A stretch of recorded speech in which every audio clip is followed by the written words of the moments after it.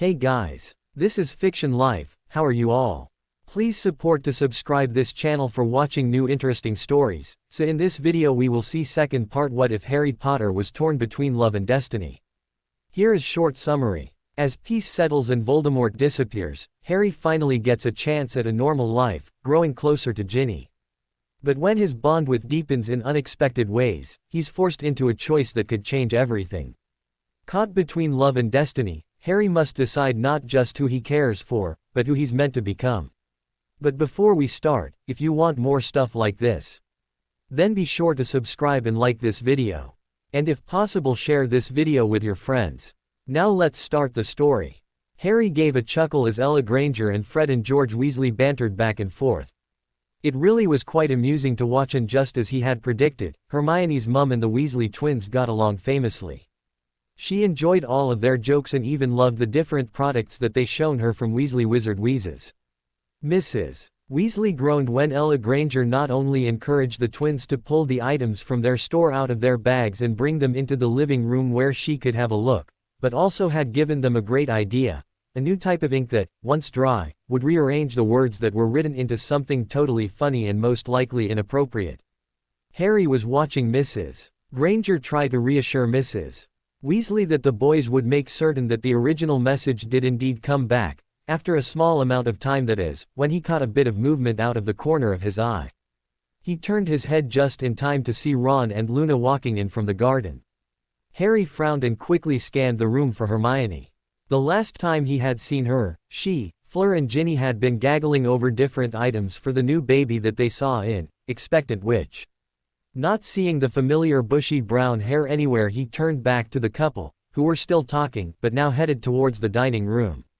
Harry was confused. Shouldn't Ron be spending time with Hermione instead of Luna? And shouldn't Hermione be downstairs with Ron instead of off somewhere with Ginny and Fleur? Perhaps you should talk to them to see what's going on, his mind commented, because something just doesn't seem right. Harry frowned as he realized something even more confusing. He didn't want to talk to them about it, he didn't want to help them work it out. He wasn't sure exactly why that was, he just knew that it was. I just don't want to get stuck in the middle like I have so many times before and end up with one of the two mad at me, he thought, trying to reassure himself. That had never been a concern before. If he could help his best mates be happy, he would usually do just about anything, even if that meant telling Ron how much of a git he was being and having the other boys stop talking to him, or telling Hermione that she was being too bossy and having her refuse to help him with his schoolwork for, usually, at least a week. Whatever it was, it normally didn't matter as long as the two of them worked it out in the end. So why was this time different? Why didn't he want to help them fix the problem? I just don't want to get involved because I, he frowned as his mind whispered the answer. Because you don't want them, Toge. Oh, look who got caught, George yelled, pulling Harry abruptly away from his disturbing thoughts. Come on you guys, you know what it means, Fred added, wagging his eyebrows. Harry followed their gazes to a flushed-looking Ron and an oddly nervous-looking Luna. When the blonde girl slowly looked up, he finally saw what they were talking about. Just above Luna's head sat a small sprig of mistletoe. Ron and Luna looked at one another again and then back at the waiting audience. Come along now you two, Mr. Weasley said with a grin, it's tradition. Giving a sigh, Ron turned and faced Luna, who had done the same with him. Putting his hands on her shoulders he leaned forward, but then hesitated. Giving one more look to the waiting crowd, and a glare to George and Fred who had given a loud cat call and a sharp whistle, he once again looked at the petite blonde in his hands. He leaned forward once more before stopping yet again about an inch or so from her lips. Crikey mate, George called out. Sometime this year Ron, commented Fred. You know this is starting to get painful, added George. Maybe we should just shoot him and take him out of his misery, offered Fred. Leave him alone boys, said Mr. Weasley suppressing a smile. Go on son, don't be shy. He then made small brushing motions with his hands. Yeah, we know you're up for it, threw in Fred. George opened his mouth to comment also but was cut off by a glower from his dad. Ron, now red as a tomato, turned back to Luna who oddly enough, now looked to be completely at ease with the situation. He bent down to her again, but just as he was almost there he stopped just like the previous times.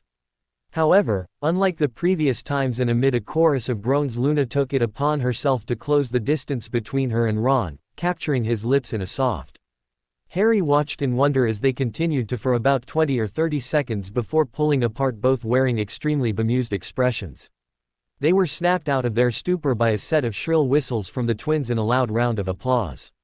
Luna turned as red as Ron and her head dipped as she shuffled one toe into the carpet.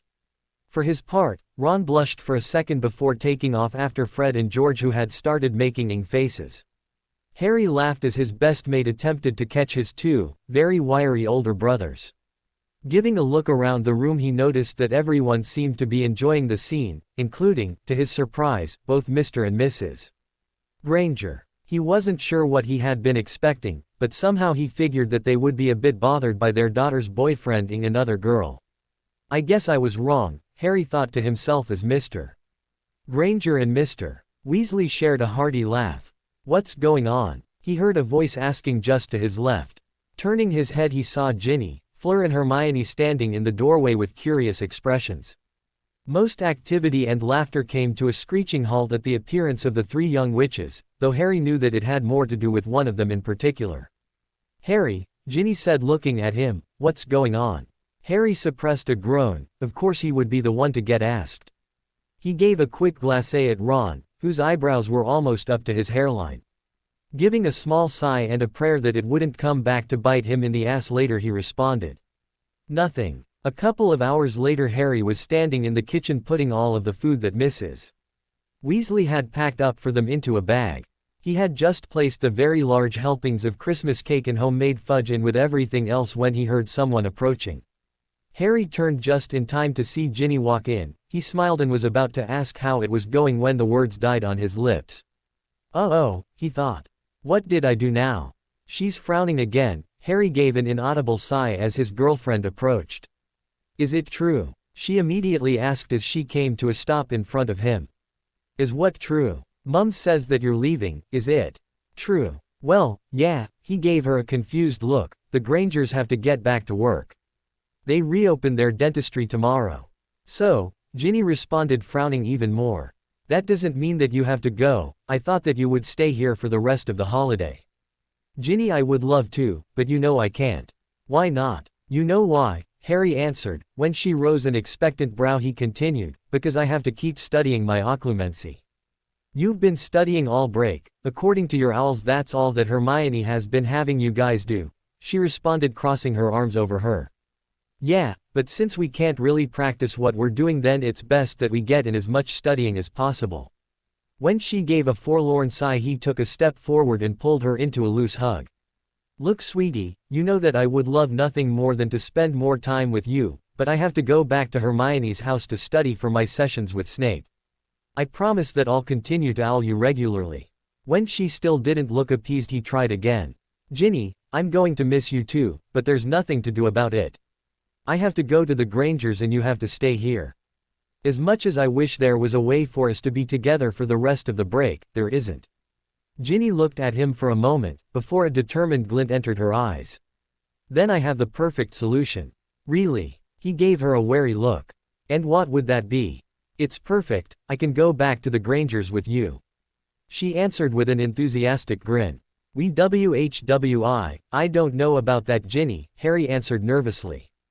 Why not? She demanded, once again glowering. You said you missed me and wanted to spend more time together. This is the perfect solution. I know, and it is. It's just that it's not my house, it's Hermione's, and I can't just invite guests over to someone else's house. Ginny gave him a serious look as she processed what he said. You're right, she stated. Harry had just begun to relax when she pulled herself out of his arms and turned to walk out of the kitchen. Ginny, where are you going? He called, racing after her. To talk to Hermione, of course, she responded, throwing a smile over her shoulder and heading out of the kitchen door. Harry froze in his spot for an instant before taking off after his girlfriend. Bloody hell. Hermione flipped thought her book on ancient spells and enchantments, completely unaware of the storm that was headed her way until it was too late. Hermione? Ginny questioned. The brunette looked up from her book and smiled at the younger girl. Can we talk for a minute? Sure, no problem, Hermione responded, closing the text and standing. She gave a questioning look to a frazzled-looking Harry who had just joined Ginny's side, a look he returned with a small wince. Oh, she thought. Hermione, Harry and I were just talking and he was telling me that you guys still needed to study occlumency, so he's heading back with you to your house. Yes, that's true, she replied, tilting her head slightly and waiting for the other girl to finish. Well, I was thinking, maybe you guys could stay here. I mean, if you stay then you and Harry can use the twins' room to study so you can still get ready for his sessions with Snape. Then you'll have more time to spend with Ron and Harry and I'll have more time together, she finished with a triumphant smile. Hermione grimaced. Ginny, I'd love to, but sorry I can't. Why not? Because I only really get to spend time with my mum and dad twice a year during summer break and during Christmas holiday.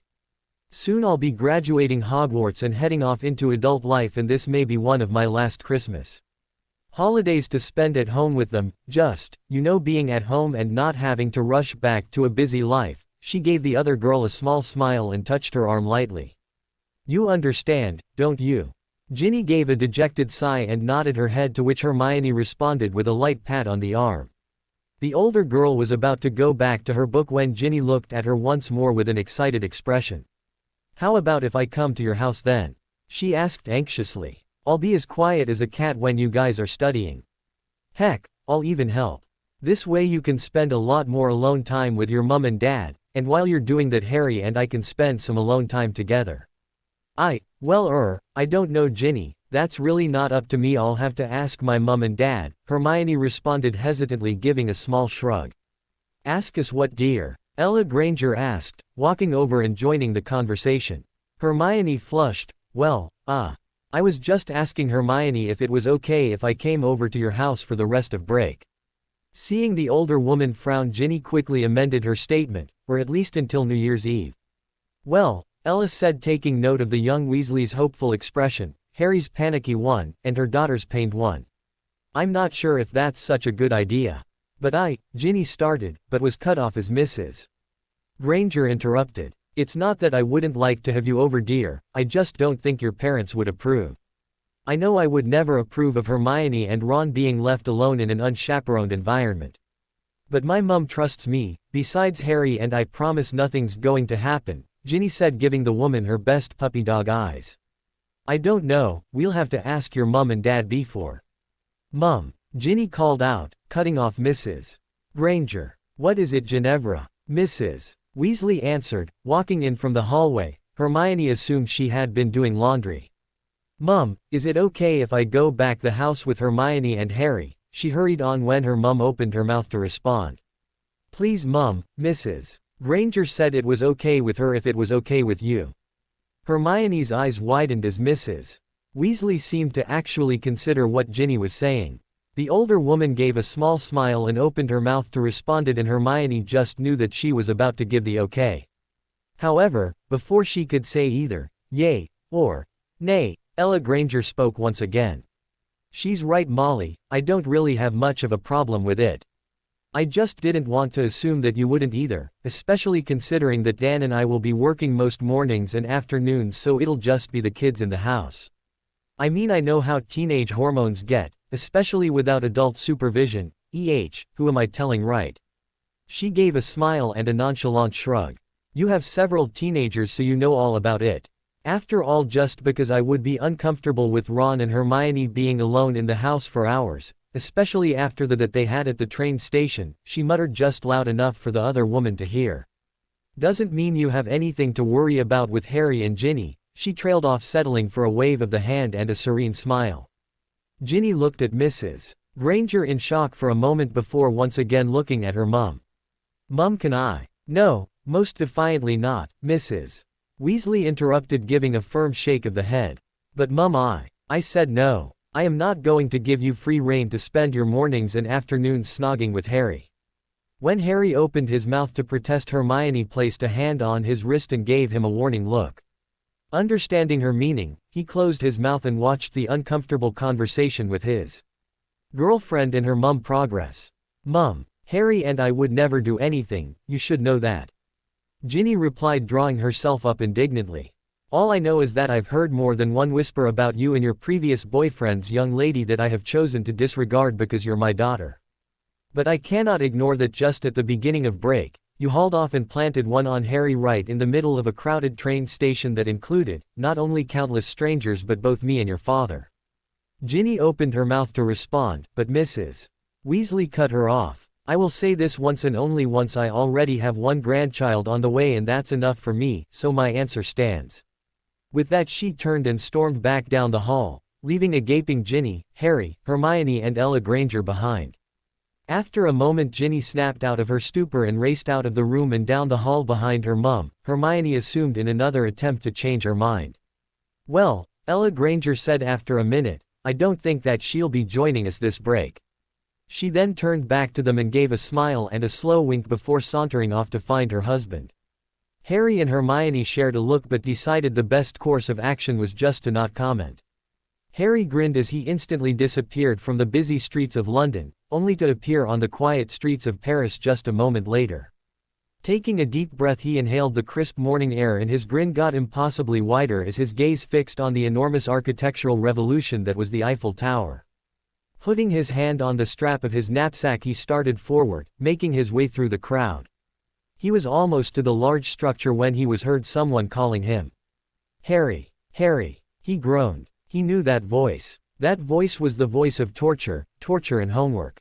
"Harry James Potter, I know you can hear me," Hermione yelled. Harry's eyes snapped open and the annoyed face of his beautiful best mate instantly came into focus. "What?" he asked innocently. What? You were supposed to be clearing your mind, that's what," she responded in an agitated tone. I was, my mind was totally clear. I wasn't thinking about anything but darkness, space and mazes," he countered, giving her his best offended look. "Huh? What malarkey? You were thinking about apparating," she retorted in a superior tone. "How honestly Harry, I don't have to be a trained legilimens to know what you're thinking about," Hermione continued with a smug look. "You've thought of nothing else since Mr. Weasley took you to get your license." Harry flushed and looked down guilty. "Sorry," he mumbled. This year for Christmas Harry was pleasantly surprised to find that Mr. Weasley had made an appointment for him go and get his apparition license. The elder Weasley had even come by Hermione's house a couple of days later and had personally taken him down to the ministry to take his test. Harry had been so excited that he had passed on his first go, that he immediately apparated back to Hermione's house, with his new license mind you, to let her know the great news. When he suddenly appeared in the room and startled her with his sudden manifestation, a frowning hat Hermione lectured him sternly on the importance of not apparating unannounced. Then assured him that he was lucky her mum hadn't seen him. Otherwise she would have had a fit and forbade Harry from ever doing it again, especially in her house. After she felt he was duly chastised, Hermione then gave him one of her world-class hugs and congratulated him on a job well done. Harry smiled to himself. Mr. Weasley's had been the best Christmas gift he had gotten that year, well next to Hermione's. He still remembered how odd he had thought it was when she told everyone that she'd forgotten his present back at her house like, in her words, a silly goose. He had thought it odder still when Charlie suggested that she apparate and she politely declined, saying that Harry could wait till later and that he had enough presents already anyway. However, when she called him into her room after they made it home and he opened his gift, he knew exactly why she had waited to give him the present. As he held up the Puddlemere United jersey and stared in wonder and the signatures of the various team members. Hermione studiously explained that she had corresponded with Oliver Wood and after a bit of persuasion he had agreed to help her out with the autographs. Then blushing, she quietly added that she hoped that he liked it and understood why she couldn't give it to him at the Burrow. He had hugged her and replied that he understood completely, and then thanked her profusely for the gift. "Harry," Hermione's annoyed tone interrupted once again. "Could you stop thinking about apparition for 1 minute please?" "I wasn't thinking about apparating," he said. When she gave him a skeptical look he continued. "Actually I'm thinking of a much better present that I received this year," he finished with a roguish smile. Hermione opened her mouth, and then closed it as she turned an attractive shade of red. Well, what you should be thinking about is your occlumency. So let's get back to studying, okay?" He gave a small sigh but nodded his head in agreement. Hermione reached past him to the radio on her nightstand, Flipping the switch on the side, a Muggle pop song came on. She then turned the volume up a bit and sat back, giving Harry an expectant look. "What? Go on, clear your mind," Hermione responded with a small shooing motion. "With that on?" Harry asked, giving a look to the tiny but loud radio which was playing an annoying song from some Muggle girl group. Harry couldn't really remember their name because he usually turned the station as soon as they came on, though he thought it was the Kitty Cat Bears or Putty Tats, or something. It didn't matter, whatever it was obnoxious. "Yes, with that on," she responded in a tone that implied she was talking to a child. "You need to learn how to clear your mind when it's being disturbed in some type of way. Since I'm not able to invade your thoughts like Snape, I figure I'll just let the Pussycat Dolls do it for me." "Is that what they're called?" he asked, giving the radio a disgruntled look as the lead singer continued to screech away. "Yes, that's what they're called, but it's a moot point." "Harry, close your eyes and focus," Hermione replied, frowning and turning his head to face her. Giving a sigh, Harry closed his eyes and tried to concentrate, but he could still hear the women warbling on the radio in the background. "Take a deep breath, in and out," he did as he was told. "Okay," Hermione continued, "now close your mind to all sounds except for my voice. Picture a black room, completely empty just like the new book said. Devoid of all objects and just black as night." Harry took a deep breath and focused as hard as he could. Gradually the light from the window, he could still see through his lids, began to fade away. "Tune out all noise, Harry, you should hear nothing but my voice," she continued in a calming tone. As the room darkened, it began to quiet too. The singing of the girl group slowly faded away until all Harry could hear were Hermione's voice and the chirping of the birds just outside the window.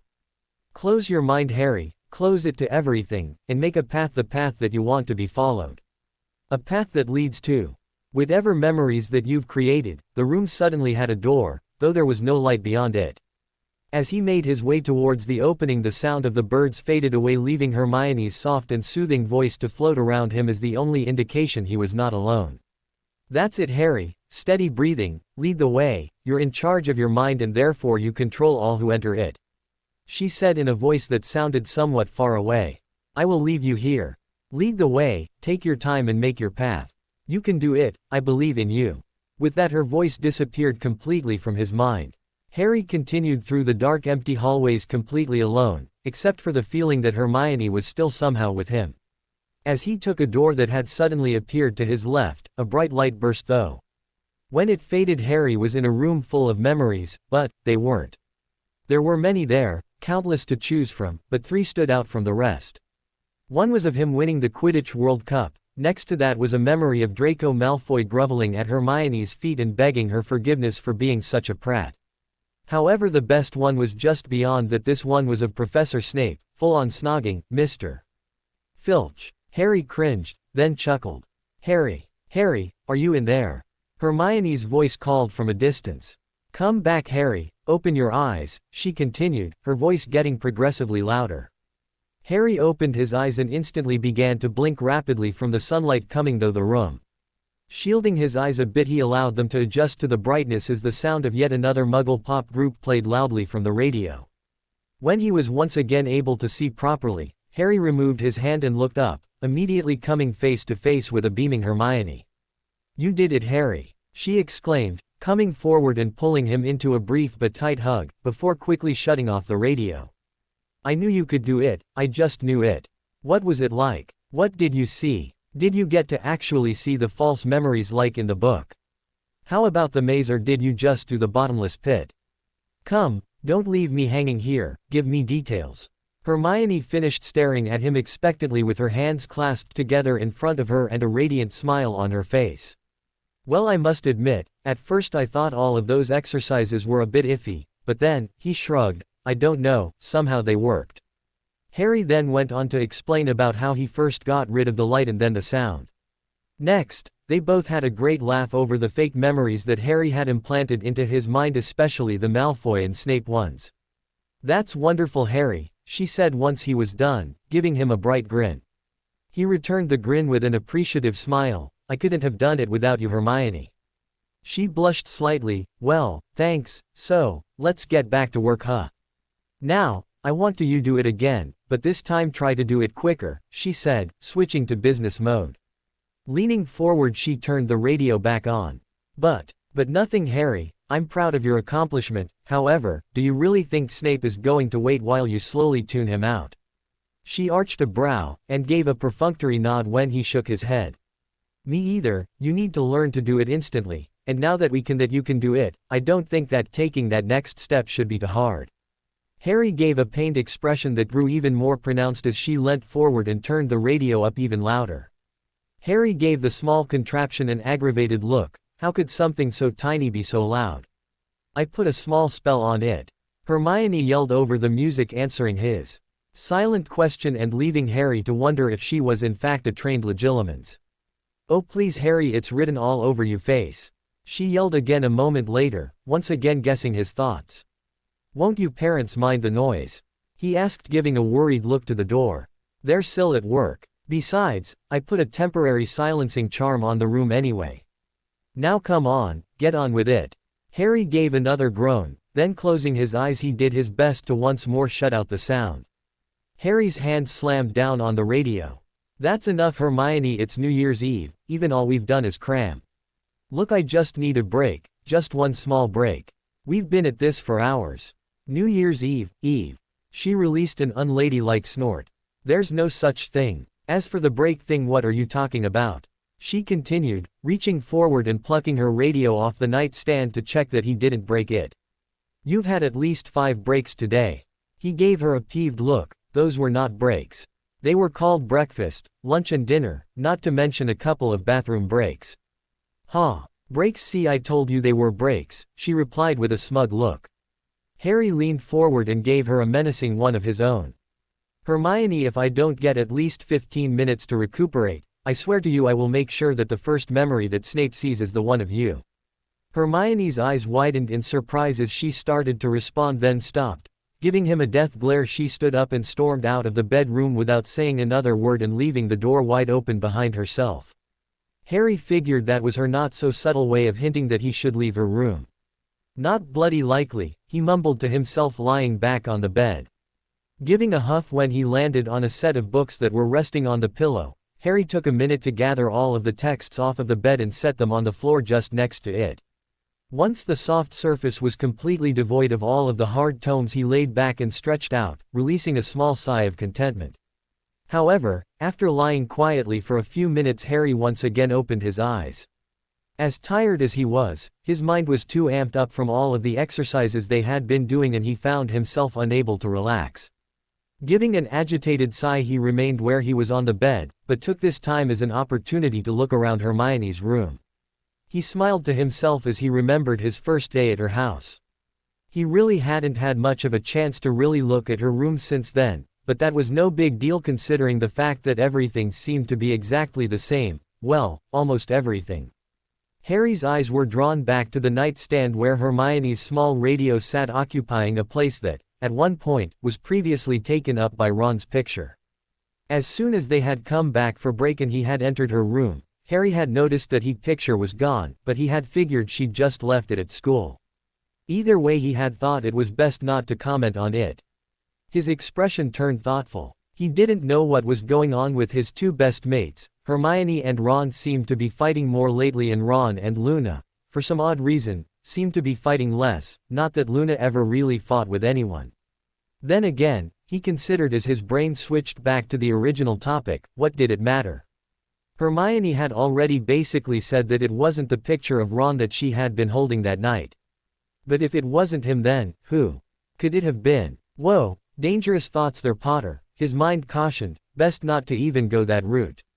Realizing that his brain was right, Harry decided to direct his attention elsewhere. He looked up at the scrolls on either side of her bed before allowing his gaze to wander to the other pictures on her wall. He smiled as he saw one of the gang at Hogsmeade. Neville was fanning his mouth profusely because Ron had given him one of the twins' fire sweets. He laughed when Photo Neville belched and nearly caught Photo Ron's hair on fire. Looking down to the one below it, he smiled as Hermione, Ginny and Luna waved back at him happily. Picture Ginny gave Harry a wink and blew a small, much to the annoyance of Picture Hermione. Harry chuckled as the 2 girls glowered at one another, however his smile froze on his face as his eyes came into contact with the next photo. There, in the frame just under the three girls, stood a photo version of him. Photo Harry gave him a wave and a large grin before looking around. As he looked around the frame, Harry noticed something very important about the picture: he was alone. Photo Harry was alone, alone in the frame, alone in the black frame. Scrambling off of the bed, Harry stood and slowly approached the picture. His photo image seemed to give him an amused look as he continued to wave. Taking the picture cautiously off of the wall, he examined it closely, turning it back and forth and front and back. He then looked back up at the wall of photos and did a quick sweep of the room for any other black frames with one lone figure in them. After finding none, he looked back down at Photo Harry, who continued to wave but also seemed to give him a small wink. "No way," Harry whispered to himself. Photo Harry looked suspiciously like he was now laughing. Harry continued to stare at the picture in a mild form of shock until he was broken out of his reverie by Hermione's voice calling out to him. "What are you doing, Harry?" she questioned sternly, walking back into the room and closing the door behind her. "Are you finally ready to study again?" she continued when he didn't respond. Harry. Hermione walked the rest of the way into the room until she came to a halt on the other side of the bed. "Harry?" she questioned once more, her tone now going from one of annoyance to worry. Harry turned slowly and looked at his best friend with an expression that indicated that he had never seen her before. Looking around and then back at him, Hermione raised a brow. "What?" she demanded after a minute, once again looking annoyed. Instead of responding, Harry turned and faced Hermione fully, closely scrutinizing her reaction. At first he saw none, until her gaze flicked to his right hand where he held the picture frame. Her face took on a sickly shade of white and her eyes became panicked. It was then that he knew. He knew. Her mind screamed as Harry continued to stare at her as though she had grown another head. Oh my God, he knew. Hermione's eyes went wide and darted around the room for her quickest escape route. She couldn't think, she could not think, she could feel herself starting to freak out. No, this cannot be happening. Her brain yelled. Stupid, why didn't you take it down, why? I need to think. I have to get out of here. Turning abruptly, she dashed towards the door. However, before she could reach it, she was intercepted by Harry. She wasn't sure how it happened. All she knew is 1 minute she had been about to touch the knob and the next she was pinned between his warm muscular body and the hard bedroom wall. "Hermione," he said softly. She didn't look at him, she couldn't. Feeling her face aflame, Hermione decided that the best course of action was to focus on the small scratch in the paint, on the wall across the room. "Hermione," Harry tried again, this time a bit louder. She continued to ignore him. "Hermione, look at me," he said a bit more forcefully. Then, to her surprise, he took his hand off of the wall and used it to turn her face so that had no choice but to look at him. "Let me go," she told him softly, glaring. Harry gave her an amused look and slowly shook his head. "Not until we talk about this." "There's nothing to talk about." She put her hand on his wrist and attempted to pull his hand from her face. He arched a brow but said nothing. "Harry, you're hurting me," she stated with a frown. The look of amusement instantly disappeared and was replaced with a look of genuine concern. "I'm sorry, Hermione," he said softly, letting go of her face but not removing his fingers. Instead using them to caress her chin where he had been holding her. "I didn't hurt you too bad, did I?" Yes, she cleared her throat. "Yes, you did. Look, let's just call it a night, okay? Like you said, it's New Year's Eve, we should get some rest. We have a big day tomorrow." She finished, giving a nervous laugh and a longing look to the door. Harry shook his head, effectively regaining her attention. "No, not until we talk." "There's nothing to talk about, Harry." "Yes there is." "No there isn't," she replied, giving him a pleading look. "Can we please just drop this?" "Fine," he said. She relaxed. "If you answer one question for me." Hermione gave him an anxious look and threw another longing glance to the door. "What?" she asked hesitantly after a few minutes. "Was it me?" Harry pinned her with a heated gaze. "That night, Hermione, was it me in the picture that you were holding? Was it me that you were thinking about?" He was watching her so closely that she felt like he could read her thoughts. Her breath quickened and a dizzying feeling took over as she once again began to panic. Hermione just knew she was about to faint, and Harry must have sensed it too, because his other hand went from the wall to her waist in an effort to steady her. He licked his lips. I need to you tell me, Hermione, was it me? She stared at him for a minute longer, feeling herself falling into emerald green eyes. As she became overwhelmed with intense feelings of desire and longing that she was no longer sure were hers, her mouth whispered the words that her brain never meant to release. Yes, the affirmation came out as no more than a breathy whisper, but to Harry it seemed to have the effect of a yell. His eyes widened and his mouth opened a bit, as a breath escaped that smelled like the chocolate and mint they had shared earlier. His eyes became clouded and his body moved so close that there was no more room between him and her than there was between her and the wall. Hermione, he whispered a scant second before his head dipped down. Without thinking, her mouth came up to meet his halfway. Hermione. Hermione, are you in there? Harry jumped back from her as the voice bellowed through the wall. Both teens looked frantically at the door and Hermione quickly reached out her hand, pressing the lock down just a second before the handle rattled. Hermione, it's your father. Are you in there? Dan Granger yelled, beating on the door and once again trying the knob. Is Harry in there with you? Why is this door locked, young lady? Is he in here? Did he touch anything? He better not have touched anything. I'll kill him, wizard or no, I'll have his neck. Harry grimaced and gave an anxious look at the shaking door. Daddy. Hermione called out. Daddy, stop it. Let me in, Pumpkin. I promise I won't hurt him much. Hermione gave a panicked look to Harry, who shrugged in response before grinning. Furrowing her brows, she gave him a what look and placed her hand on the shaking door. Daddy, give me a moment, okay? What do you need a moment for? I looked in his room. He's not in there. Open the door, and I mean now, young lady. Dan, Hermione heard her mum say. She released the breath she had been holding. What are you doing? It's almost 2 o'clock in the morning and Hermione and Harry are locked in her bedroom. What do you think I'm doing? I'm trying to break the door down. Now stand back, dear. Dan, that rid, wait, Harry's in there. A moment later Harry and Hermione heard more pounding on the door. Hermione, is Harry in there with you? Her mum yelled. He better not be. Open this door right now, young lady. Move, dear, Mr. Granger said. Stand back, just give me some room and I'll have that door down in a jiffy. Hermione threw Harry a distressed look, but instead of being as horrified as her, he just smiled. Giving her a wink, he mouthed the words, open the door, and then, before she could question him, he was gone with a light pop. Hermione groaned and rolled her eyes. Why didn't she think of that? Wait, Daddy, I'm opening the door, she called out. Then, after giving one last look around the room, she unlocked and twisted the knob. As soon as she opened the door, her mum and dad swept past her. Dan Granger did a quick survey of the room before bending and looking under his daughter's bed. Finding nothing there, he quickly made his way to her wardrobe. Aha! He yelled as he flung the doors open dramatically, frowning lightly when the only things that greeted him were clothes and books. Hermione rolled her eyes. Daddy, I told you no one was in here. I was just finishing up a chapter and didn't want to stop halfway through. Both of her parents gave her suspicious looks, but neither commented. Then where's Harry? Her mum asked after a moment, still closely watching her daughter. I don't know, I sup. What's going on? Harry asked, entering the room with a glass of juice and surveying the scene. Is everything okay? Where were you, Mr. Granger demanded, coming forward and standing directly in Harry's face. Mrs. Granger sighed at her husband's antics before grabbing his shirt and yanking him back a few steps so that he was next to her. My husband didn't see you in your room and became a bit, she looked at Hermione, then back at Harry, worried. Harry raised his brows and then frowned, looking thoroughly confused.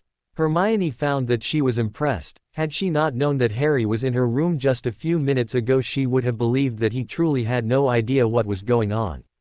Well, Harry started looking thoughtful. I couldn't sleep, so I went out to get some air, just took a small walk around the neighborhood. Then, after that I came back inside and went to get a glass of juice. I was just on my way back to my room when I saw everyone in here and decided to investigate, he supplied effortlessly. Mrs. Granger nodded her head easily, accepting the explanation, but Mr. Granger continued to look at Harry suspiciously. Your bed didn't look like it had been slept in at all, he pressed, still watching Harry closely. The boy didn't comment but instead settled for a shrug and a sip of his juice. Dan, Give it a rest, Harry wasn't in here. Look, we have a lot of things to do tomorrow, so let's all get some sleep, okay? Ella said. Turning, she gave her daughter a quick hug and a soft-spoken apology for not trusting her before grabbing her husband and pushing him out the door. In the hall, she said goodnight to Harry and pulled Dan towards their bedroom. Hermione suppressed a laugh as her dad insisted that he stand at the door and watch Harry enter his room before going into theirs.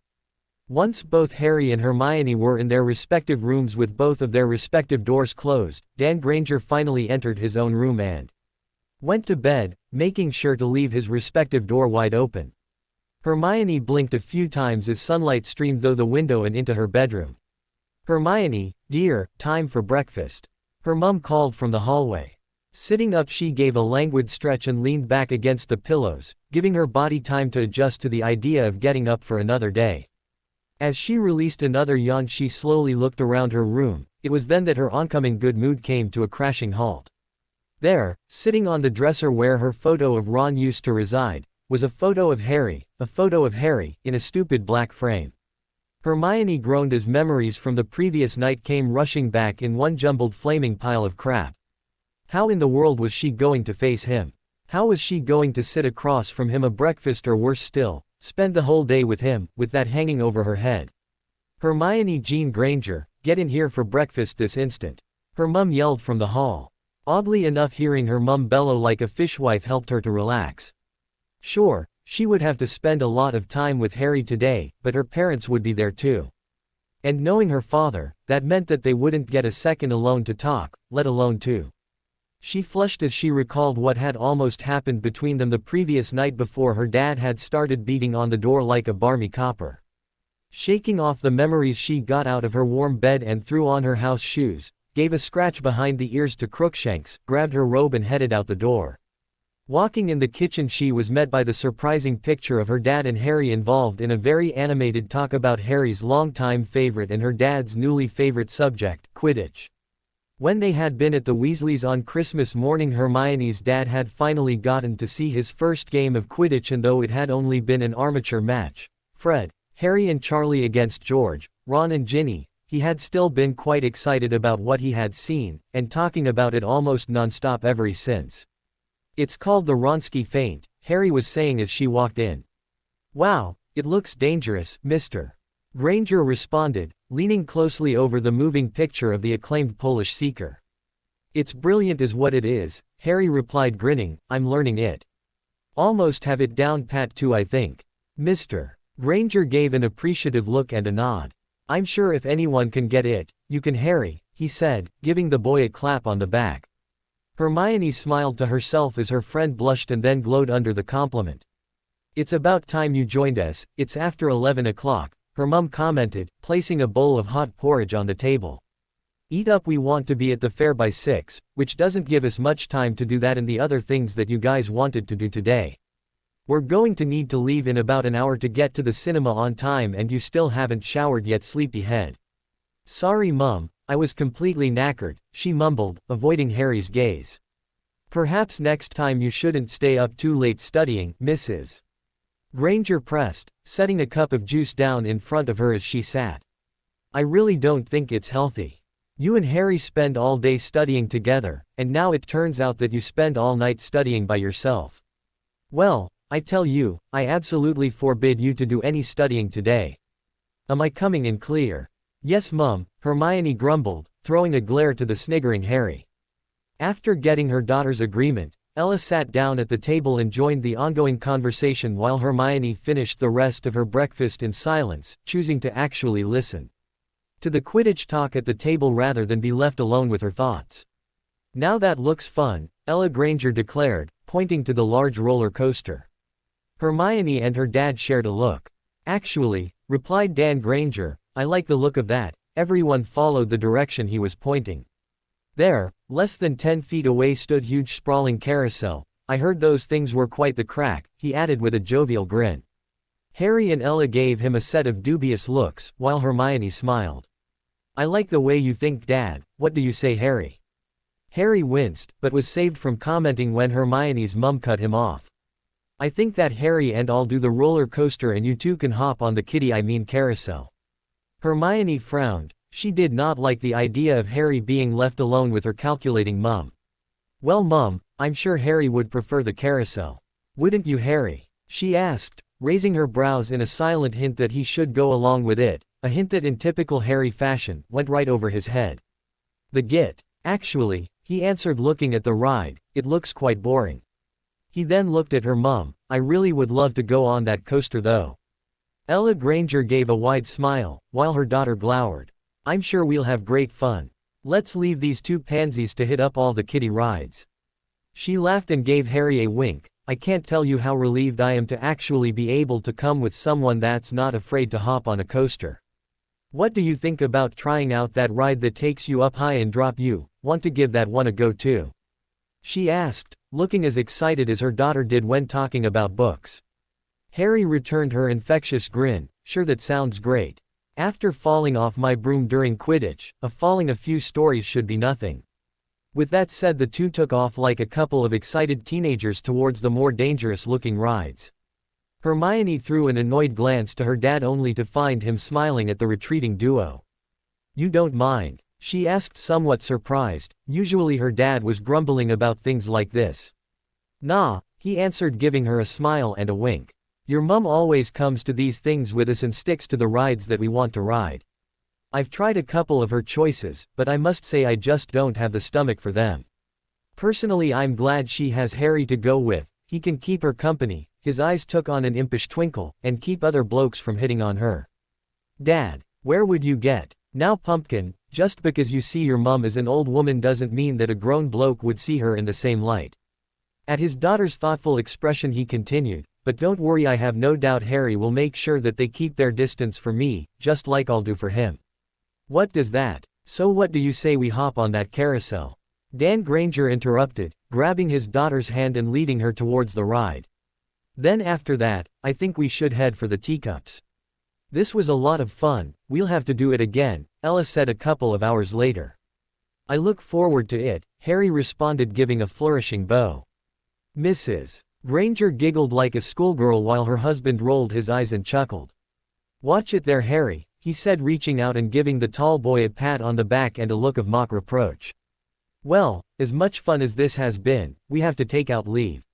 We need to get to that New Year's Eve party thrown by the Dental Association bunch of stiffs, he finished with a mumble.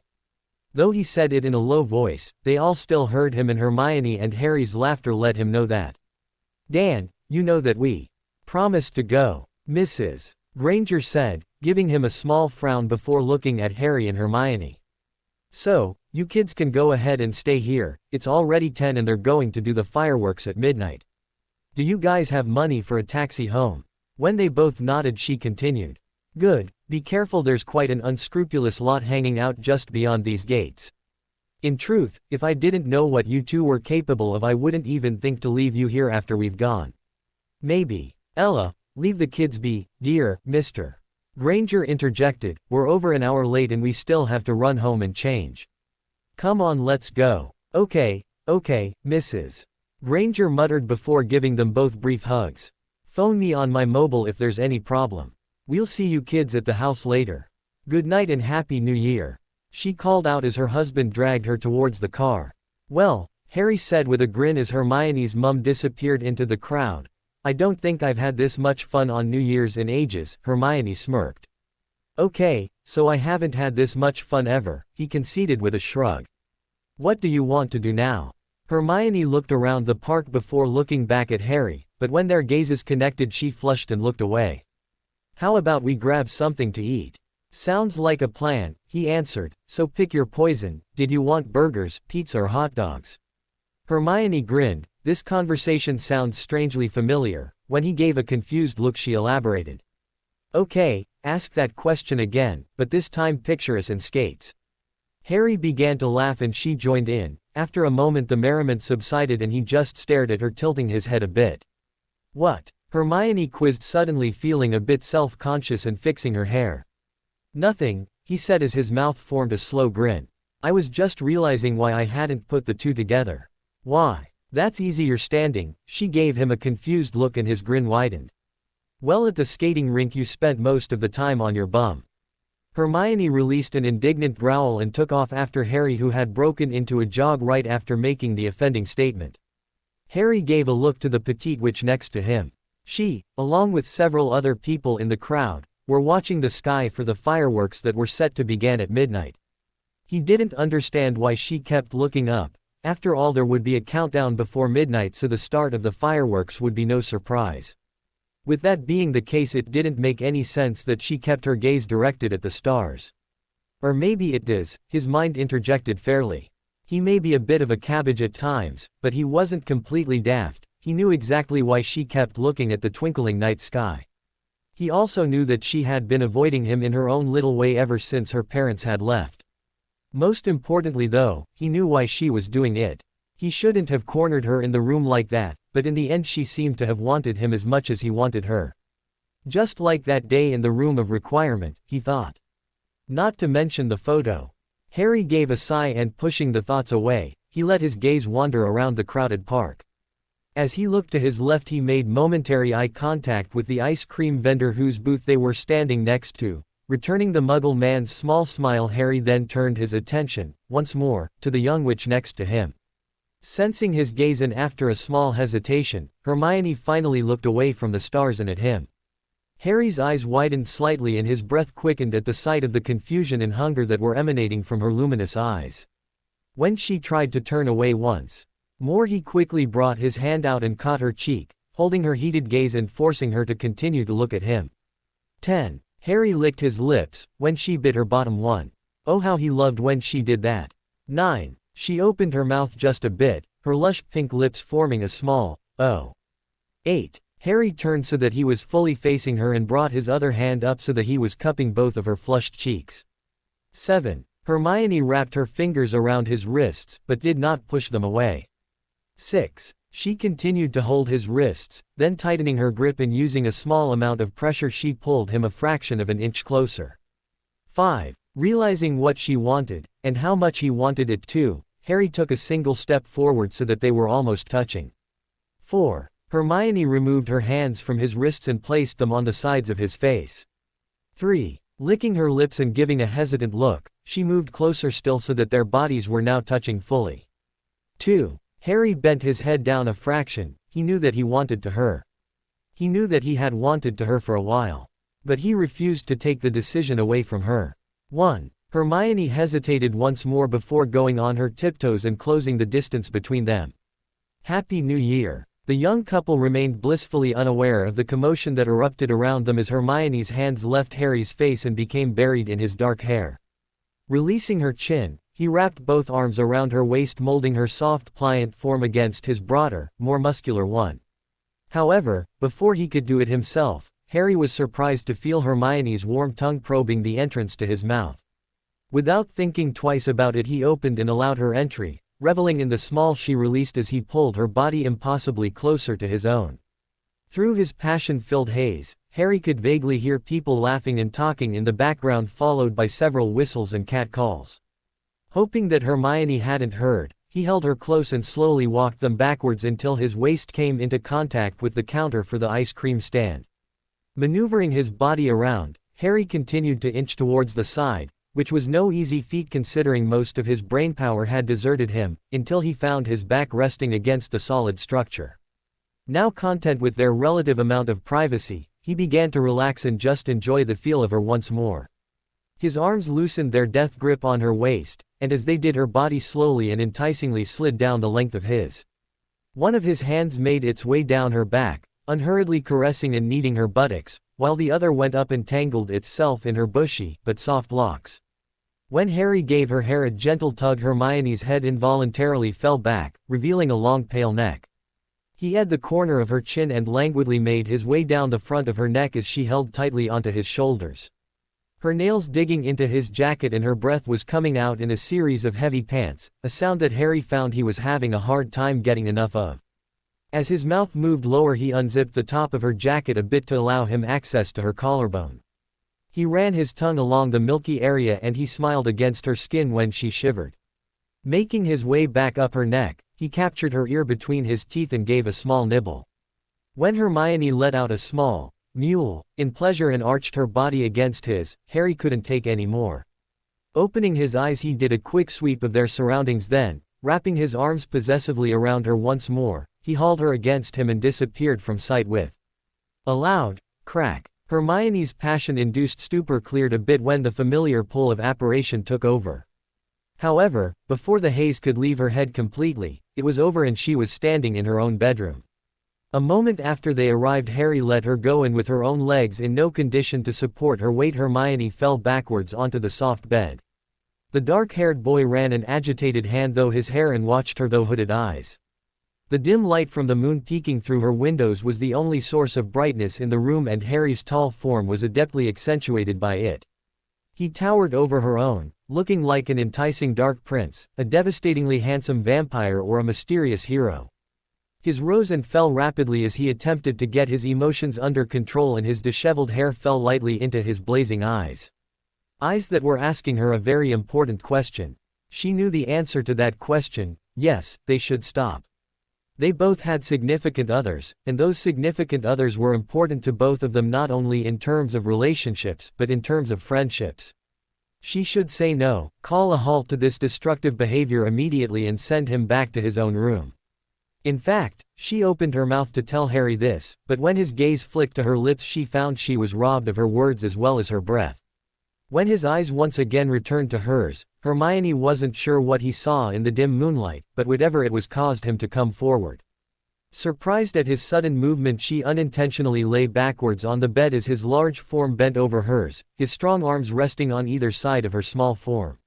She looked up at Harry, still not saying a word, still not knowing how to form one. Oh, her mind was screaming all kinds of words, like they should stop or that she should tell him so, but her mouth wouldn't work and traitorous body wasn't listening. Point in case the mutinous hand, that of its own accord, left her side and went to Harry's face, pushing his hair back and tangling in his soft locks. Her eyes flicked to the scar now visible on his forehead, before her other hand came up, cooling him down. As she lifted her head, she placed a feather light on the abrasion that had brought him so much pain. Then after Hermione pulled back, their heated gazes clashed once more, but only for an instant before she pulled his mouth down to her own. In no time at all their tongues were once again dueling and their hands were freely caressing one another, just like at the park. However, unlike at the park, Harry's hard Quidditch-toned body was pressed a lot more intimately against her own. He suddenly pulled back and with little to no effort, readjusted them so that they were lying in the middle of her bed. After they were comfortable in their new position, and he had ed her soundly, he looked down at her once more. "Is it?" he questioned, speaking for the first time since dinner, his rumbling baritone carrying a rough white quality and his fingers lightly holding the zipper of her jacket. She blushed and gave a small nod of the head, and he slowly unzipped the heavy coat, revealing the light pink jumper she had on just beneath it. Hermione sat up a bit and shrugged her arms out of the garment, and Harry tossed it lightly onto the floor. He placed his hands on her shoulders and was about to lay her back on the bed when her own husky voice came though. "Is it?" she queried, her fingers now lightly holding onto the zipper of his jacket. Harry's eyes blazed momentarily at the sound of her throaty tone, before he gave a small smile and waited patiently as she unzipped the garment and pushed it down his shoulders. He shrugged it the rest of the way off, leaving himself clad only in a green jumper and blue jeans, having kicked off his trainers sometime before he moved Hermione to the middle of the bed. Her hands came to a rest on his upper for an instant before they grazed the remainder of his torso. Hermione gave him an appreciative look as they ran over his abs. Giving her a roguish grin, Harry nimbly divested himself of the jumper, chuckling at the startled gasp that she gave and the way her eyes widened as they fixated on his muscular. Hermione licked her lips as he allowed her to look her fill at his broad form. Reaching a hand up, she caressed his pec, her stroke getting lighter as her hand went lower and grazed his abs. At the butterfly touch, his abs gave a jump and Harry groaned as his head fell forward. Hermione chuckled, then sitting up she put her arms around his shoulder and pulled him on top of her. Her laughter turned into S as Harry skillfully ed her, his pace leisurely and gentle. Not at all like Ron, she reflected fleetingly, her last coherent thought for a while. As he continued to her, Harry's hands caressed her waist just under her shirt but refrained from going any higher. Hermione, deciding that she liked the feel of his hands, took it upon herself to fix that glitch. Grasping his wrist, she led one of Harry's hands along her waist, past her ribs and to her right, under her shirt. He smiled against her lips before gently caressing her. They continued to explore one another's bodies for several long and satisfying minutes before Harry pulled back.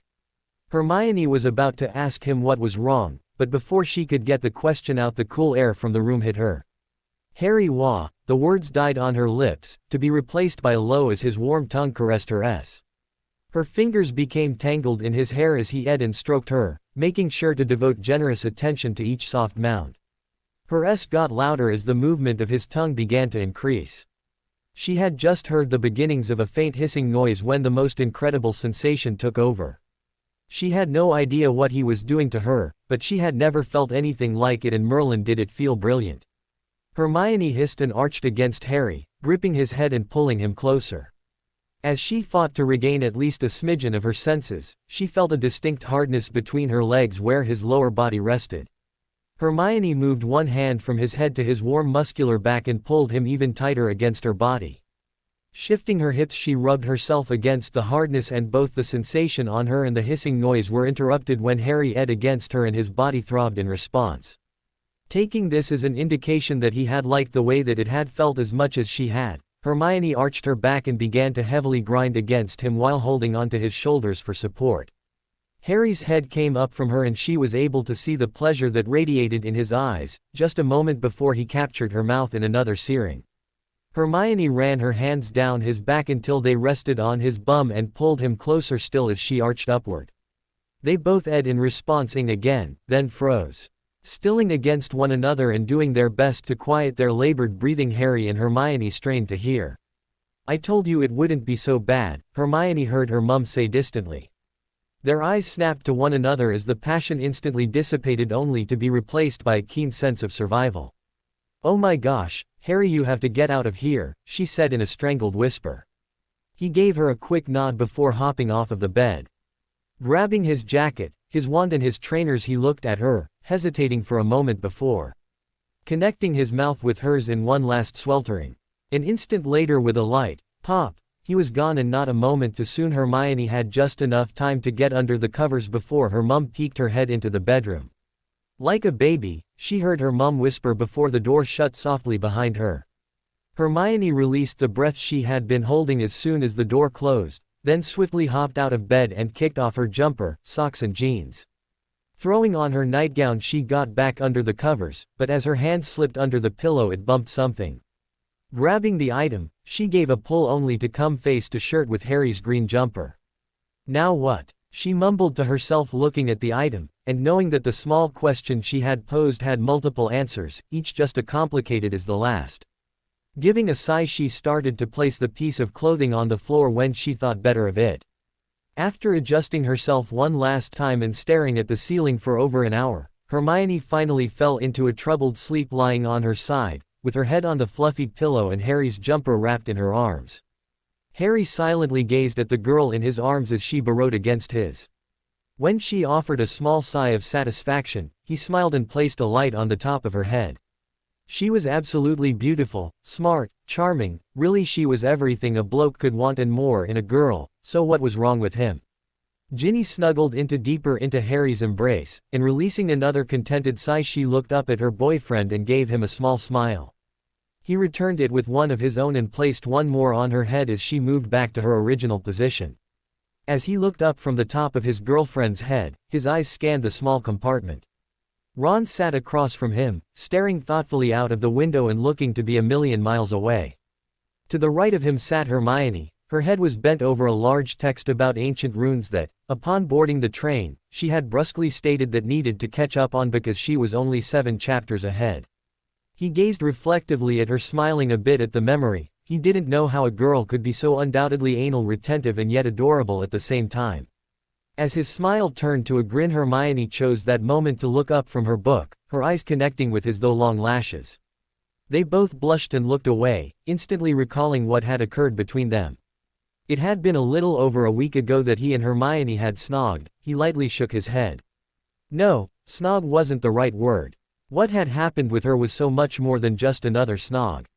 He looked towards the window and sighed. For the first couple of days after New Year's they had had trouble even looking at one another without blushing, mumbling and at least one of them fleeing the room. He knew that Mr. and Mrs.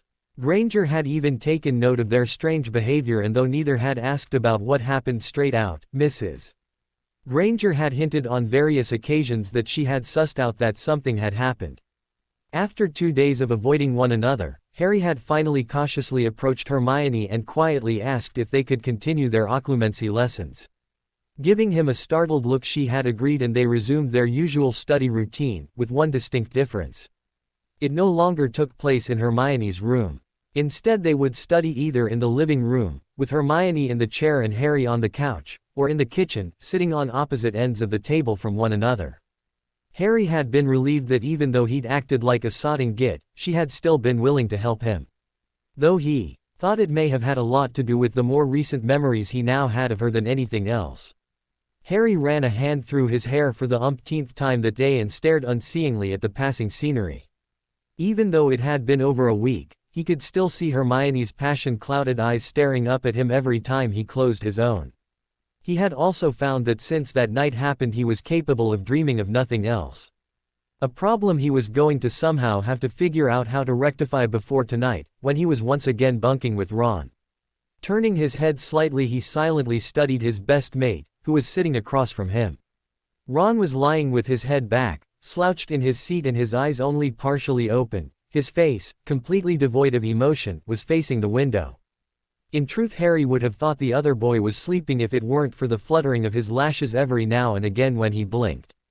A minute later the red-haired boy cleared his throat and readjusted in his set. As he did so, his hand slipped out a bit and brushed Hermione's thigh. "Sorry," he mumbled, giving her a quick glance before turning back to the window. "That's okay," she responded, not even bothering to look up from her book. Harry frowned. What was that about? As he continued to observe the couple he noticed that they were barely acknowledging one another. Had they had a ruck? No, his mind answered, they couldn't have, I would have seen it. What was going on then? Harry knew it had to be something. He had never seen Ron sit so quietly in one place before when he wasn't brooding. His eyes widened. Could it be that Ron had sensed what had happened between him and Hermione? He gave a slight shake of the head. No, that can't be it either. He doesn't seem angry or miffed in the least. In fact, if anything, he seemed perfectly content. Wait, could it be that Ron didn't want to be with Hermione anymore? After all, he and Luna had looked pretty cozy at Christmas. But how can anyone not want to be with Hermione? Harry thought, his eyes going back to the brunette. He couldn't seem to think of anything else. As if she sensed his observance of her, Hermione once again looked up at him. Their gazes connected and Harry felt a jolt of awareness rush through him from the desire reflected in her eyes. They stared at one another for a few minutes, until Ginny shifted in his arms. Hermione gave a quick look to the other girl, and then went back to her book. Harry continued to watch her for a long time, but she didn't look back up. As he turned his gaze back to the window in an attempt to get his thoughts in order, he did his best to focus on the red-haired girl he was holding in his arms, as opposed to brunette one that he longed to hold. Harry took a deep breath, letting it out slowly. Okay, I'm ready for this. I can handle this. I am ready. Giving a short nod of the head, he placed his hand on the knob of the door and twisted it. Pulling it open, he entered the dim, stuffy office. How nice of you to join me, Mr. Potter, Professor Snape stated in a dry tone, not even bothering to looking up from the parchment on his desk. For a moment I was beside myself with worry you wouldn't be able to make it. And miss your happy-go-lucky attitude, Professor. Never, he responded cheekily. Snape's head snapped up and he glowered at Harry for a moment, before a cold smile formed on his lips. Let us hope, Mr. Potter, he said softly, slowly standing and making his way around the desk, that this new found of confidence you're displaying is not as woefully misplaced as your last potions assignment. Don't worry, Professor, my confidence and my potions assignment are both exactly where they should be, Harry responded, forming a frosty smile of his own, right here in your office. Snape gave a slight incline of the head, we shall see.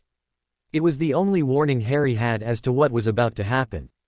He was instantly bombarded with his own memories. Him, flying towards the building on his broom, his eyes locked on Neville's Remembrow. Him and Ron sitting on the bed with Seamus and Neville eating various candies that they had purchased from Hogsmeade. Him racing towards the snitch in his first Quidditch match.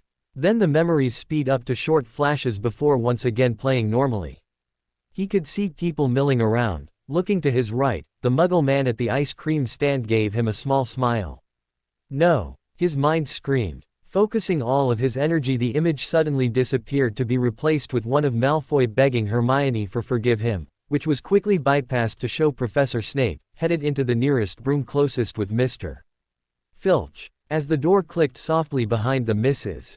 Norris sauntered over, her tail swishing and her red eyes flashing as she took a seat in front of the door, silently standing guard. Suddenly, he was free.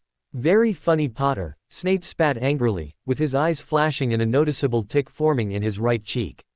I don't know what you mean, sir, Harry replied in his most innocent tone, his voice coming out winded from the effort he had exerted. For a moment Snape didn't say anything, but instead regarded him silently. Well, Mr. Potter, he commented after a few minutes in a cold hard voice. It seems as though you were finally able to do what the headmaster has been asking you to do from the beginning. He folded his arms over his. Actually take something besides Quidditch seriously, though I must say it took you long enough, for such a gifted wizard. The words dripped with sarcasm. I suppose it is a start, he smirked, then turned and walked back to his desk. Taking a seat, he resumed his previous reading. That will be all. He looked up from the parchment, pinning Harry with a steely gaze, for now. Not needing to be told twice, Harry rushed out of the cold office and back down the hall smiling to himself. Even Snape's small jabs at his character couldn't dampen his mood. He had done it. Sure, it took a little longer than he would have liked, but it worked. All that studying he did this break actually paid off. He was in such a good mood. Harry even waved merrily at Peeves, who was trying to draw a mustache on one of the paintings of a young lady. The woman in the painting was slapping at his hand and doing her best to dodge his quill, while Sir Cadogan was quickly making his way through the other portraits to help the fair damsel in distress. Harry chuckled a bit at the scene and then quickened his pace. He couldn't wait to get back to Gryffindor Tower and tell Hermione what had happened. His steps faltered. Wait, would that be possible? They hadn't really been speaking much since that night. No, his mind said reasonably, this is Hermione, of course she would want to know. No matter what has happened between you guys, she's still one of your best friends. Besides, without her help you never would have been able to do it. That was right, without her he would have had no chance of besting Snape, a fact he was well aware of. After all, besides that one time that he gotten so upset, that he had shoved the professor out of his mind and accidentally entered his, there had been no other times he had been able to avoid or stop the attacks. Coming to what he thought was the reasonable conclusion that Hermione would indeed want to know what had happened, Harry once again quickened his pace towards Gryffindor Tower. He was just rounding the corner when he saw a familiar face in the distance. Ron, Harry called out, waving to his best mate when he looked over. Ron gave him a strained smile and waited for Harry to catch up with him. Is everything okay? Harry quizzed, peering closely at his mate. Yeah, everything's brilliant, Ron answered, looking around the hallway. Harry continued to stare at the other boy silently until he looked back. Oh, sorry, Ron mumbled, rubbing the back of his neck lightly. So what's going on? I just finished my first occlumency session with Snape, Harry replied, giving a half smile. Ron gave him a surprised look. Really? Well, from your smile I would hazard to say that it turned out okay. Harry shook his head. Okay. No way, it was brilliant, mate, you should have seen it. There he was prying though my memories like they were his personal home movies when, bam. He clapped his hands together, making Ron jump a bit. I hit him with a fake one. Ron tilted his head slightly, regarding Harry skeptically. You didn't? Harry grinned. The one with him and Filch. The dark-haired boy nodded slowly. Bloody smashing. What did he say? Harry laughed. I think it was something along the lines of, he straightened his posture and made a bland expression. Very funny, Potter, he said in a dry tone, giving his best Snape impression. Ron sniggered. Blimey, mate, I would have loved to have been a fly on the wall for that. He replied, shaking his head. So it looks like all that holiday studying paid off, huh? Harry nodded. Hermione's going to be excited. Yeah, Harry responded, I was just on my way to tell her, and Ginny of course. Ron shook his head in wonder. Wow, you bested Snape. Then he sighed, Hermione's going to be insufferable now. What do you mean? Come on Harry, like you don't know, Ron said before rolling his eyes and shaking his head at Harry's blank look. Can you imagine what she's going to be like now? See what happens when you study Ronald. Perhaps you should take a cue from Harry and focus more. Huh. And you thought it would be a waste of time. He mimicked in a very poor Hermione interpretation. Oh, come on Ron, she's not that bad, Harry replied smiling. Ron shrugged, I guess we'll see. I guess we will, Harry retorted, spinning and walking towards the stairs. Realizing Ron wasn't following him, he turned back and gave the other boy a questioning look. You coming? Ron trailed off, looking around once more. Harry regarded him curiously. When the redhead looked at him again, he arched a single brow in question. Well, I'm kind of in the middle of something. Harry still didn't comment, but crossed his arms over his and waited patiently for Ron to continue. The other boy gave him an annoyed look. What are you in the middle of? None of your business, Ron replied crossly, folding his arms also. Harry tilted his head and frowned. What does that mean? It means what I said. Look, I could have sworn I left my mum at the Burrow, Ron commented, sounding even more aggravated. Harry smirked. You know, you could either tell me, or I could follow you around until I see for myself. Harry, I swear to Merlin if you follow me, Arrow. Ron was cut off as a tinkling voice called out. Ronald, look what I've found. Luna Lovegood called, approaching the two boys. In her left hand she held up a blue trainer. That's one down, which only leaves one to go. She finished happily. Oh, hello there Harry, she commented, taking note of the other boy. Ronald was just helping me look for my shoes, they seem to have been misplaced. Harry gave Ron an inquiring glance. He was he? Yes, it's most kind of him, Luna answered with her typical dreamy smile. Ron blushed slightly and his ears turned a deep red. Yes it is, so where did you find that one? Harry inquired, motioning towards the sneaker in the girl's hand. Oh, it was on top of one of the suits of armor, she answered easily, but it was no big deal. When I asked nicely it gave it back, she leaned forward and said in a conspiratorial tone. I don't know what a suit of armor would need with my shoe, though I suppose those metal boots it wears are probably quite uncomfortable, she stated with a thoughtful expression. Harry nodded his head in agreement before giving Ron an amused look. The other boy scowled at him. Perhaps we should try to find your other shoe, Ron said to Luna, ignoring Harry's speculative glances. That would be very nice, thank you. She responded, giving a bright smile. I was talking with the portraits and they said that they had heard that the other may be around the dungeon. Well, I was just down there and I didn't see it, but then again I wasn't looking. Harry commented, giving a kind smile and a small shrug. Perhaps you'll have better luck.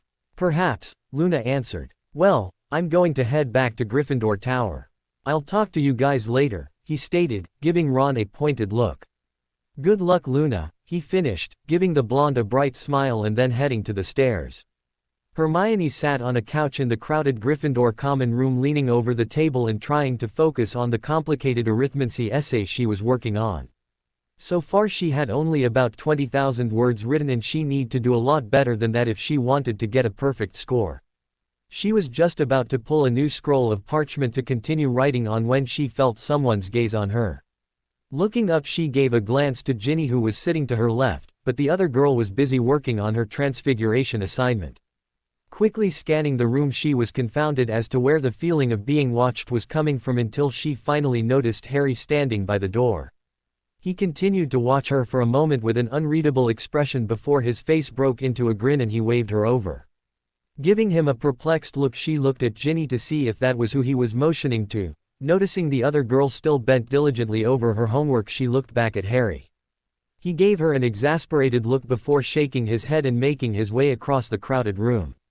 After sidestepping a couple of first years who had frozen in place and stared at awe at the famous Harry Potter, he finally made it over to the cluster of seats that she and Ginny were at. Hey, he said, taking the chair opposite her. Hey, Hermione replied, still a bit unsure as to what was going on. For the first time since that night Harry was acting normal, and she found herself at a loss as to why. Over the last 2 weeks since they got back they hadn't exactly been avoiding one another, but they hadn't been going out of their way to speak either.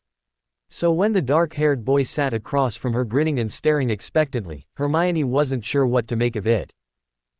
Is everything okay, Harry? She asked hesitantly. Yep, he responded, still smiling.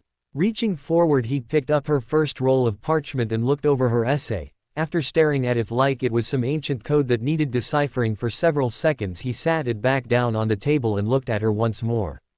Does that actually mean anything? He asked, looking at the composition as though it were a creature from Hagrid's class. Yes, it's my arithmancy essay and I can personally guarantee you that it means many things, she responded, still looking at him suspiciously. What's going on? Harry shrugged. Reaching forward, he began to fiddle with her quill. Harry, she asked, slamming her hand down on top of his to stop his annoying movements. What is it? A smile pulled at the corners of his lips. Well, I just finished my first session Harry, Ginny exclaimed, looking up from her book. Quickly putting it down, she came around the table and gave him a loose hug before sitting on the arm of the chair. Bending over, she gave him a small peck on the cheek and ran her fingers through his hair. When did you get here? Just now, Harry replied, sitting back and smiling at his girlfriend. Hermione, realizing that she did not like the feeling she got when Harry looked at Ginny like that, frowned slightly and picked up her quill to go back to her paper. This time it was Harry's hand that was placed atop hers. I'm not done telling you what happened, he said when she looked up at him. Well, she prompted when he didn't continue. Ginny also leaned forward from her spot on Harry's chair. What happened? She asked in a voice that was barely heard above the hum of conversation in the room. I just finished my first sess. Harry was interrupted again, this time by a loud group of fourth years who were trying out the latest flavors offered in the skiving snack box. Perhaps we should take this somewhere a bit more quiet. Harry yelled over the chorus of screams and ews that erupted when one of the boys began to spew. Right, called Hermione, follow me. Standing, she quickly gathered her things and led Harry and Ginny through the crowd into the portrait leading up to her private dorm. Storm, she whispered to the woman in the painting who nodded, in response. A faint click was heard just above the hum of activity, as the door was opened. She hurried inside, balancing her parchment, books and supplies, with her two friends closely behind. Just as the door was about to shut, Hermione heard someone call out to Harry and looked over her shoulder to see him talking to Neville. Shaking her head, she continued into the room, dropping her supplies on the coffee table. A moment later, Ginny did the same. Geez, you think they'd give us lighter books, the red-haired girl commented, rubbing her forearms. I can do a spell for you to help out with that if you like, Hermione stated primly, pulling out her wand. I learned several first year. They're very simple spells really, and they come in quite useful. The other girl gave her a look. That's okay, I'll manage. Besides, with that match against Hufflepuff coming up, a little extra muscle doesn't hurt a bit. Okay, if that's what you want. Hermione commented with a shrug and placed her wand back into her robes. What's what who wants? Harry asked, coming up the stairs. Sorry about that, he gave a sheepish grin. Neville just had a quick question about our next DA meeting. So where were we? You were about to tell us what was going on, Hermione replied, giving an impatient look. Ginny pulled a face at her but didn't comment. Oh, yeah, Harry gave a happy smile. Like I was saying, I just finished my first session with Snape. Really, what happened? Oh, Harry, how'd it go? Ginny and Hermione asked in unison. Well, it was a little touch and go at first, he said, walking a bit further from the stairs, but in the end it worked out. What do you mean? Ginny asked, before Hermione could. I mean, that it worked, he gave Hermione a brilliant smile. All that studying paid off, Hermione. It worked, I was able to lead Snape right to the fake memories that I had implanted. Really? When he nodded, she flew at him full force, pulling him into a bone-crushing hug. Harry grunted when Hermione made contact, then laughed, glad that he had had enough sense to step away from the stairs. His arms encircled her and he returned her tight hug with one of his own. Oh Harry, that's wonderful, she exclaimed in his ear. I couldn't have done it without you, he replied, still grinning like a loon. She pulled back and smiled up at him, her arms still around his neck. Yes, you could have, I know it. Yeah, well, I know I couldn't have, because I've been trying to for almost a year, he responded, removing one arm from around her waist and giving her a light tap on the nose. Did you two want to be alone? Ginny asked badly. She was looking at them with a miffed expression, her arms were crossed and her right foot was tapping impatiently. What? No, Hermione said, quickly pulling away from Harry and putting a respectable distance between them. Not at all, Harry added, giving a strangled laugh. I was just saying thanks, so thanks again Hermione, he finished lamely, giving her a quick salute. Both girls gave him exasperated looks. Harry, just tell us what happened, Hermione said, taking a seat on the couch. Yeah, sure, he replied nodding. He then took a seat on the chair by Ginny and relayed what had happened in the potion master's office. As he told his story, Hermione did her best to focus on how proud she was of Harry, and what they could do to help him prepare for next time. Instead of how painful it was when he took Ginny's hand halfway through his tail. Harry was lying on his bed staring at the canopy and practicing his occlumency exercises like Hermione had told him to, when he heard the door to the dorm open and then close softly. Sitting up abruptly, he looked curiously at his red-haired best mate who had been trying to quietly make his way to his bed. Ron froze for a moment when Harry sat up, then, shaking his head, he finished making his way to his area. Harry watched silently as Ron took off his robe and his slippers and pulled back the covers, climbing into bed. Ron, he said quietly when the other boy had gotten settled. Yeah, Ron asked in just as soft a tone. Did you find the other shoe? The other boy gave a small smile. Yeah, someone had tied the laces and hung it on the corner of one of the pictures leading to the kitchens. Harry chuckled. I'm sure Luna was relived. Sure was, he responded, chuckling also. She said whatever had taken her shoe must have realized how hungry she would be after searching, and that's why they left it by the kitchens. Harry shook his head in response. Licking his lips, he hesitated for a moment before asking what he had really wanted to know. Ron, the redhead looked at him. Is there something going on, between you and Luna? Ron continued to stare at him for a moment. No, he said before lying back on the bed. Ron, Harry questioned again, sitting on the edge of his own bed and looking at the other boy. Ron sighed. What? Are you sure? He remained quiet and Harry was just about to give up hope on an answer when his best mate sat up in the bed once more. He regarded Harry silently for a moment before finally answering the question. I don't know, he said softly. With that, he reached forward and closed the curtains on his bed, discouraging Harry from any attempt to continue the conversation. Hermione tilted her head back as he slowly made his way down her neck, leaving a trail of soft S. She ran her fingers through his hair and, closing her eyes, relaxed into his strong embrace. As he made his way back up to her mouth, they edged softly, their lips molding against one another, and when his tongue swept into her warm mouth as he deepened, she removed a hand from his hair and ran it down his neck, settling it onto a broad shoulder. After a moment of ing deeply, he readjusted so that he once again tasted her neck, and his hand was lightly caressing her stomach just below her. Hermione's eyes slowly fluttered open and the ceiling of her sitting room came into focus. As she released a small gasp when he caressed her, a single thought popped into her mind. I wonder what Mark 1 got on that arithmancy essay. Noticing her lack of enthusiasm, Ron pulled back and looked down at his girlfriend. When her gaze snapped to his, he leaned forward and gave her a light peck on the lips before getting up from on top of her. As he readjusted himself, taking a seat on the edge of the couch, Hermione sat up and gave him a curious look. What's wrong? She asked, her brows furrowing and her hand lightly touching his arm. Ron looked away for a second, giving a light shake of the head before looking back at her once more, with sad eyes. This isn't working, is it? He asked softly. Hermione gave him a probing look. What isn't working? Ron gave a sigh and stood from the couch, pacing back and forth in front of her. He ran an agitated hand through his hair. After a minute or two of silence, he looked back down at his girlfriend. You know what I'm talking about. He paused. You just don't seem to be that into it, that's all. I was into it, she responded, frowning. He gave her a disbelieving look. Come on, Hermione, you were barely paying attention. Well, neither were you. I was doing my part, she replied indignantly. Doing your part? So lying there like a corpse was doing your part? He exclaimed heatedly. I was not lying there like a corpse, I was trying to. Look, Hermione, Ron interrupted, I don't want to argue and I wasn't trying to kick off.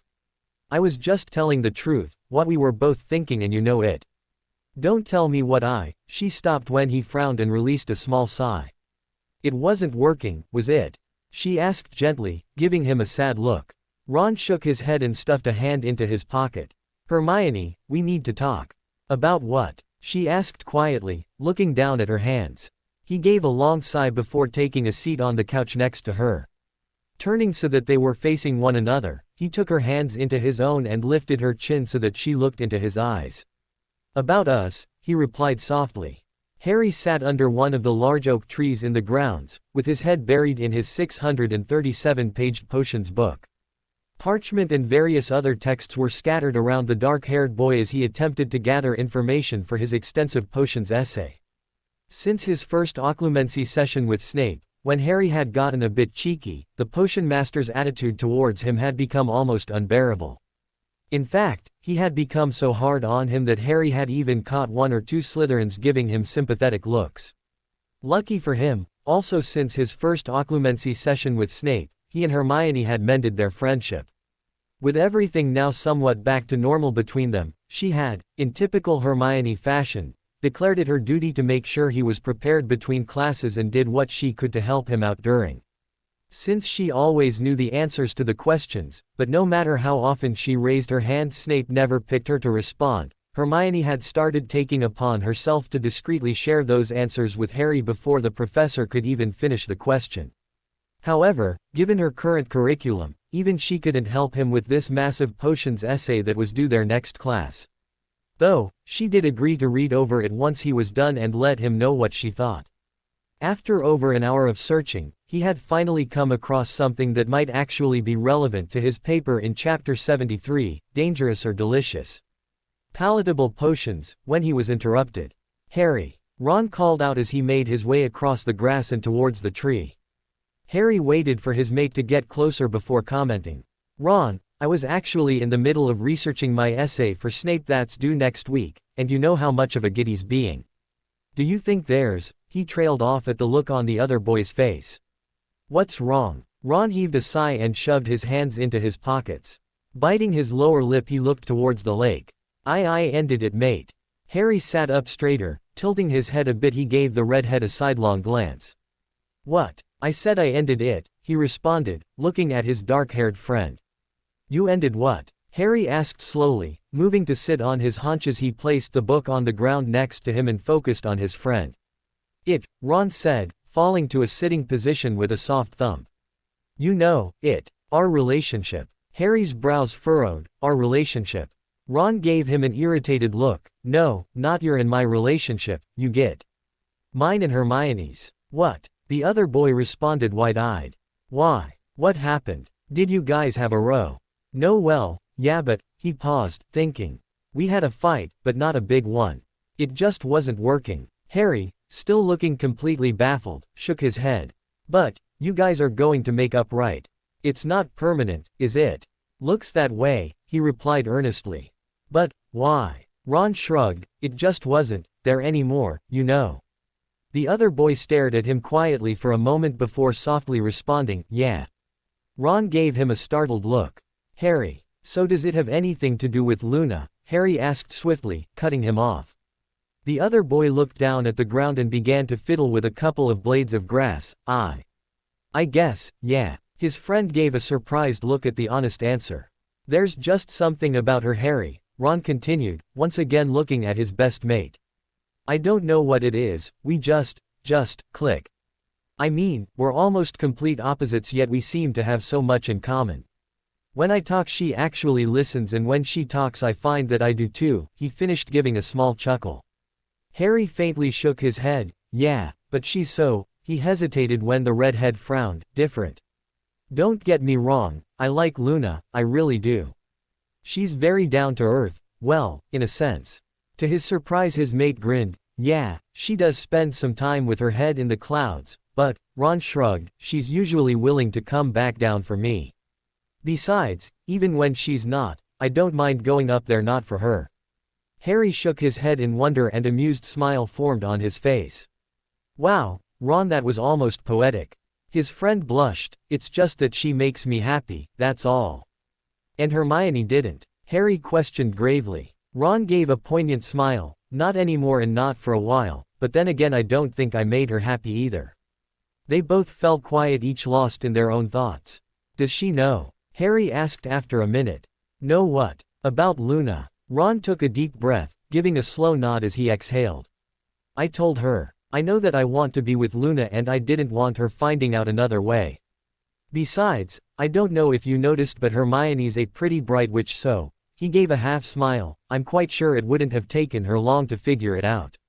Harry gave a minuscule nod, rubbing the back of his neck as countless thoughts rushed through his head.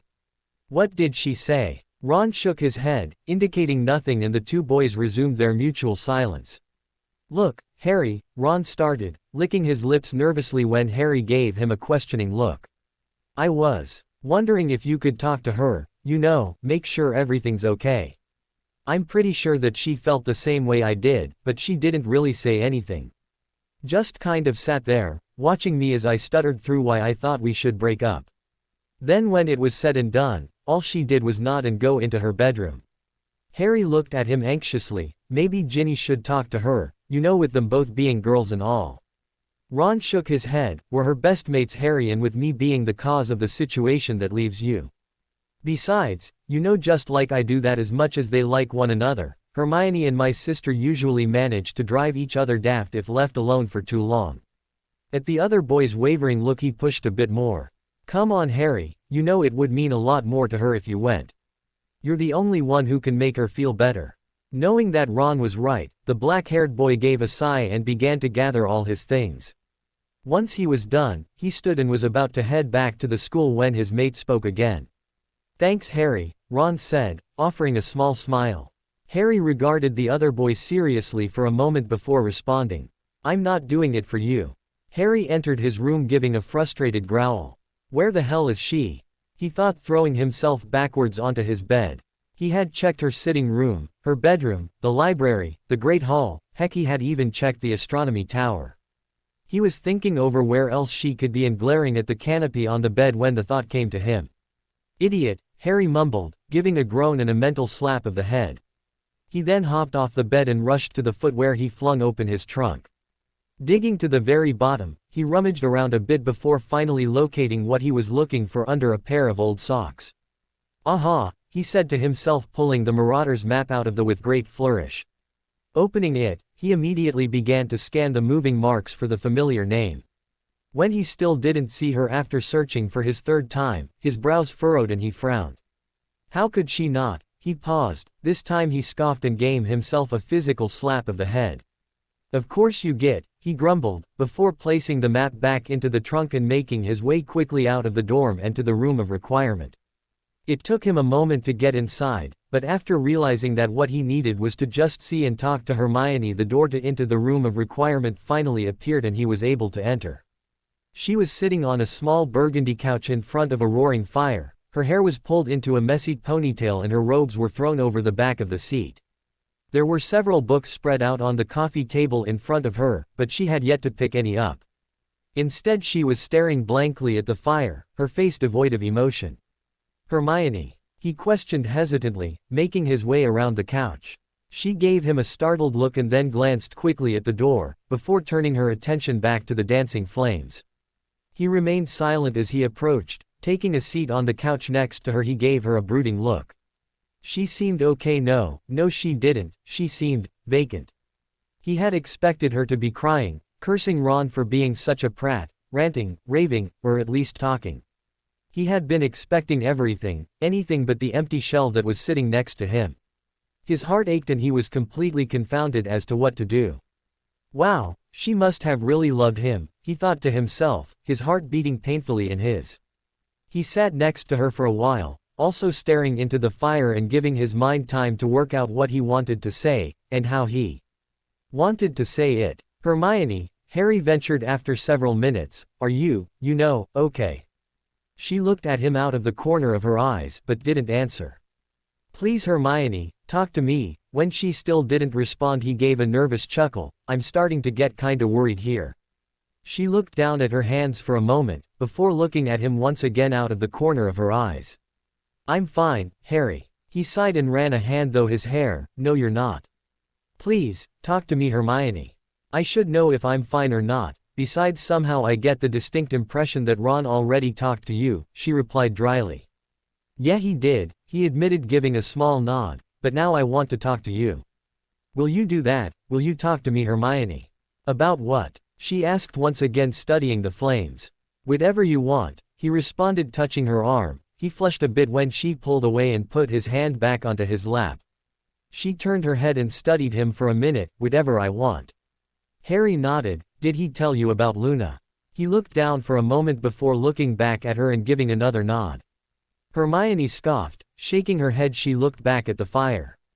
Harry watched her for a moment, then looked down at his hands fidgeting with the sleeve of his robes. He had no idea what Ron had thought him talking to Hermione would accomplish. He also had no clue that she would be so upset over the breakup in Luna, or how much it would hurt him that she was. He's gotten better at ing, she commented. He frowned, concentrating even more on his hands and choosing not to comment.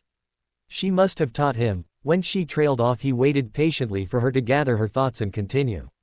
She's so pretty, Hermione said after another moment of silence. Harry's head snapped up and she gave him a derisive smile. I don't blame him. If I had a choice between her and me, I'd definitely pick her, she finished, looking back into the flames. What the hell does that mean? Harry demanded. When she didn't respond, he got up and pushed the books off of the table, taking a seat directly in front of her. She frowned at him and gave a small shrug. Nothing, I suppose. Harry, what are you doing here? Ron thought I could make you feel better. And what do you mean nothing? You don't make a statement like that and say it means nothing, he replied crossly. He thought you could make me feel better. Harry made an annoyed sound. Stop trying to change the bloody subject, Hermione. What did you mean? She looked him in the eyes for an instant before focusing on some unseen point just over his right shoulder. It means I'm not daft, that's what it means. She gave him a disconcerting look. I could see what was going on at Christmas, Harry, everyone could. I knew it was only a matter of time before he dropped me and picked up her. And why wouldn't he? I mean, Luna's nice, friendly, outgoing, cheerful and beautiful, while I'm mean, snotty, reclusive, irritating and mousy. That's bollocks, Hermione. You're not any of those things, Harry responded immediately, taking offense to what she had said. She gave a contemptuous laugh. Please, Harry, sure Luna's a bit barmy, but she's 100 times better than I am. She has enough sense to know when to shut up and listen to people, she. Blimey, Hermione, he interrupted, the only sense that Luna has is nonsense. That's what she talks, how she acts, and it's most of the things she believes in. Well, regardless of her beliefs, she's beautiful, the quintessential looks and soft straight hair that has probably never broken a single comb. That's it, you're nutters. You've gone completely unhinged. Luna, a quintessential beauty. Harry couldn't help it, he began to laugh. Hermione glared daggers at him. I'm serious, she is. She exclaimed, becoming more irritated when he laughed harder. She gave his shoulder a small shove. You're a prat. Harry tried to stop his laughter, but he couldn't get it to subside completely. I'm so sorry, Hermione. He cleared his throat, instantly sobering when she began to look close to tears. I really am sorry, I was being a tosser. He reached forward and took her hand. Please forgive me. She shook her head, and as she looked at him, a single tear escaped her lashes. You just don't understand, Harry, she said passionately, her voice trembling. No matter what you say or what I do, I'll never be as pretty as Gin. She froze, her mouth slightly agape and her eyes widening.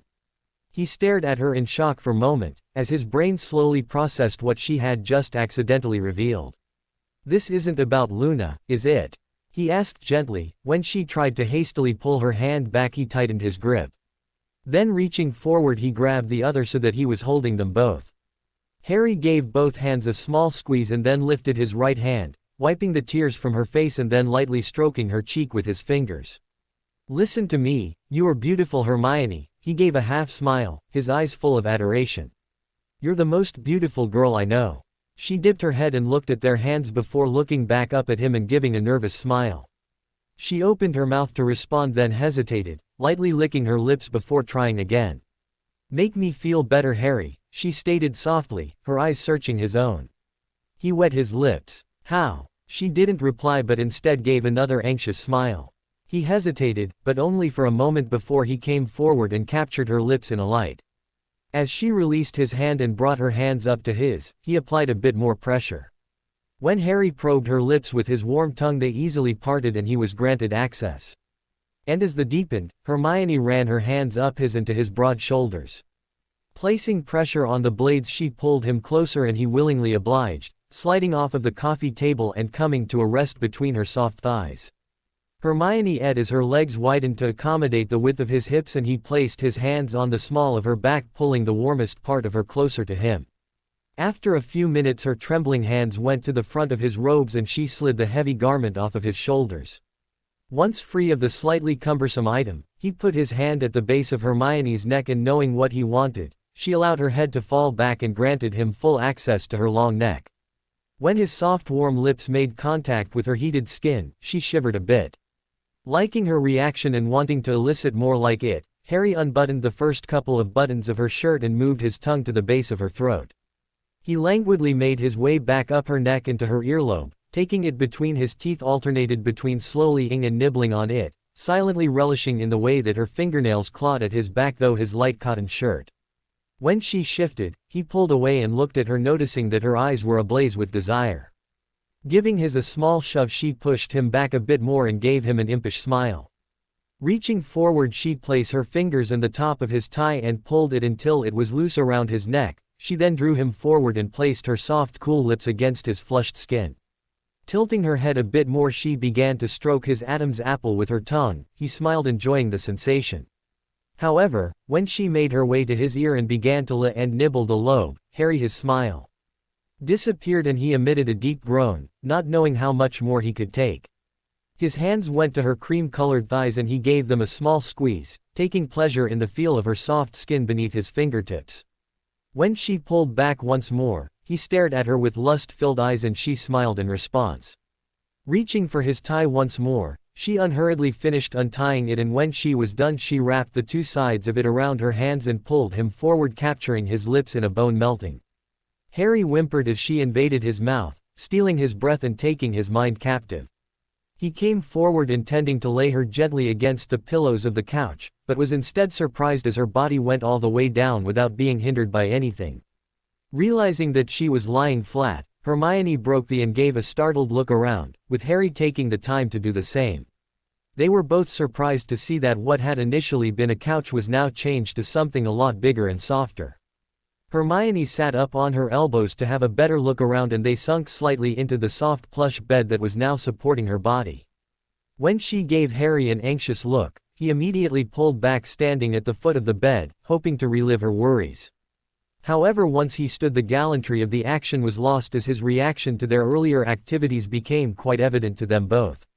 "Sorry," he mumbled, blushing. "Look, maybe we should street." He was cut off as Hermione shifted to her knees, rising and crashing her mouth against his own once more. Harry was stunned when she began to pull his body forward. Breaking that, he gave her a questioning look. She didn't say anything but instead put her hand to her hair and pulled at the tie, holding it up so her ponytail came loose and a soft chocolate mass of curls fell softly onto her shoulders. Getting on all fours, she slowly crawled backwards until she was positioned in the middle of the massive bed, sitting on her hunches. She tilted her head to the right and her hair fell slightly into her eyes. The curls partially obscured her face, but both of her almond-colored eyes were still visible and watching him closely. Her soft pink lips were parted slightly as she expelled a soft breath and her teeth nibbled sensually on her bottom lip. As she continued to watch at him with hooded eyes, Harry strained against his clothing and then, climbing onto the bed, he hesitantly approached her. His amorous gaze remained fixated on her soft, pliant mouth as he made his way forward. When he was close enough to touch her, she beat him to it as her hand slowly grazed her stomach before coming to a halt at the bottom of her shirt. As he looked on, she began to pull at the shirt, gradually freeing it from the waist of her skirt. Harry watched completely entranced as she began to unbutton the garment, observing his reaction as she did so. When she got to the first button that was level with her she faltered and a light blush began to spread on her cheeks and up neck. I must look like an idiot to you," she commented, stopping and running her hands through her hair, giving him a cynical smile. Harry frowned. "I already told you what you look like to me, Hermione. You look beautiful." She looked down, then back at him, giving an unsure smile. This time he closed the distance between them and began her. As they continued to, he slowly laid her down on the plush bed and began to stroke her bare flat stomach lightly with his fingers. When he had made his way back to the last button she had stopped on, he gave her a questioning look. She smiled and nodded her head in response, and he undid the 4 remaining buttons. Slipping her shirt open, he stared appreciatively at the soft flesh that peeked from behind her lacy black bra. As he did so, her hands went to the buttons on his shirt and she made quick work of them. He lightly caressed her flushed skin as she undid his clothing and slipped his shirt off of his shoulders once she was done. After he had removed the garment, he placed a hand on each of her firm globes and gave them a light squeeze. "Harry?" Hermione questioned in a husky voice. "Yeah," he answered in a coarse tone, his eyes still fixated on the soft rise and fall of her. "Do you think you can do it again?" she asked, running her fingers through his hair. "What?" he questioned, looking at her with confused, passion-clouded eyes. She gave a small grin and bit her bottom lip. "Why, Parseltongue, of course," she responded, her eyes twinkling mischievously. "That's what you did last time, isn't it?" He chuckled and blushed. "Yeah, I should have known you'd figure it out." She stroked his neck as he continued. "So you liked it then?" She blushed and nodded enthusiastically. "Good, I wasn't sure. I've never done it before, so." "Never?" she questioned, cutting him off. He shook his head. "Not with anyone." He licked his lips and gave her a lopsided grin. "Only with you." A fire blazed in her eyes once more as she pulled him forward and began eyeing him deeply. As they continued, he slowly made his way back to her and did as she requested, savoring the feel of her squirming against him. Even though her hands had been roaming his body since they had begun again, Harry was completely caught off guard a while later when they began to fiddle with the button of his trousers. Pulling back once more, he gave her a startled look. However, before he could question her, Hermione placed her mouth back over his and began eyeing him once more. As he placed heated S on her neck, she wrapped her legs around him and began to move against him like she had that night. Harry let his head fall forward, resting it in the crook of her neck and against her as the most delicious sensation came over his body. Placing his hand at the base of her back, he pulled her impossibly closer and returned the movement. As they grinded against one another, his panting and her soft S echoing lightly off of the bare walls, Hermione's hand again made its way to the front of his trousers. Harry placed his hand on top of hers, stilling the movement, and pulled back, giving her another inquiring look. This time when she tried to him again, he avoided the action. When he maneuvered away from her, hurt flashed in the brunette's eyes. Feeling her withdrawing, he placed a hand on the side of her face. "Hermione," he said softly, waiting for her to look at him before continuing, "does this mean that you—" He trailed off when a deep blush covered her face, effectively providing him with an answer. "Are you sure?" She bit her lip and slowly nodded her head. "Have you ever—" He left off hanging, his stomach flipping nervously. She shook her head. "Have you?" she asked quietly. He responded with a short shake of the head also. "Do you want to? You know, I mean, with me. Because you don't have to, I would under." He eyed her, efficiently halting her nervous rambling. "Yes," he stated. At that one simple word, desire and adoration became evident in her gaze. He smiled, running his gaze over her face and memorizing every detail. "You are so beautiful," he whispered in an awestruck tone. Hermione gave him a brilliant grin and he leaned forward to her once more. This time when her hands went to the button of his pants, Harry didn't stop her, nor did she stop him when he did the same. As they explored one another's bodies in ways more intimate than either had ever experienced, they discovered a new world together. A world more knowledgeable than books, more addictive than Quidditch, and more powerful than magic. And as they reached this newfound location in one climatic rush, the only things heard in the room were the crackling of the fire, the sounds of ecstasy, and a trio of small whispered words dancing on firelight. "I love you." Hermione sat at the edge of the plush bed, her fingers trembling slightly as they worked to fasten the last few buttons at the top of her shirt. Looking up through her lashes, her gaze rested on the boy a few feet from her. Harry stood a little ways from the bed, his head bent as he focused on readying his tie. He gave a small frustrated growl when it ended up in a knot and untangled it, starting over again. As she slipped on her last knee-high, Hermione heaved a small sigh and got up from the bed. Making her way over to the foot of it, she picked up her robe from off of the floor and dusted it off. As she turned, she gave another glance to Harry, who was still devoting all of his attention to his tie. He hadn't looked at her since a few minutes after they finished. 1 minute she had been resting with her head on his heart and the next he had been making excuses and slipping out of the warm bed. Maybe I did something wrong, she thought, frowning as she slipped her robes back on. Maybe he didn't like it, she ran a finger through her hair, to remove some of the tangles. But he must have liked it, her mind interjected, well, you know.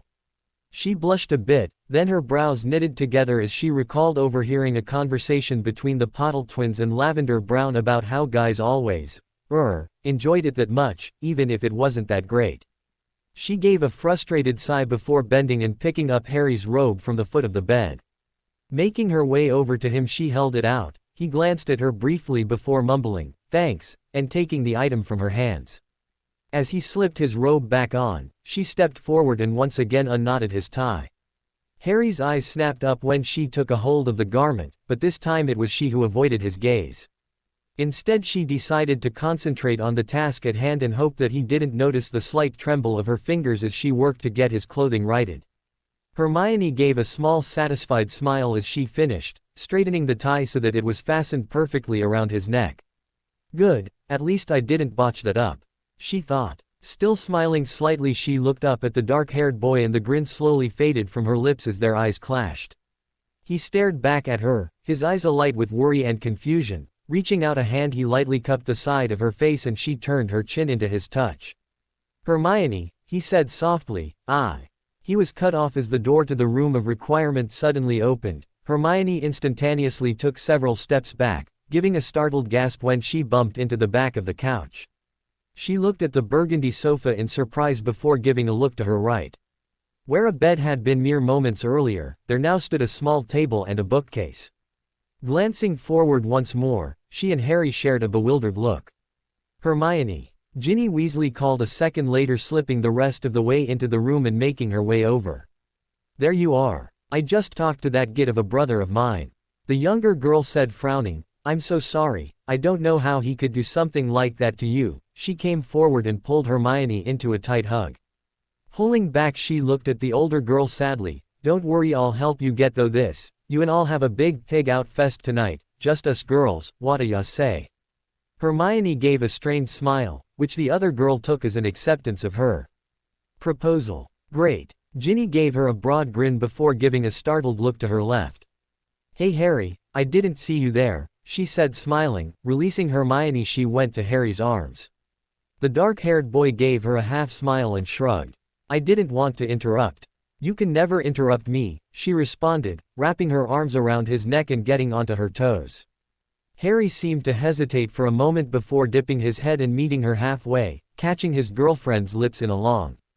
Hermione froze suddenly, feeling like she had just been hit with a Petrificus Totalis spell. It seemed no matter how hard she tried, she couldn't seem to tear her eyes away from the couple snogging in front of her, even though the sight of them was tearing her heart in two. After what felt like forever to the brunette girl, Ginny pulled back from Harry and smiled up at him. You taste like chocolate," she murmured. His eyes flashed to Hermione for a moment before Ginny caught his lips in another. "Well, I'm going to go," the other girl said quickly, her voice shaking. Before either Harry or Ginny could say a word, Hermione grabbed her wand off the table and headed swiftly out of the room. She was almost to the stairs when she heard someone behind her. Quickening her pace she did her best to outrun the person, however it was to no avail as they caught up with her seconds later. "Hermione," Ginny said in a winded voice, grabbing her arm and pulling her to a halt. "Just stop, okay? Look, I'm sorry. I'm such a jerk. Here you are, just broke up with your boyfriend, and I'm standing right in front of you snogging mine. I'm so sorry," the younger girl finished with an earnest expression. "That's okay," Hermione responded, looking down. "No, it's not," she replied. "Yes, it is, really," Hermione alleged, giving a hollow laugh and a fake smile. "See, I'm fine." Ginny shook her head. "What I see is that you're crying," she commented, using the sleeves of her robe to wipe her friend's face dry. "Hermione, I'm so sorry. I can't believe my brother would do that to you, and with Loony no less." "Ginny, it's no big deal really," she responded, sighing when the other girl gave her a skeptical look. "Really?" she stressed, before looking around the semi-crowded hallway. "Look, I have an essay I need to finish for Charms. I'll talk to you later, alright. The redhead looked like she wanted to argue, but to Hermione's relief she seemed to decide against it and instead just gave a nod before pulling the older girl into a hug. If you need to talk, I'm here for you, she whispered as they embraced. Thanks, Hermione replied, pulling back and giving the other girl a diminutive smile. Her eyes flicked past Ginny for a second and she was surprised to see Harry standing a few feet away, watching them with an anxious expression on his face and his hand buried in his right pocket. He's probably just worried I'll tell her what happened, she thought dejectedly. Feeling the urge to cry once more rapidly descend upon her, Hermione tore her gaze away from the dark-haired boy and gave Ginny one last fleeting smile before hurrying off to her dorm. Upon reaching Gryffindor Tower she gave the password of Gillyweed to the fat lady before rushing inside and giving another password, the two entranced to her own quarters. Cats, she mumbled to the portrait, rushing in as soon as the entrance opened and taking no heed to the soft smile and kind words the woman in the painting attempted to offer. Hurrying through her sitting room and to her bedroom, she had just enough time to close the door before she crumbled. Slamming the door shut behind her, Hermione leaned heavily against it, her head falling forward as she slid slowly down the length while painful sobs racked her body. She landed with a soft thump on the floor and immediately curled her legs up against her, covering her face as anguished cries escaped from between her lips and echoed off the soft cream-colored walls of her bedroom. What had she been thinking? That if she gave herself to him, he would want her over Ginny. Choose her over Ginny. Hell, she couldn't even get Ron to choose her over Loony, so why would Harry want her instead of Ginny Weasley? She was everything Hermione wasn't. She was funny, outgoing, witty, she loved watching and playing Quidditch. She was beautiful. You are so beautiful, Harry's words echoed in her mind. Was he even thinking of her? Did he have the right girl when he had made the heartfelt declaration? Of course not, her mind interjected snidely, what about you is beautiful? Hermione lifted her head at this remark and glanced around her room with blurry eyes. A full-length mirror peeked from the other side of her bed and after a small hesitation she slowly got up and made her way over to it. The reflection that greeted her made her wish that she hadn't bothered. Frizzy brown hair fell in an uncontrollable jumble around her shoulders, her robes were open and slightly crooked while the white-collared shirt peeking from under it was wrinkled and untucked from her black skirt. The skirt sat on hips that were, in her opinion, entirely too big and just under the hem-line pale thighs and knobby knees lead to black knee-highs that were unevenly pulled up. Making her way back up along the reflection she wavered a bit before looking at her own pale face. She was greeted by flushed, tear-stained cheeks, huge front teeth and a pointy nose that was so red she could have led a sleigh for Santa. Looking into her own puffy dull brown eyes, depression swarmed her as she recalled Ginny's bright eyes, perfect teeth, sparkling smile and smooth shining hair. She dropped limply back onto the bed and stared at the face in the mirror, unsure of how anyone could ever make the mistake of calling it beautiful. Falling back, she put her hands over her face and began to softly weep. She could still smell his scent on her skin. You should take a shower, her mind said, this time in a kinder tone. She knew that it was right, she was right. She should take a shower. Every time she inhaled she could smell Harry, and when she licked her lips she could taste the light salt from his body. However, she found herself unable to move, unable to get up and go to the shower, unwilling to wash the smell or taste away. Her eyes fluttered open and she crossed her arms over her, lightly hugging herself. She knew why she didn't get up and shower. This would probably be the last time she ever smelled like this, the last time that she was ever so close to Harry that his scent still lingered on her skin. She didn't even know how or if she would ever be able to face him again. She turned to her side and stared blankly out of the window at the top of her bed. She had been stupid for ing him in the first place. She had known he was out of her league, but had convinced herself that she may have been mistaken after what had happened on New Year's. However, once they reached the train station, Ginny was once again in his arms and she was once again delegated to the role of sidekick. That's what I get for acting like a light skirt, Hermione thought angrily as tears continued to stream unchecked from her eyes. And to think, when Ron had ended things between them she had actually been quite relieved, though she didn't tell him that for fear of hurting his feelings. She had actually thought that now she might just have a chance with Harry. Who was she kidding? She had gone into her room to gather her thoughts and sort out her feelings. When she heard the door click behind Ron, Hermione became worried that she had given him the wrong idea and had immediately gone in search of him just to tell him that it was okay. After checking the boys' dorm and the Great Hall, she headed outside where she finally found him speaking with Harry.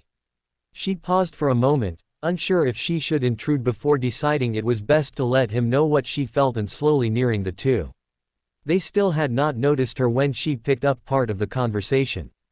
Harry looked at Ron completely baffled and gave a shake his head. "But, you guys are going to make up, right? It's not permanent, is it?" "Looks that way," Ron replied. "But, why?" the other boy asked, sounding genuinely distressed by the notion.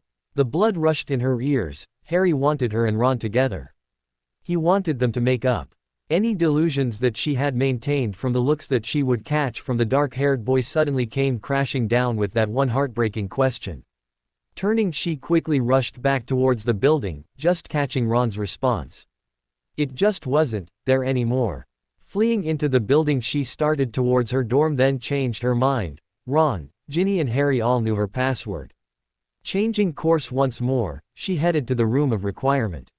She had been surprised when Harry had entered an hour or so later, but then again, he did always know how to find her. She gave a sniffle and grabbed a pillow, hugging it against her. She should have known when he told her that he had looked for her because Ron had asked him to that it was a lost cause, but when he had been so adamant about how pretty she was. And not only do I throw myself at him, I had to go do something even more stupid, she said to herself, rubbing her aching eyes, and say that I loved him. Hermione gave a contemptuous laugh that slowly turned into a heartfelt sob as she once again began to weep. "You know, it really is too bad," Lavender Brown was saying as Hermione did her best to contain the urge to kick the other girl. "But I'll tell you this, his taste in girls does seem to be getting worse every year." The blonde's eyes widened, "Not saying that you're part of that decline, of course," she quickly amended with a fake smile. "Of course," Hermione replied through clenched teeth. "Well, as fun as this is, I have to get to Charms." "Excuse me," she commented frostily, sidestepping the other girl who gave her a sickeningly sweet smile. As she rounded the corner, she instantly wished she had stayed in the company of Lavender Brown and her backhanded remarks, as opposed to the person who was standing there waiting to greet her. Well, Draco Malfoy drawled, a mocking smile forming on his lips. "What do we have here? A little mudblood cow away from her flock, huh?" She rolled her eyes. "Cows travel in herds, you get, not flocks. Now move, Malfoy, I have to get to class." She tried to step around him, but he and his underlings moved and blocked her path. "What's the matter, Granger? Having a little guy trouble?" His cronies chortled. "Everyone's already heard that Weasel dropped you for Loony." His brows rose. "Who, though not the best choice, is still better than a filthy mudblood," she glared at him. "However, the real talk of the school is what is going on with you and Potty." Hermione's eyes widened for an instant before narrowing to slits. "What in Merlin's beard are you talking about, Malfoy?" Draco took a few steps forward so that he was in her personal space. She glared in response but did not move. "I'm talking about how the infamous trio is now a duo, with you being the odd," he smirked, "man out."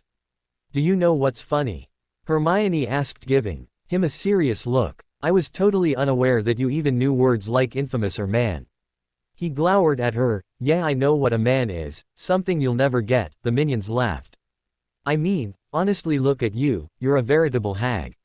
Your hair looks like someone could lose their homework in it, and your front teeth look like they're just begging for a carrot. Let's face it, Granger, it's a good thing you have that little smush-faced bastard you call a pet following you around," he sneered, and his cronies tittered. "After all, you might as well get a head start on your cat collection." "Move, Malfoy," she responded, hurt by how easily he had pinpointed her insecurities. "Make me, Granger," he replied, taking a step closer and forcing her to take one back. "I mean it, move or what? You'll hex me. If I can survive your face, then I can survive any spells you throw my way." Hurt flashed in her eyes, and having seen it, his smile widened. "Oh come on, don't tell me you don't know how positively dreadful you look." She stuck out her chin in response. "Just get out of my way." "Ah, so you do." Hermione attempted to sidestep him once more, but was blocked by Goyle as he moved forward. "Just move, you're going to make me late to class," she said, almost cringing at the desperation in her tone. "Ah, Draco drawled sarcastically, and won't you just die if that happens? She won't, but you might, a voice said. Hermione turned to see Harry standing a little ways behind her, gripping his wand tightly and his eyes flashing dangerously. Are you okay, Hermione? He asked, taking several steps forward and pulling her behind him. Hermione mentally cursed herself as her pulse speed up from his touch. She hadn't been this close to him in over a week, but her body still reacted strongly to his presence. Not trusting her voice at that moment, she gave Harry a small nod, and seeing that she was all right, he turned his attention from her to the blonde-haired boy in front of him. You know, Malfoy, Harry said frostily, just because you and these Muppets that you call mates don't plan on graduating Hogwarts anytime soon doesn't mean that you have the right to stop others from getting to class. I wasn't stopping her from anything, Potter. She was just enjoying the company of a real man, Draco responded. Hermione snorted. I'm sure she was until you showed up and ran him away, Harry retorted.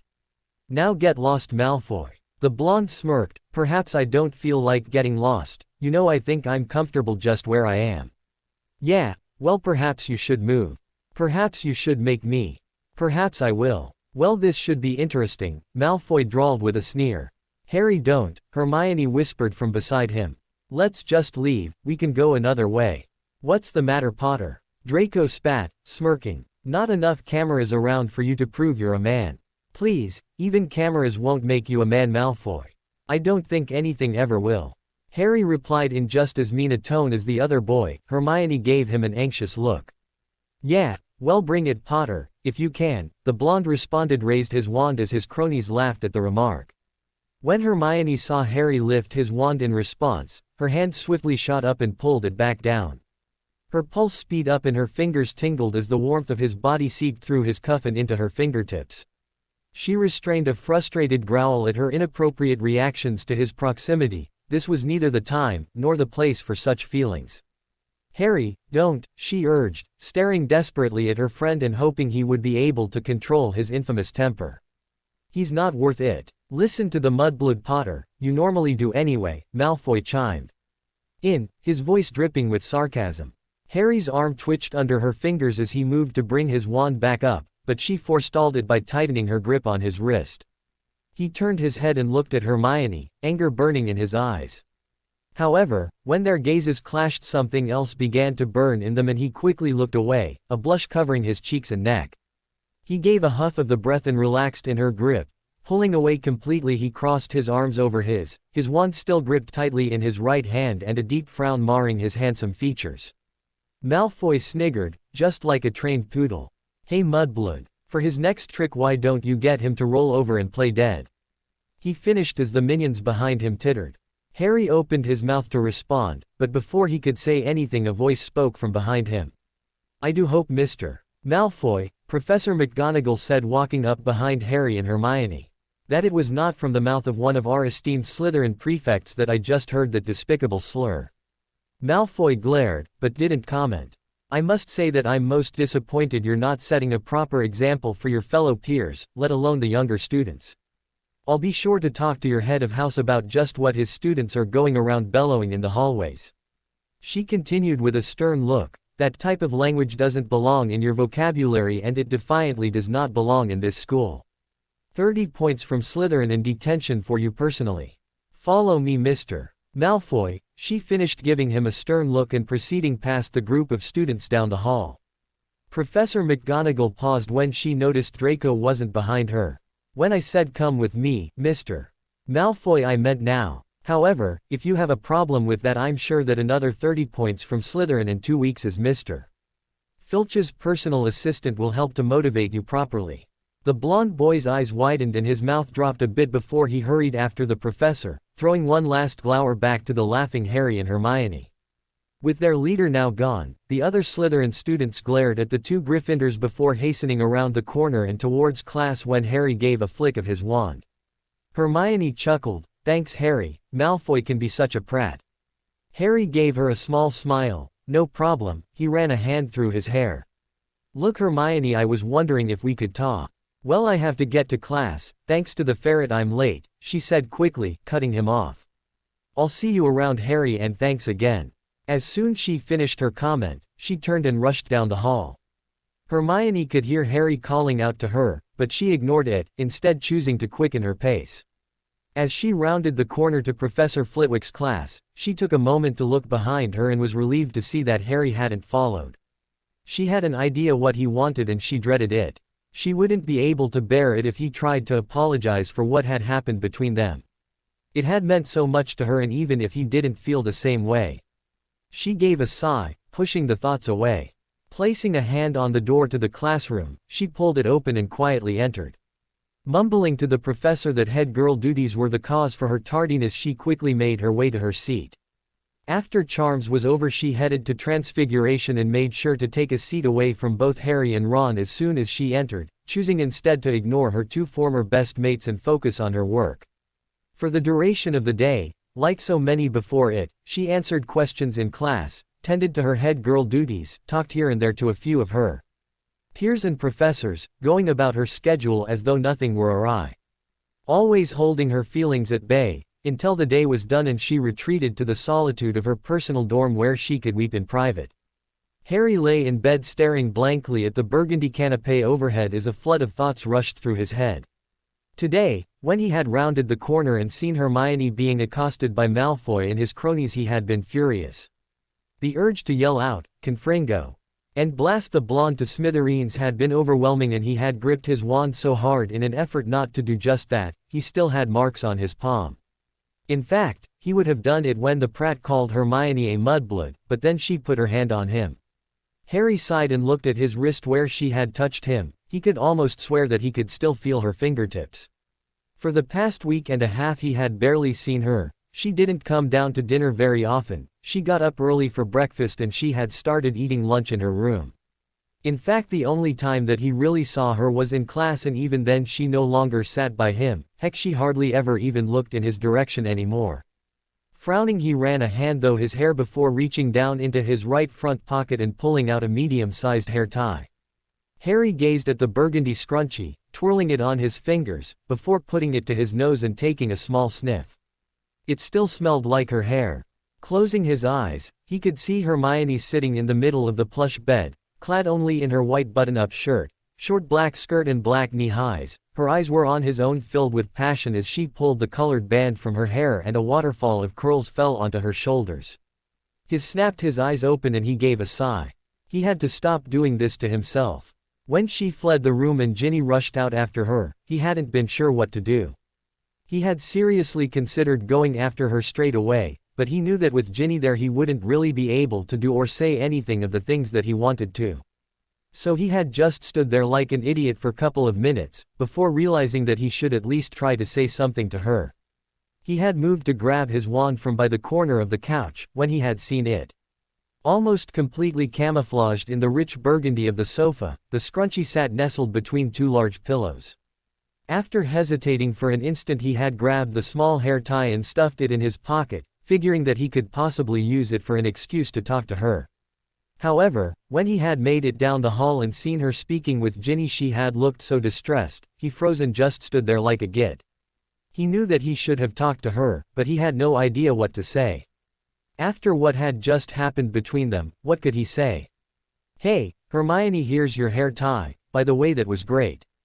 Do you think we can shag again?" "Yeah, girls love that type of thing. Why didn't you just say, 'I love you too'?" his mind asked. He shook his head. Oh yeah, saying that in front of Ginny would have gone over real well. Besides, he didn't feel that way about Hermione. The girl he loved was Ginny. True, his feelings for her had developed rather quickly, but they were still there. She was his girlfriend and he cared about her. He loved her. He could still remember the day when he realized what he felt in their first after the big Quidditch match. He remembered it all, how it felt when he realized his feelings and how great it was when they had that day. That's how he knew, he loved Ginny, not Hermione.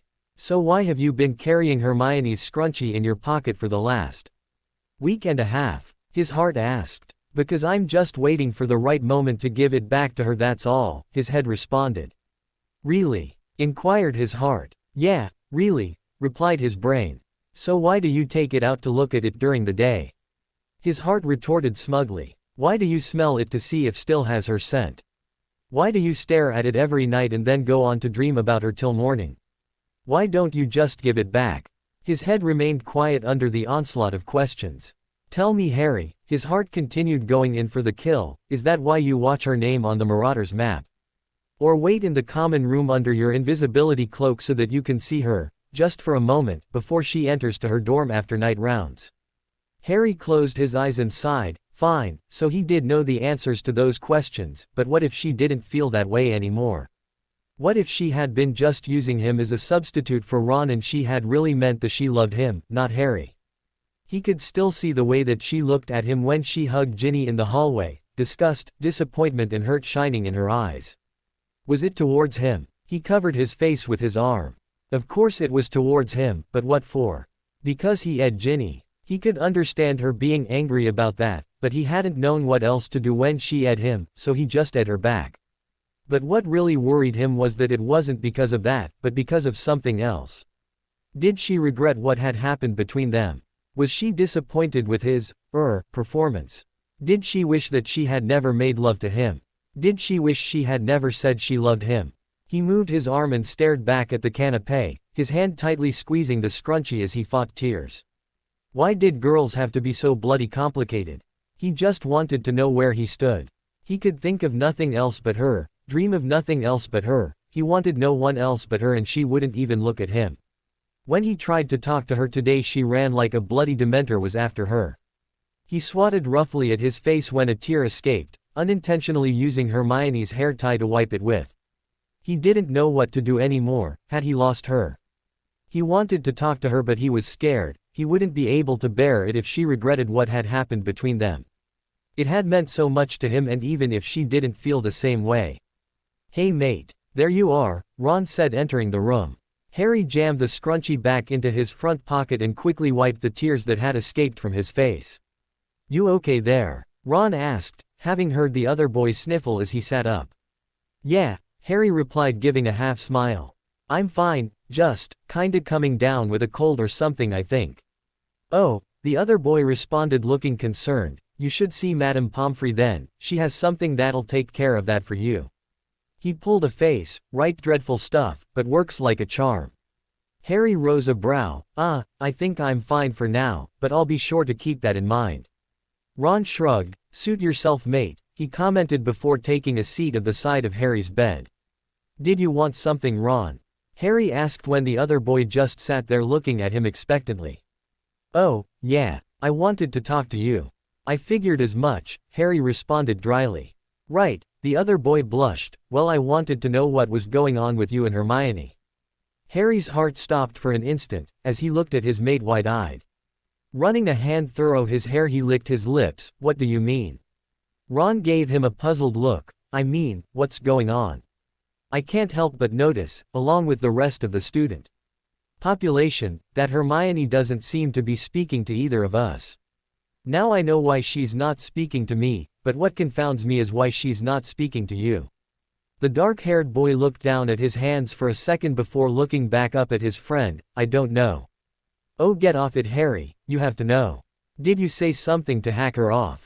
I don't think so. That day, you know when she and I broke up and you went to talk to her. What did you say? Harry ran a hand roughly through his hair as memories assaulted him, nothing. You didn't say anything. Nothing that I think would have upset her. Well did you do something? Harry groaned and stood from his bed, scoffing he paced from the bed to the door and back again before looking at Ron. The redhead was wearing a frown and watching him closely. What happened? Nothing. Harry. What do you want me to say Ron? He yelled. The other boy looked at wide-eyed. Look, she was all upset about you and Luna and I. Harry you didn't defend my relationship with Luna did you? Ron asked incredulously. No Harry paused as a way out of the conversation presented itself. Well, not really. Ron groaned, blimey mate. Why would you go and do a daft thing like that? No wonder Ginny said she felt so much tension in the room that day. Hermione must have wanted to kick your ass. Harry stared blankly at Ron, Ginny said she felt tension. She never said anything to me. Ron gave a dismissive wave, you know how girls are mate. She was just reading too much into it, which is why she came to me instead of you. Don't worry I'll set her straight for you, the redhead said, going into Harry's drawer and pulling out a chocolate frog.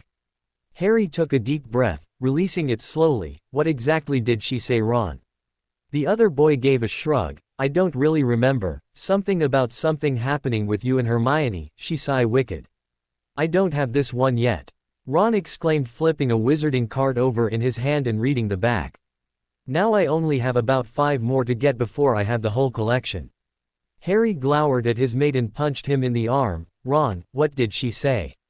Who? He responded. The dark-haired boy glared. Right, I don't know, she just said it seemed weird, like something had happened with you guys, and, he frowned, rubbing the back of his neck. To be honest, mate, I don't really remember. I got into this habit of tuning my sister out when she talked early on, haven't quite learned how to turn that off yet. Sorry. Harry sighed and shoved his hands into his pockets. What does it matter anyway? After all, she was wrong. Ron continued, standing from the bed and facing Harry.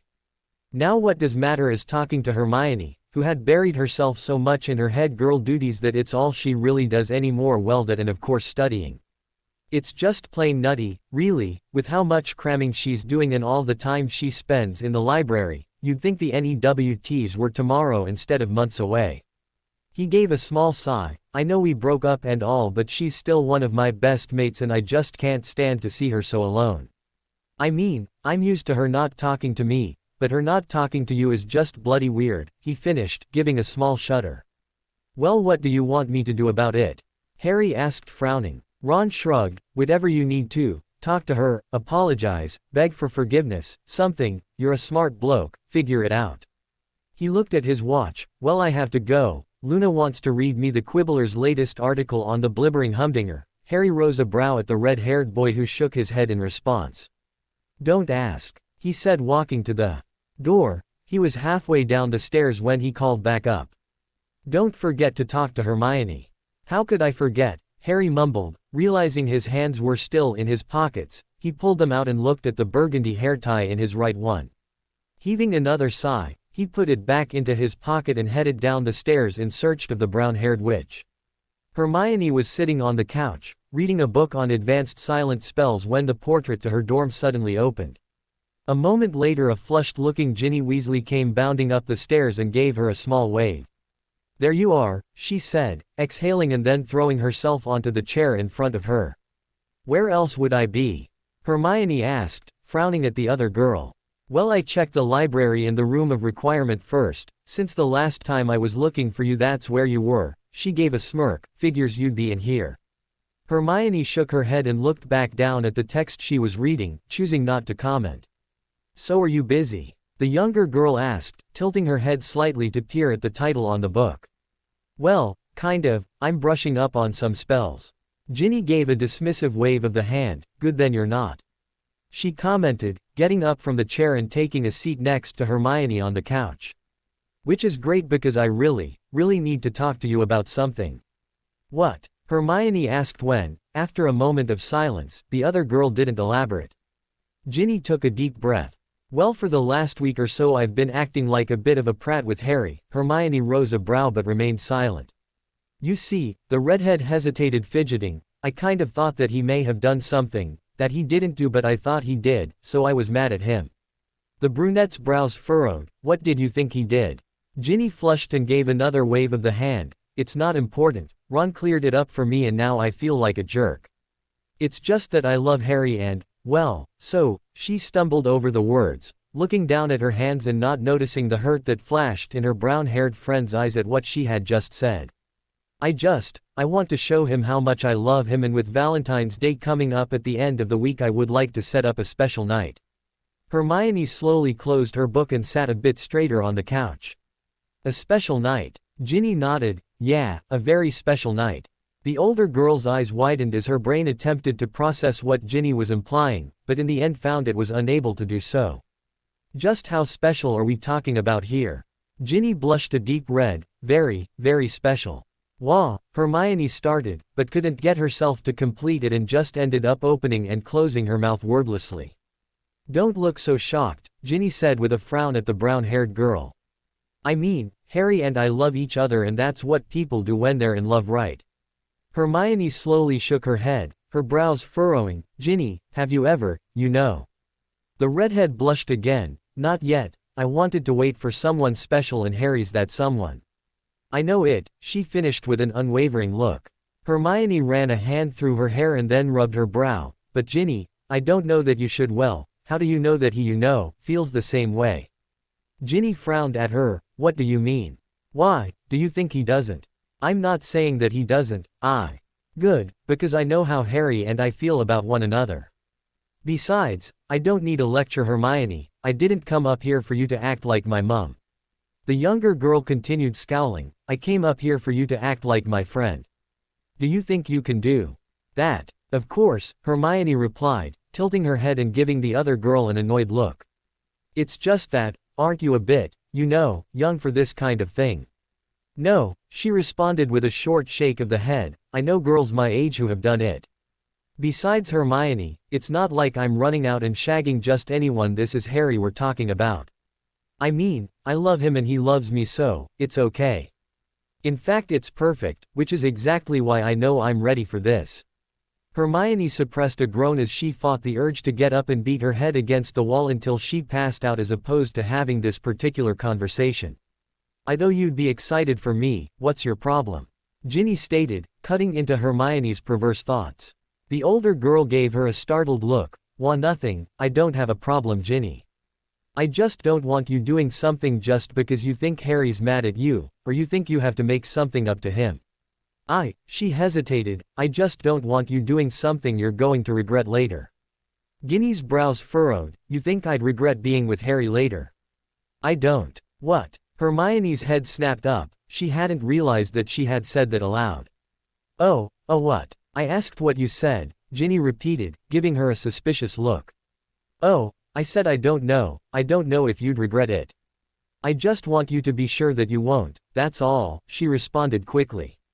Oh, the red-haired girl replied with a thoughtful look, not noticing when her friend relaxed a bit. Harry and I have been together for almost a year and we love one another, so don't worry so much. I'm sure I won't regret this at all. Hermione gave a small nod. Now that we've cleared that up, onto what I came up here for, Ginny continued, readjusting in her seat as the other girl waited anxiously. You read a lot, Hermione, so. Hermione raised her brows expectantly. So, she prompted when Ginny continued to just sit and stare at her. So, I was wondering, do you know any spells to help with, to make sure that I don't get that I don't have. You don't want to get pregnant, Hermione supplied. Ginny nodded and turned a shade dangerously close to the color of her hair. So do you know any spells to help with that? Hermione instantly recalled the anti-reproduction spell that she had come across last year when she had been doing research on replication.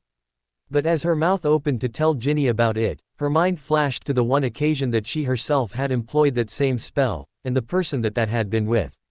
No, she answered before realizing it. Ginny gave a dejected sigh. Are you sure? Hermione nodded and the other girl sighed again. Well, I suppose I can ask Lavender, I just hadn't particularly wanted to tell her. You're going to ask Lavender? The older girl asked in a disbelieving tone. Please tell me you're kidding. No, I'm not, the younger girl responded with a fierce look. I love Harry and I'm ready for this. Valentine's Day is the day to show your love and that's just what I'm going to do, even if I do have to ask Lavender for help to do it. Hermione gave a frustrated groan. Burying her hands in her hair, she closed her eyes as her head fought a war with her heart. Okay, she said after a minute, looking back at the other girl. I'll do it, I'll research the spell for you and get it to you before Valentine's. Ginny gave a happy squeal and launched at Hermione, pulling her into a tight hug. Thank you, thank you, thank you. She cried as she withdrew and beamed happily at the older girl. I knew I could count on you. Valentine's is only 3 days away, Ginny continued, standing from the couch and hurrying towards the door. I have a lot to do to get ready, I need to make sure everything's perfect and I don't have much time to do it. You'll get me that spell as soon as possible, right? She asked, throwing a look back at the other girl. When Hermione nodded, she gave another grin. Thanks, Hermione, you're the best, she said before giving one last happy wave and rushing down the stairs. As soon as the portrait door closed soundly behind the red-haired girl, Hermione grabbed a pillow, put it to her face, and screamed. Harry gave a look to his right and a frown pulled at his features as he took note of a tall thin wizard. The man's head was down and his greasy blonde hair was pushed back out of his face and tied with a ribbon at the base of his neck. His dirty robes were a dark forest color and long fingers were laced together at his waist as he waited silently to be acknowledged. "Have you done as I commanded, Jugson?" Harry asked in a low hissing voice. "Yes, my lord," a blonde wizard answered, still not looking up. "Everything is going as planned and we hope to be ready." "Hope?" Harry quizzed in a soft, contemptuous tone. "I do not deal in hope, Jugson." The blonde wizard gave him an anxious fleeting look before once again addressing his feet. "Yes, my lord, of course, that was a poor choice of words on my part." He continued quickly, "We will be ready in the allotted time, my lord." Harry gave a nod, then noticing something out of the corner of his eyes he turned his head slightly, just in time to see a giant S make its way towards him. "Ah, Nagini, it is about time. Send her in," he replied in response to the S's hissed question. Looking forward once more, he gave the wizard before him a disdainful look and dismissed him with a small flick of the hand. As the blonde man hurriedly backed away, he collided with the wall and flushed before tuning and quickly making his way out of the door, mumbling an apology as he bumped into someone. Harry shook his head at the simplicity of minions nowadays and looked reflectively out the window. Good underlings were so hard to find. As he watched a cloud pass over the night sky, he heard someone approach, the lightness of the step letting him know that it was most likely a woman. "I am here, my lord, as you requested, your humble and willing servant," a husky voice said just to his right. Turning once more to that direction, he saw a woman kneeling on the floor. Her head was bowed in a sign of respect, causing her long hair to almost brush the dusty floorboards. Now, that is not necessary for my most devoted of servants," he commented, tilting his head slightly. "It is because I am your most devoted servant, that I always give you the utmost respect, my lord," she replied, remaining as she was. "If you wish to show me respect, then do as I command," he responded in a steely tone before finishing in a softer voice. "Rise for your lord." Without preamble, she did as commanded and slowly stood to her full height. Now, that wasn't so hard. He placed a cold finger on her chin, lifting her face. "Was it Bella?" Bellatrix Lestrange looked back at him with cold eyes and a twisted smile. Harry bolted up his bed, his scar throbbing painfully. Rubbing his head, he groped around on his nightstand for a moment before locating his glasses. Fumbling a bit, he finally managed to get them on, and quickly gave a look around the room before sighing in relief. He was still at Hogwarts. Lying back against his pillows, Harry took a few deep breaths, then he shut his eyes and attempted to get back to sleep. However, as soon as they were closed, the cold mocking gaze of Bellatrix Lestrange appeared, surrounded by the echoing of her cruel laughter on the night she murdered Sirius. Harry's eyes snapped open and he looked blankly at the canapé overhead for a minute, attempting to gather his thoughts. Sitting up, he briefly considered telling Ron about his dream, but when he gave a glance to the other boy, Harry saw that he was sleeping soundly and didn't want to wake him. Instead, he lay back against his pillows and stared gloomily at a spot just above Seamus's bed. He hadn't had a dream for months. Where the hell had that one come from? And what were these plans that they were talking about? When was the allotted time? Harry groaned and rubbed his still throbbing scar. He needed to talk to Dumbledore, but he was still off doing order business. Besides, he really didn't want to talk to the headmaster, he wanted to talk to her. He frowned and ran an agitated hand through his hair. But would she talk to him? He had been trying to speak with her for the past week and she had been avoiding him at every turn, sometimes even going out of her way to do so. She's probably asleep anyway, Harry thought dejectedly. But after hesitating for a minute, he reached a hand under his pillow and pulled out the Marauders map anyway. "Lumos," he whispered softly, lighting the tip of his wand. Putting it to the parchment, he scanned the map for her dorm. After locating the area, he frowned, realizing she wasn't in her room. "Where in the world?" he mumbled as he scanned the map for Hermione's name. It was then he saw it, heading down a corridor on the 5th floor with Zach Smith. She must be doing head girl duties, he told himself, stomping down the intense jealousy that flooded him upon seeing their names together. Harry watched for a minute as the names continued to stroll the corridors before giving another forlorn sigh. Maybe he should just wait and talk to her tomorrow. He frowned. No, he couldn't do that, he wouldn't have time. They had Quidditch practice for the upcoming game against Hufflepuff in the morning, Snape had insisted upon another occlumency session for the afternoon and Ginny had some type of special Valentine's thing planned for that night. If he were going to talk to her it would have to be tonight. With that thought Harry quietly climbed out of bed and slid on his shoes, silently tiptoeing out of the dorm and down the stairs. A fire roared to life in the common room as soon as he entered and Harry made his way over to one of overstuffed burgundy chairs, plopping down onto the seat. Rubbing his eyes sleepily he frowned, mentally scolding himself for not bringing the map as he watched the portrait. He gave a surprised look as Crookshanks hopped on the arm of the chair and gave him a soft meow. The dark-haired boy gave a gentle smile before giving the part Kneazle a scratch behind the ears. The cat purred appreciatively before hopping off the arm of the seat into Harry's lap, where he curled up and happily dozed off. The boy gave a chuckle and an envious look at the creature lounging in his lap, before once again focusing on the door. "Toadstool," Hermione mumbled to the portrait. The fat lady gave her an annoyed sleepy look before sighing and swinging the door to the tower open. "You know I'm tired too," Hermione muttered to the woman as she slowly trudged through the opening. Rubbing her eyes sleepily she slowly made her way up the stairs into the common room. "Hey," a voice said, and Hermione's head snapped up. There, sitting in an oversized chair by the fire and stroking her traitorous cat, sat Harry. Hey," she commented softly, throwing a glare to Crookshanks. The part Kneazle lifted his head and regarded her silently for a moment before standing. He gave a long stretch and a soft meow to Harry before jumping off the boy's lap and softly padding to a corner by the window.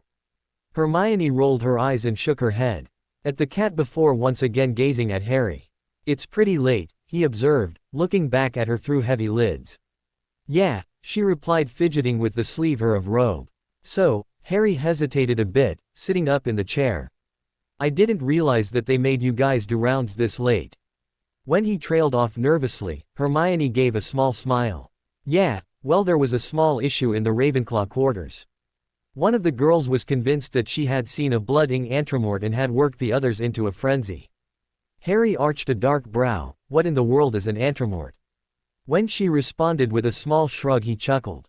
"Of course, since there was no real danger, we were sent to handle it as opposed to the professors," she continued, giving a small yawn. "And naturally the girl who started the whole thing took the longest to convince. Finally, after I had checked under her bed and inside her wardrobe she calmed down and politely informed me that the Netherlouse must have shown and drove it off," she finished, rolling her eyes. "Netherl, let me guess, Luna Lovegood." Hermione laughed. "None other." Harry shook his head and leisurely stood from his seat. Hermione watched wide-eyed as the dark-haired boy gave a stretch and ran his fingers through his hair.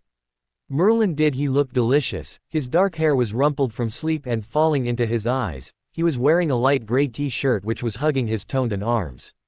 His plaid sleek pants had a small tie in the front and fit loosely on his legs, while dark blue slippers peeked from under the cuffs. Hermione's gaze worked its way back up to his face, where emerald green eyes stared back at her through thick lashes, heatedly observing her appraisal of him. Realizing that she had been caught, Hermione blushed profusely and looked past him at the roaring fire.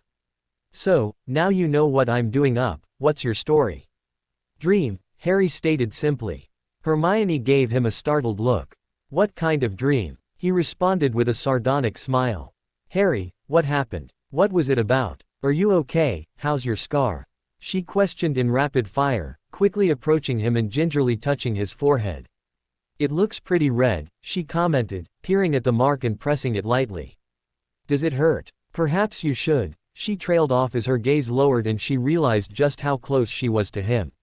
Hermione immediately tried to take a step back but was forestalled by Harry's hand on her back. "Hermione, please," he implored softly, giving her a pleading look. "Don't run away from me. I really need to talk to you about this." She gave a small nod and he released her.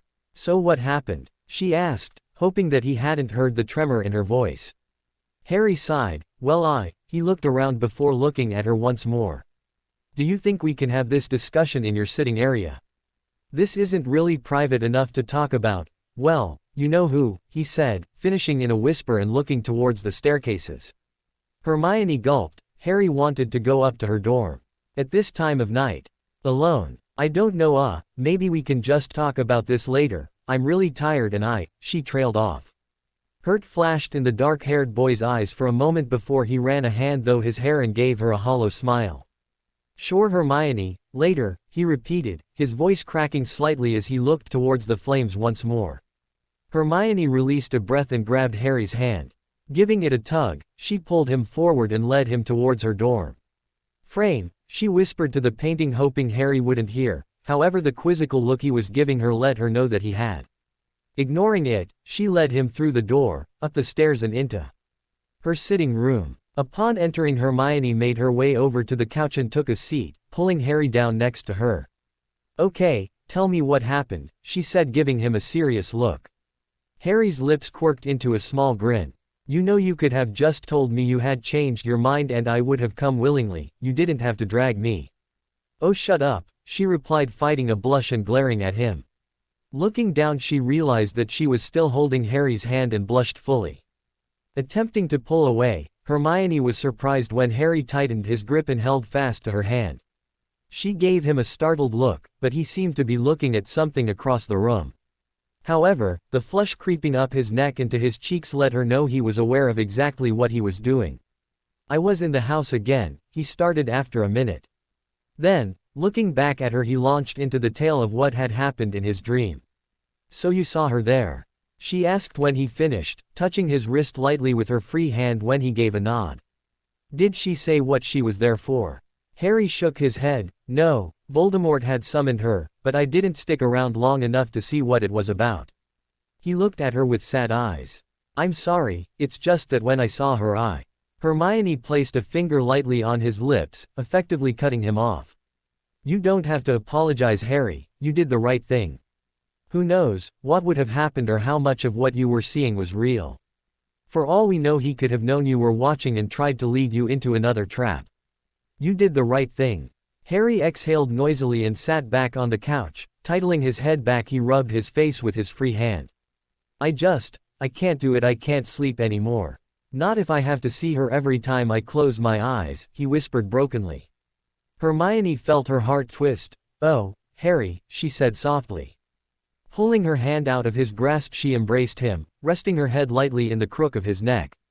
His arms came around her almost instantly as he hugged her tightly against him. "Thanks," he whispered after a few minutes. "No problem," she whispered back sleepily from his. Hermione. I miss you." She pulled back a bit and looked at Harry. He gave her a small smile before coming forward and lightly brushing his lips against her own. "Harry," she whispered his name as her mouth melted against his. They ed candidly for a few minutes before Hermione pulled back and laid her head back on his. "I missed you too," she said softly after a moment. He responded by ing the top of her head.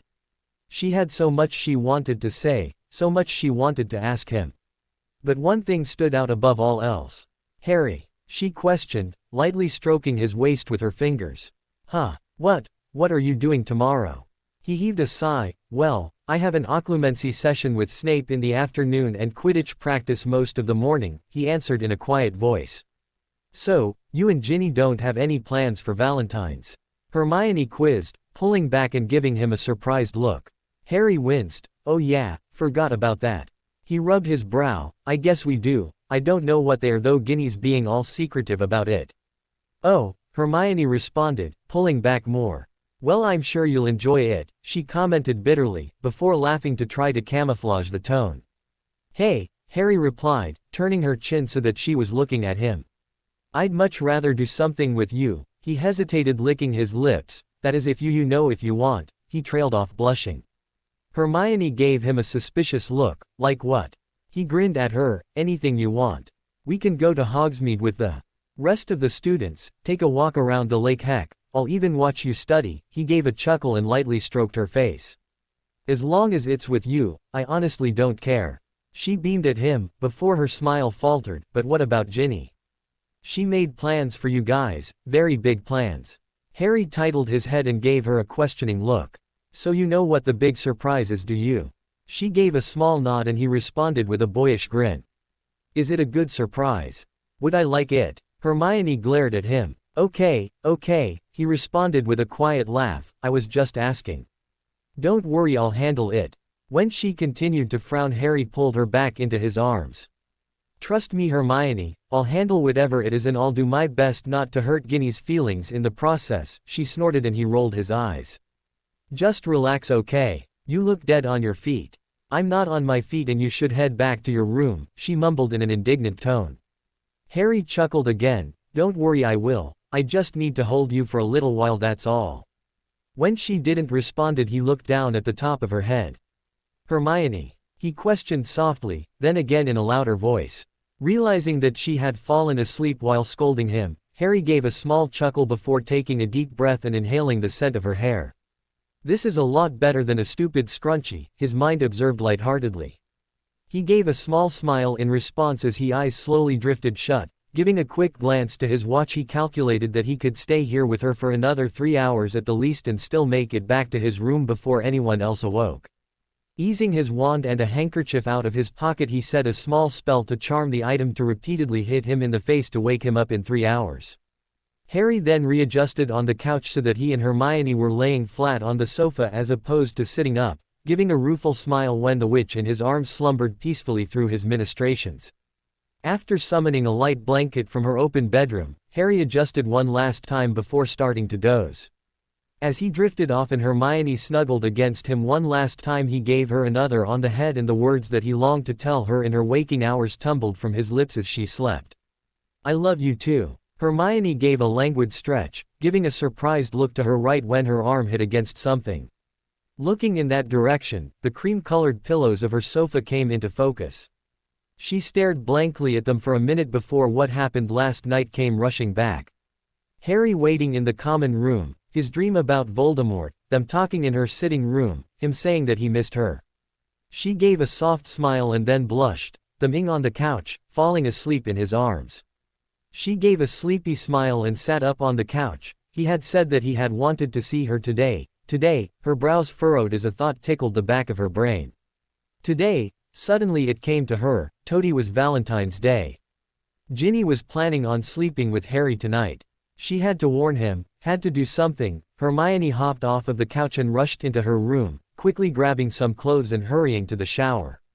20 minutes later she fussed nervously with her ponytail, hoping that the defrizzing spell that she used would hold, and hurried to the Great Hall. Entering the enormous room, she quickly headed towards the middle of the Gryffindor table, but was surprised to see only Neville and Seamus sitting there eating breakfast. Where is everyone? She inquired of the dark-haired boy as she took a seat on the bench and looked around the room. At Quidditch practice, Seamus chimed in. After Neville gave her a blank look and a shrug. Oh, she responded, biting her lips slightly. Okay, well thanks. She gave him a smile before hurrying back out of the Great Hall and towards the Quidditch pitch. As she reached the massive structure, Hermione quickly headed through the team entrance into the field. Reaching the opening to the playing field, she saw the Gryffindor team still on the ground, listening intently as Harry spoke to them. She couldn't hear what he was saying, but by the looks of approval on his teammates' faces, Hermione knew whatever it was they agreed. When he finished talking, the team formed a huddle, placing their hands in the middle for a second before pulling away and shouting, Gryffindor. Once they were done, everyone hopped on their brooms and flew swiftly into the air. Well, almost everyone. Hermione watched mutely as Ginny and Harry stayed on the ground. He said something to her and the redhead girl responded by touching his arm lightly and whispering something in his ear. He gave her a small smile and a scant second later the other girl came forward, capturing his lips in a. Hermione recoiled away from the image as her heart lurched painfully in her. Taking a few deep breaths, she closed her eyes and willed herself to calm down. By the time she looked back at the field, it was empty and both Ginny and Harry were in the air with the rest of the team. Placing a hand on her stomach, she somberly made her way back to her dorm, deep in thought. Maybe he just hasn't had a chance to tell her, she thought anxiously as she made her way past a group of noisy students headed to Hogsmeade. Maybe he's not going to, her brain commented badly a minute later. Of course he is, her heart chimed in, he said he would. So, just because he says something doesn't make it true, her mind responded sharply. Yes it does, if Harry says something he means it. Really? Yes, really. He said he loved Ginny, her mind remarked snidely. Hermione stumbled a bit on the stairs. It was right, she was right. He had said he loved Ginny, he had told her that several times over the last year. He's never said anything about loving you, it persisted. In fact, when you told him you loved him, he didn't say anything at all. Hermione gave a frustrated growl, startling a third year that was walking past. Ignoring the girl's strange look, she rushed up the moving stairs to the tower, mentally berating herself. Why would she say something like that? Was she always such a... Wait, did she just call herself a... She paused in front of the fat lady and rubbed the bridge of her nose. Okay, now she was officially going mental. I just need to sit and think clearly, she mumbled to herself before saying, "Toadstool," in a voice loud enough for the portrait to hear. The fat lady gave her a disapproving look for dallying and then swung the door open to allow her access. Heading straight through the common areas and giving the password to the portrait guarding her dorm, she swiftly entered.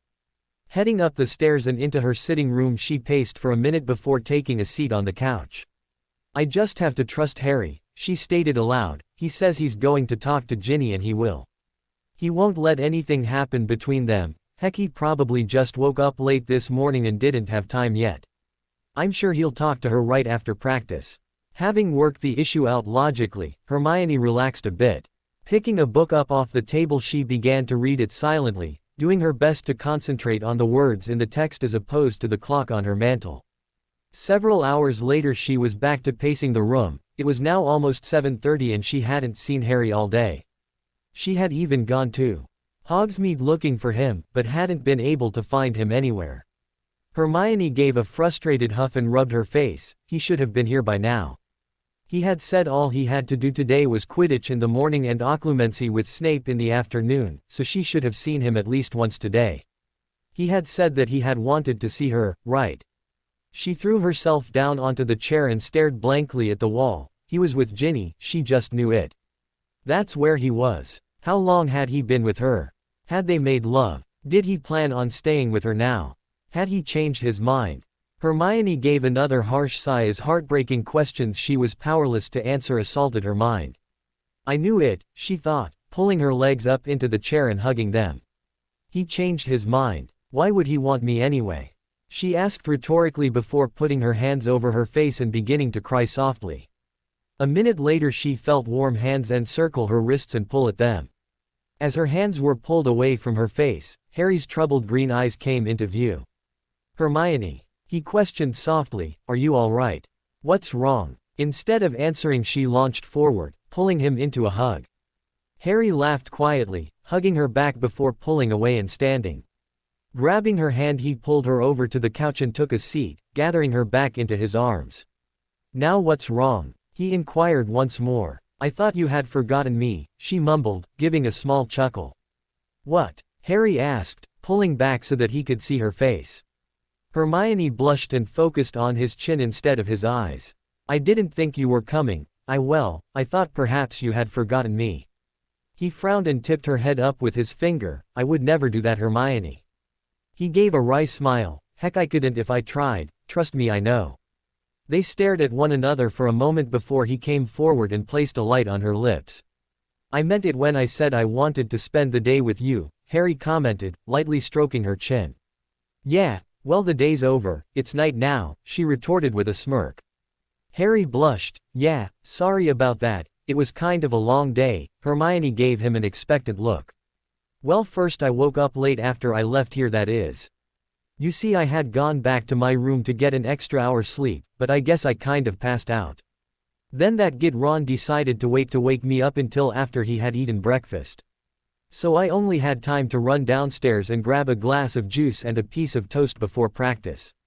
Then after practice I ran back here to take a quick shower and it was off to my fun-filled occlumency session with Snape. He sighed, rubbing his brow, during which the wanker got mad about one of my implanted memories. I think it had something to do with the fact that this one had him doing some things with Mrs. Norris, that would have you calling the Department for Control of Magical Creatures. He finished, giving her a smirk. Hermione shook her head and nestled closer to his warm body. So what happened? Harry gave a short grunt. The Prat gave me detention, 3 hours of picking apart spiders, he grimaced, and I do mean part by part. Ew, Hermione replied, making a face. After a moment of continued silence, she pressed on with what she had really wanted to know. Harry. Yeah. What happened with Ginny? He sighed. Harry cursed quietly to himself as he made his way down the corridor of the dungeon and back upstairs. It was almost 7 o'clock, he was supposed to have met Ginny for their Valentine's Day thing at 6:30. Then, to make matters worse, he had not had a chance to talk to her about their relationship yet. He had tried at Quidditch practice, but she had just ed him and flew away, so he tried again after, but she had yelled something about needing to go to Hogsmeade to get something and rushed off to the girls' dorm to change. He had even attempted to catch her after his shower, but she had already left for the village. So here it was, 6:42 at night on Valentine's, and he was heading to the room of requirement to meet with Ginny, as opposed to heading to the dorms to see Hermione like he really wanted to. Looking up, he realized that he had reached the aforementioned area and sighed. Taking a deep breath, he thought of a romantic getaway, like Ginny had requested, and the door to the room appeared. Hesitating for an instant, Harry placed his hand on the knob and cautiously headed in. Bloody hell, he murmured to himself upon entering and taking note of his surroundings. The room smelled lightly of flowers and was glowing gently, lit by several candles strategically placed around the area and the warm fire from the fireplace. Romantic music played softly in the background and rose petals lightly littered the floor. There was a table decorated with 2 place settings, champagne glasses, an ice bucket with what looked to be sparkling cider sticking out of the top of it, and a vase of red roses in the center. However, as unexpected as all of that was, nothing stunned him as much as what was located just behind the table. Harry slowly made his way further into the area, coming to a halt in front of a large 4-poster bed. As his eyes scanned the area, he noticed a large cream-colored satin comforter, several downy satin-covered pillows, a fluffy burgundy robe thrown across the foot of the bed, and more rose petals littering the surface. "You're late," a female voice said softly from just behind him. Quickly turning, Harry came face to face with Ginny. "Yeah, sorry about that. Snape gave me detention." The redhead rolled her eyes. "The git," she mumbled before coming forward. Harry attempted to take a step back but only succeeded in falling backwards onto the bed. Ginny smiled. "You look nervous, Harry," she commented with a mischievous grin. Harry's brows rose. Was she kidding? Of course he was freaking nervous, heck, he was downright ready to panic. Here he was stuck in a room with Ginny, surrounded by a romantic atmosphere, sprawled across on a large bed while she stood before him looking very enticing in her Hogwarts robes. Her face held a hit of makeup around the eyes, her lips were a soft pink, and her unbound hair pooled around her shoulders. As her smoky eyes stared back at him filled with attraction, Harry looked briefly at the door, attempting to mentally calculate the distance he would have to run to get there. "What's wrong?" Ginny asked, coming forward. He shifted on the bed. Don't you want to eat or something first?" he asked, nervously pulling at his collar. "Not really," she replied, coming forward a bit more so that her robes were now grazing his knees. "However, if you're hungry, I'll feed you," she finished with a suggestive wink. Harry gulped. "Ginny, I don't know if I just don't think Ginny, we shouldn't," he finished with a strangled squeak as the words got caught in his throat when the younger girl dropped her robe. "Oh shite." Ginny stood before him, now clad only in a set of lacy red knickers, a small gold chain and a pair of red heels. The chain fell between 2 round S that peeked from the top of the lacy bra, and her flat stomach rose and fell as she breathed. Small calves lead the way to long shapely legs that seemed to go for days, however when they did stop going they led to somewhere that he definitely shouldn't be looking. Harry flushed and quickly averted his gaze. Hermione was going to kill him. "Harry?" she inquired when he looked away. "Yeah," he replied while doing his best to focus on the fire. Ginny frowned and placed her hands on his knees. Opening them, she stepped between them and peered at Harry. "Why are you looking at the fire?" she asked with a confounded expression. "I thought that I saw a face. I think someone might be watching us. Perhaps we should go," he said hastily. However, when he looked forward once more he realized that he was eye level with Ginny's attributes. Giving a groan, Harry covered his face and fell backwards onto the bed. Big mistake. The redhead climbed onto the mattress and straddled him, then leaning forward so that her lightly brushed his own, Ginny placed it gently on his neck, before slowly making her way up to his ear. "Gin," he cleared his throat. "Ginny, maybe we should stop." She pulled back and frowned at him. "What is wrong with you?" "Nothing, just maybe this isn't a good idea, that's all. I mean, who knows what can happen. Someone could walk in, there could be a fire in the school, you could get, he blushed, well you know. Ginny sighed and sat back onto his lap. Harry, stop worrying, it's all taken care of. She rolled her eyes at his dubious look. No one can walk into the room of requirement without knowing what they're looking for unless it's an emergency. Hogwarts has been around for hundreds of years, I doubt it's going to spontaneously burst into flame tonight. And as for the last part, she hesitated, blushing a bit, well Hermione helped me with a spell so it's all taken care of. Harry gave a distressed look. Hermione had helped her. Hermione knew about this. Why hadn't she told him, warned him? Did this mean that she didn't care if he shagged Ginny? He groaned and rubbed his eyes. Bloody freakin' women. Of course she cared, this was probably some stupid test or something. He whimpered as Ginny began to his neck once more, while her hands roamed his. You know what I want? The girl asked softly, pulling back and looking at Harry seductively. Since I saw you on the train at the end of summer I've been absolutely dying to see you with your shirt off. As she said this she gripped the hem of his shirt with her fingers and began to work the garment off of his torso. Ginny, he replied, putting his hands over hers to stop her from removing his clothes. We really need to. He was cut off as a surprise escaped from his lips when she grinded against him. Bloody hell, he said for the second time that night before putting his hands on Ginny's hips to forestall her distracting movements. Ginny, we really need to. I know what you need, she interrupted with a wicked smile, I can feel it. She pressed down against his hardness and rotated her hips. Harry groaned. Stupid sodden male body. Didn't this thing have any control over itself? Giving a deep sigh and strengthening his resolve, Harry placed his hands on Ginny's hips and easily hefted her off of him, sitting her down on the bed to his right. Harry, what? She asked, looking completely baffled. Ginny, he tried again, sitting up, we really need to talk. She frowned and gave a worried look. About what? Harry sighed, about us. So what did you say to her? Hermione asked, pulling away and shifting so that she could look at him.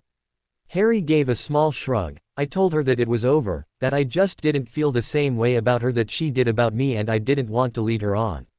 Hermione chewed on her lower lip. How did she take it? Harry exhaled slowly and leaned forward, resting his elbows on his knees. Well, she asked me not to end it and wanted to know what had changed. He trailed off, looking at her for a moment before looking down at his hands.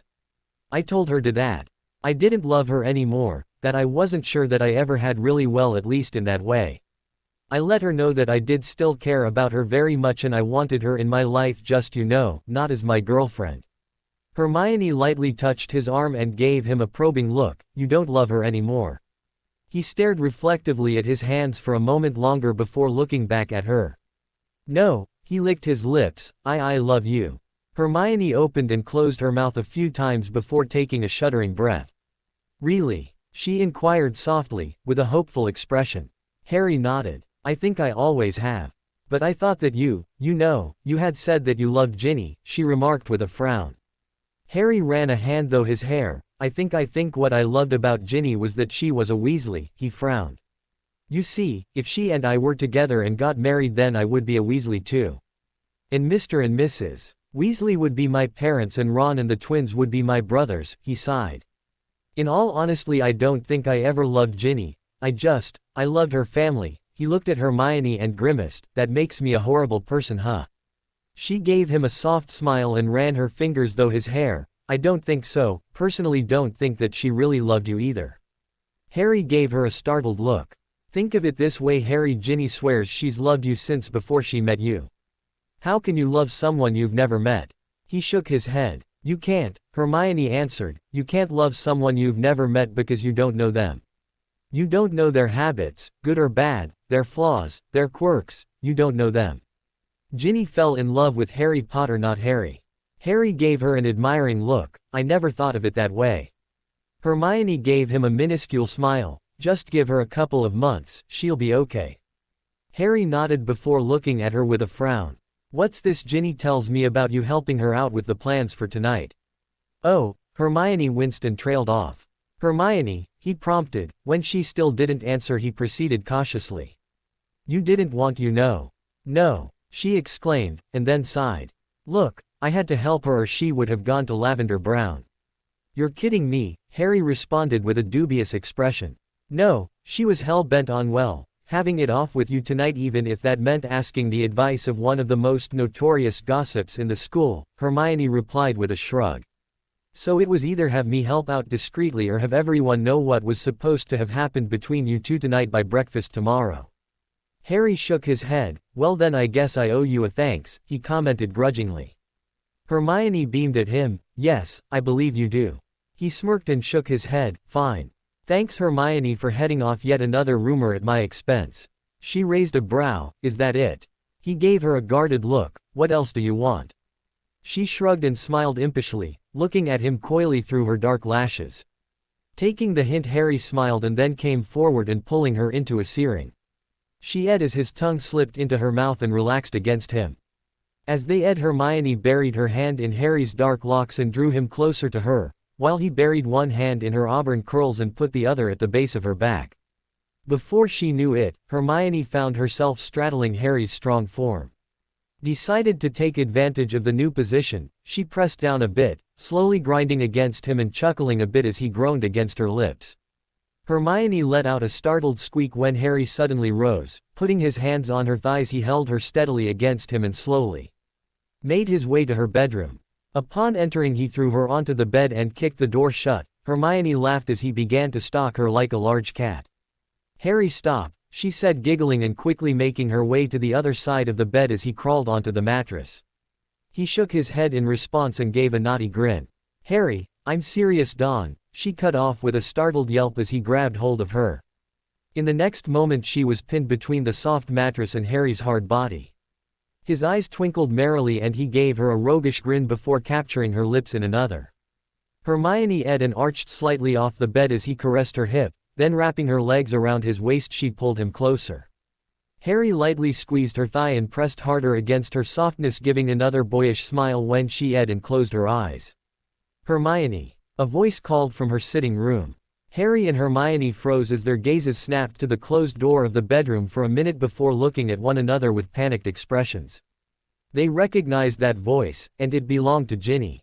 Hermione. Ginny called again from the sitting room before knocking on the bedroom door. Just a minute, Hermione responded while frantically pushing at Harry's shoulders. After he hastily scrambled off of her, she gave the dark-haired boy a shove and he quickly ducked under her bed. As she made her way to the door, Hermione did her best to fix her hair and adjust her clothing. Assuring herself that she was presentable by giving a quick glance into the mirror, she then opened the door partially to a flushed-looking Ginny. Hey, Ginny, what's up? Hermione asked with a weak smile while gently easing her way out of the room. However, she needn't have bothered since the other girl remained oblivious to her friend's odd behavior as she made her way back into the middle of the sitting room. Hermione watched worriedly as her friend paced back and forth in front of her, lightly hugging herself and utterly lost in thought. Ginny? Hermione questioned, approaching the other girl and placing a hand lightly on her shoulder. Before she knew what had happened, Hermione found herself engulfed in the other girl's arms as Ginny threw herself at her mate and cried heavily on her shoulder. Unsure of what to do, the dark-haired girl just lightly rubbed her friend's back as she waited for the tears to subside. About 5 minutes later, Ginny pulled back and gave Hermione a watery smile. Thanks, she mumbled, hiccuping softly and wiping her eyes. I just needed to get that out. No problem. So, what happened? Hermione questioned, already knowing the answer, but realizing what was expected of her. Ginny dropped her head as tears began anew. He dumped me. Hermione bit her lip but didn't comment. There we were in the room for requirement for our big Valentine's evening, and instead of wanting to shag me, he wanted to dump me, the other girl cried with a troubled look. What did I do wrong? I don't understand, she finished softly, her voice breaking as she began to weep once more. Hermione put her arm around the other girl, giving a brief, guilty look to her bedroom door. Ginny, she ventured hesitantly, I'm sure it'll be okay, who knows, maybe now you'll meet a great chap who'll. I don't want anyone else. Ginny cried obstinately, I want Harry. I love Harry. There is no one else for me, why don't you understand that? Hermione flinched at the harsh response before quickly recovering and trying again. Look, I know you feel that way now, but just give it time. I'm sure in a month or two you'll be feeling as right as rain again, she offered with a weak smile. Ginny shook her head and gave the brunette a wounded look. You're not supposed to be saying this. Hermione's brows rose. You're supposed to be telling me that he'll realize what he's lost. That he'll come back and beg for my forgiveness. That he does love me and he's just being Harry by ending things out of some twisted sense of duty or concern for my safety. Oh, Hermione frowned, then sighed. I'd love to, Ginny, but I don't know that that's what's going on. I mean, she hesitated under the redhead's hurt glare. I'm not saying that I don't hope it's true, I'm just saying that, well, there's a chance that maybe it really is over. That he really did mean it when he said he didn't love you. Ginny's bottom lip quivered as she continued to gaze at her mate with hurt-filled eyes. I don't think that that's it though, Hermione. I think that wait, how did you know he said that he didn't love me? She questioned, frowning and closely scrutinizing the older girl. Hermione fought a panicked look and settled for a shrug before responding in her haughtiest tone. It was just a simple matter of deduction. You mentioned that Harry would realize that he loved you, so I deduced that he said that he didn't. That's all, she finished with another shrug, holding her breath. Ginny's shoulders fell and she gave a small nod before looking down at her hands. Hermione released the breath with a soft whoosh. Hermione, she said after a moment of silence. The brunette responded with raised brows and a questioning look. Do you think that, well, Ginny fidgeted with her sleeve before looking back at her friend. Do you think that maybe you can talk to Harry? When the other girl opened her mouth to respond, she rushed on. It's just that you're one of his best mates, I'm going to ask Ron to talk to him too. I figure if both of you talk to him and tell him how crazy this whole thing is, then he'll listen. Well, maybe not so much to Ron, but he'll defiantly listen to you. Please, Hermione, she finished with a beseeching look. Hermione slowly shook her head as her brain tried to grasp what Ginny had just asked her. Ginny actually wanted her to talk Harry into getting back together with her. Not bloody likely. Ginny, I can't. She held up a hand when the other girl tried to speak. Look, if Harry made a decision, I have to respect it. I'm not going to try to change his mind on something that I'm sure he already spent a fair amount of time thinking about. I'm going to respect his wishes, and so will Ron. After all, Harry didn't meddle in his decision to break things off with me. Ginny frowned. Yeah, but that's because Ron was seeing Luna already. Harry's not seeing anyone else. Hermione opened her mouth to tell Ginny, he sure the hell was, before catching herself and hastily snapping it shut. Is he? The other girl asked quickly, having seen Hermione's movement. No, not that I know of. Ginny gave her a disbelieving look. Come on, don't you think if Harry fancied someone else it would be all over school by now? Hermione asked, arching a brow. Ginny sighed and looked down at her hands. I guess. Ginny, Hermione started before wavering. What? The redhead asked, looking at her once more. She bit her lip before cautiously continuing. Ginny, are you sure that you even love Harry?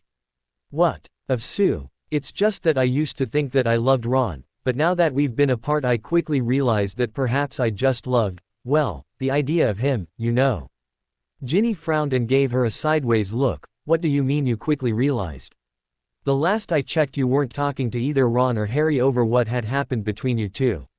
Hermione flushed a bit. Well, it wasn't that I was upset over what happened, it was, well, I just needed some time to gather my thoughts. Get my head together, you know. That's all. In fact, the next time I see your brother I'm going to make sure he knows that there are no hard feelings. Ginny continued to stare at her blankly for a minute before scowling. Well, bully for you then. But what I feel for Harry is love, not just some passing fancy. I've loved him for as long as I can remember. You haven't even known him for as long as you can remember. Hermione retorted with an irritated look. That doesn't change anything. Of course it does. How can you love someone you don't even know? Ginny gave an affronted look. I do too know Harry, she glared at the older girl. In fact, I'm quite sure I know him better than you do. Hermione bit back the retort, reminding herself that Ginny was just lacing out because she was hurting. In fact, the younger girl pressed, I know him in ways you could never know him, in ways you couldn't even imagine. The brunette simmered at what she was implying. Please, I know you're upset right now, Ginny, but don't say stuff that isn't true. How do you know it's not true? Because you told me. Remember at the beginning of this conversation, you said you were thinking about shagging him and he was thinking about dumping you. She responded, rolling her eyes heavenward. Ginny frowned. We may not have gone all the way, but I still know him better than you. Hermione sighed. No you don't, Ginny. How do you know? was the petulant response. Because no one does, she replied confidently, looking the other girl in the eyes. Ginny just stared at her for a minute before standing and walking over to the window. After hesitating for a moment, Hermione followed. If that's true, then perhaps you can answer a question for me, Ginny said softly, facing the scenery. Hermione fidgeted for a moment before responding, I'll try. What did I do wrong? She turned and looked at Hermione, her eyes awash with tears and filled with pain. Why doesn't he love me? She whispered in a broken voice. Before her friend could respond, the redhead turned and ran down the stairs, slamming the portrait shut noisily behind her. Hermione took a deep breath and turned the knob to the bedroom door, slowly opening it. Upon entering her room, she saw Harry sitting on the bed, his shoulders slumped and his head down. Giving a small sigh, she softly closed the door behind her and made her way over to where the dark-haired boy was sitting. When she reached him, she stared at him sadly for a moment before running her fingers lightly through his soft hair. I didn't want to hurt her, he whispered, I didn't mean to. Hermione bit her lip and gave a soft smile, I know. But trust me, Harry, she'll be fine, just give her time, okay? He nodded and then looked up at her with haunted eyes. I can't help the way I feel. Trust me, she gave a cynical smile, if anyone understands that, it's me. They regarded at one another silently for a moment before Hermione moved Harry's arms and gingerly took a seat on his lap. His arms immediately came back up, and encircled her waist as he held her in a gentle hug. When he rested his head lightly on her shoulder, she ran her fingers through his hair in a slow hypnotic motion, and they each became lost in their own thoughts. What are we going to do? He inquired softly after a few minutes. What we have to do, she replied, shrugging lightly. Harry stiffened, pulling back. He gave her an apprehensive look. And what is that? Hermione frowned. Keep our relationship a secret, of course, at least for a while. Why? What did you think I was going to say? She asked when she felt his shoulders relax. He ran a hand through his hair before giving her a sheepish look. I dunno. I thought maybe you'd say, well, that we shouldn't be together. What? She asked with a surprised look, or completely you out of your tree. Why would I say something stupid like that? Harry shrugged and winced. Well, I don't know, I just figured, you know, since Ginny came to you and all, you would. He trailed off, unsure of how to finish. Hermione shook her head. Look, I care about Ginny, I really do. But, well, what I feel for you, it's so much, it's so. She stumbled over the words, wondering where her NEWT level vocabulary had disappeared to. Harry, I love you. I meant it when I said that, and though I do care about Ginny, she's one of my best mates and my very best girlfriend, I just can't hold back what I feel for you anymore. I mean, I tried to at first, but that was mainly for Ron's sake. Harry nodded. And as much as I care about Ginny, I couldn't give you up for her any more than she could for me. She gave a frustrated groan. I sound like a bloody prat, don't I? Harry frowned. Kind of, yeah, he commented, before winking and chuckling. I'm just kidding, he added when she glared at him. I know exactly what you mean because I feel the same way. She gave a small smile in response, leaning back against him. What a pair we make. One hell of a pair if you ask me. I just wonder what took us so bleedin' long. Harry responded in a light voice. Hermione giggled in response before leaning down and giving him a light peck. I don't know, but whatever it was, I'm glad we didn't let it stop us from getting here. She gave an impish smile, even if it did take us a while. Harry laughed in response before placing his hand in the base of her neck and pulling her down for a much longer. Harry sniggered at the look on Ron's face when Hermione took a seat next to them in Transfiguration the next day. And his enjoyment became even more pronounced when Hermione offered him an easy grin and Ron turned to search the room for who the brunette was smiling at.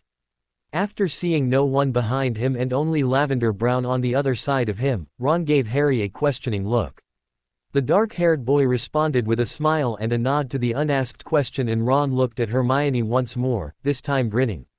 Harry knew how Ron felt, since he had felt a similar way last night when he had returned to their dorm. He had entered the dorm at around 10 and was doing his best to sneak quietly to his bed when Ron called out to him. Hey mate, the redhead said lightly. Harry looked over to see the other boy sitting on his bed, reading. Yeah, Luna recommended it, Ron commented, noticing his friend's confused look. Lifting his hands slightly, Harry saw that he was reading an issue of the Quibbler. He also noticed with great amusement that his red-haired mate was reading it upside down. She says it's better that way, Ron mumbled, flushing. Harry chuckled, whatever you say mate. After he made his way over to his bed and had turned down his sheets, Ron spoke again. I heard about you and my sister. Harry tensed, freezing in place. He waited anxiously to see what else he would say. Yeah, he answered after a minute when Ron still didn't comment. Are you sure you don't love her? He asked, looking up. Harry stared him in the eyes and slowly nodded his head yes. Ron sighed, you knew then didn't you? When? Harry questioned, frowning. That day, you know, the day I broke up with Hermione. Ron answered. Harry hesitated and then nodded. Ron shook his head lightly. I thought so, when I asked you if you knew what I meant when I said things didn't feel the same between Hermione and I. Well, something in the way you answered made me think that you knew a lot better than you let on. Harry flushed and rubbed the back of his neck. Yeah, well, as Hermione would say. No use crying over spilled socks, he continued with a shrug. Harry arched a brow. I think you mean, no use crying over spilt potion, Ron. The redhead regarded him thoughtfully. I suppose that does make a bit more sense. He stated with a small nod, good show mate, I'll remember that. The dark-haired boy laughed. See that you do, he said as he climbed into bed. You know, Ron started, continuing when Harry looked at him. Ginny wants me to tell you that it's a mistake to break things off with her. I should be letting you know that my little sister is the best thing that's ever happened to you and that you should stop being a git and work things out already.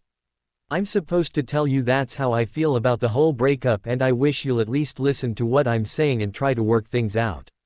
Harry frowned. And is that how you feel? His mate snorted. Not bloody likely. Harry released the breath he had been holding. I'm just glad I don't have to watch my best mate snog my baby sister anymore.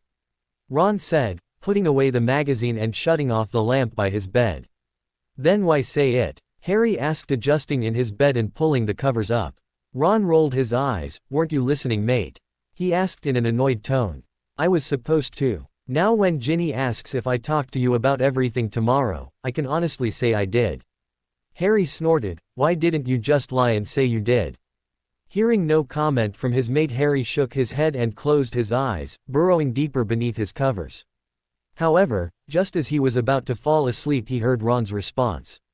Luna doesn't like it when I lie, the other boy mumbled. Harry smiled. Hello, Harry. You in there? Hermione asked from her spot just next to him. Coming abruptly back to the present, Harry looked at his two best mates' worried expressions and flushed. Sorry, just doing a bit of wool gathering there. Ron and Hermione shared a look but chose not to comment. As they once again faced forward, Professor McGonagall started class. Wow, Ron said a couple of hours later as he walked slowly around Hermione's sitting room fiddling with various knickknacks. Been a while since I've been up here. Well, as you can see, not much has changed, Hermione commented, gingerly removing a small figurine that the other boy had been tossing back and forth in his hands. Sorry, he offered with a sheepish smile. She gave him a genuine one back. That's okay, it's just good to see you again. It's good to see you again too, Ron replied, before coming forward and pulling the brunette into a warm hug. The jealousy was a complete surprise to Harry. All they were doing was hugging, and it was a totally innocent one at that. What the hell was wrong with him? Frowning, Harry ran an agitated hand through his hair and looked away briefly. When he turned back, Hermione was giving him a concerned look. So what changed your mind about everything? Ron asked, as oblivious as always to the sudden tension in the room. Hermione shrugged and smiled. I just needed some time alone to think things over. She responded, as she walked across the room. Oh, and Harry and I had a little talk too, finished approaching the dark-haired boy and taking his hand. She gave it a squeeze and rubbed it lightly with her thumb. Harry smiled. Of course she would notice, he thought. When she arched a brow at him, he fought the urge, telling himself that he would not pull her into his arms. Well, at least until Ron leaves, that is, he thought. Good, I'm glad you and Harry were able to talk, Ron commented, giving Harry an overly obvious wink. Hermione shook her head. I saw that, Ronald, she stated dryly. The red-haired boy grinned. Blimey, Hermione, do you realize how much I even missed that haughty, know-it-all tone of yours? She laughed. No, but I'll take that as a compliment. He looked back at her in surprise. Wow, no snooty comeback.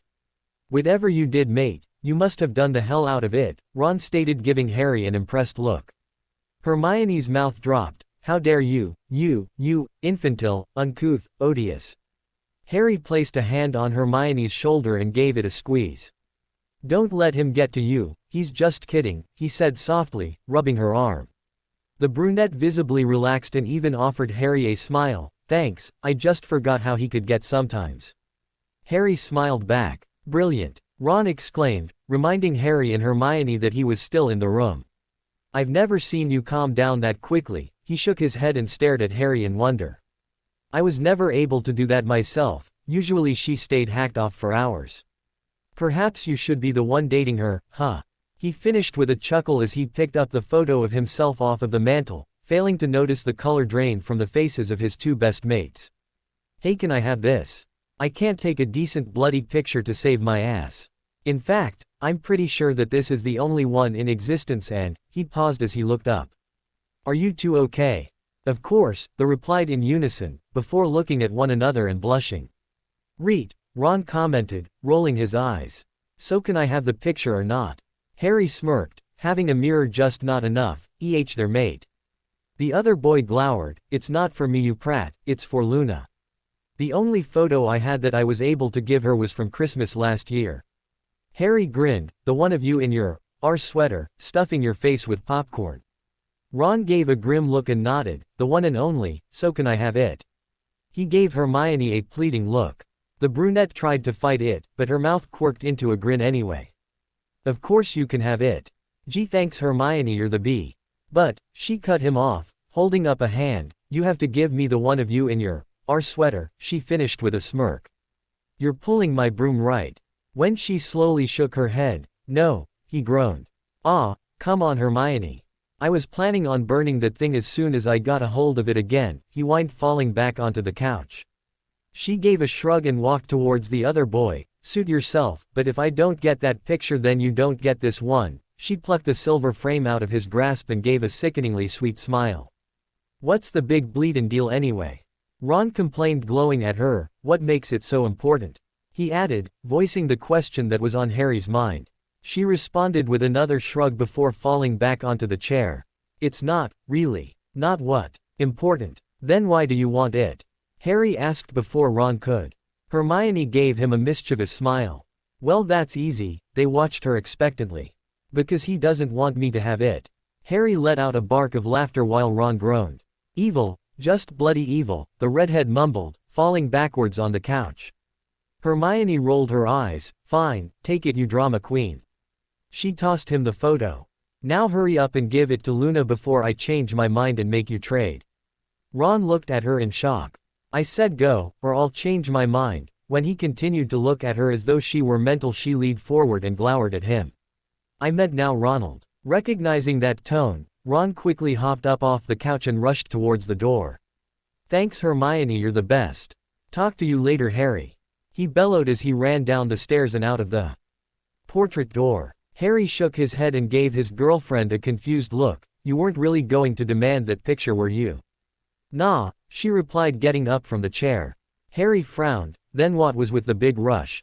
You know, the whole, I meant now Ronald, thing. Hermione rolled her eyes. I swear boys can be so dense at times. What is that supposed to mean? It means I, as you put it, rushed him, because I wanted him to leave. Harry's look went back to confused. But why? I thought you wanted a chance to talk to Ron after all this time. I did, she sighed and shook her head. But I wanted the opportunity to you more. Harry's eyes widened in understanding before a handsome grin settled on his face. Well then, what are you waiting for? Funny, Hermione responded, tilting her head. I was about to ask you the same thing. Not needing to be told, 3 times, Harry chuckled and then came forward, capturing his girlfriend's mouth in a heated. Hermione gave a small smile to her boyfriend as he lightly grazed her hand with his own, for the 5th time. She and Harry were walking the corridors with Ron just after their latest DA meeting, and he had decided that if he couldn't hold her hand as they walked, then lightly touching her as often as possible is the next best thing. When he grazed her hand once more, she gave him a look of mock annoyance, to which he responded with a grin and a wink. That was a brilliant meeting, you guys, Ron commented happily from her left, completely oblivious to the flirtation going on between his two best mates. Everything went perfectly. I mean, did you see the way I blasted that sodding Death Eater across the room? I swear everyone can tell that you're back, he continued, giving Hermione a smile. The lesson plans have already gotten way better. I mean, it's been a while since we've had such an awesome spell to work with. Oi! Exclaimed Harry, giving his mate a disgruntled expression. What? Ron held his hands up defensively. Come on, mate, you know I'm right. Without Hermione the lessons were sorely lacking. Yeah, well, I wouldn't say sorely, Harry grumbled, shoving his hands into his pockets and throwing his girlfriend a glare when she giggled. Whoa, Hermione, Ron said, giving her a surprised look, you almost sounded like a real girl.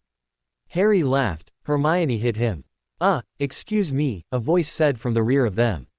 Halting, the trio turned to find Zach Smith standing just behind them with a nervous expression. Hello Zach, Hermione offered with a kind smile.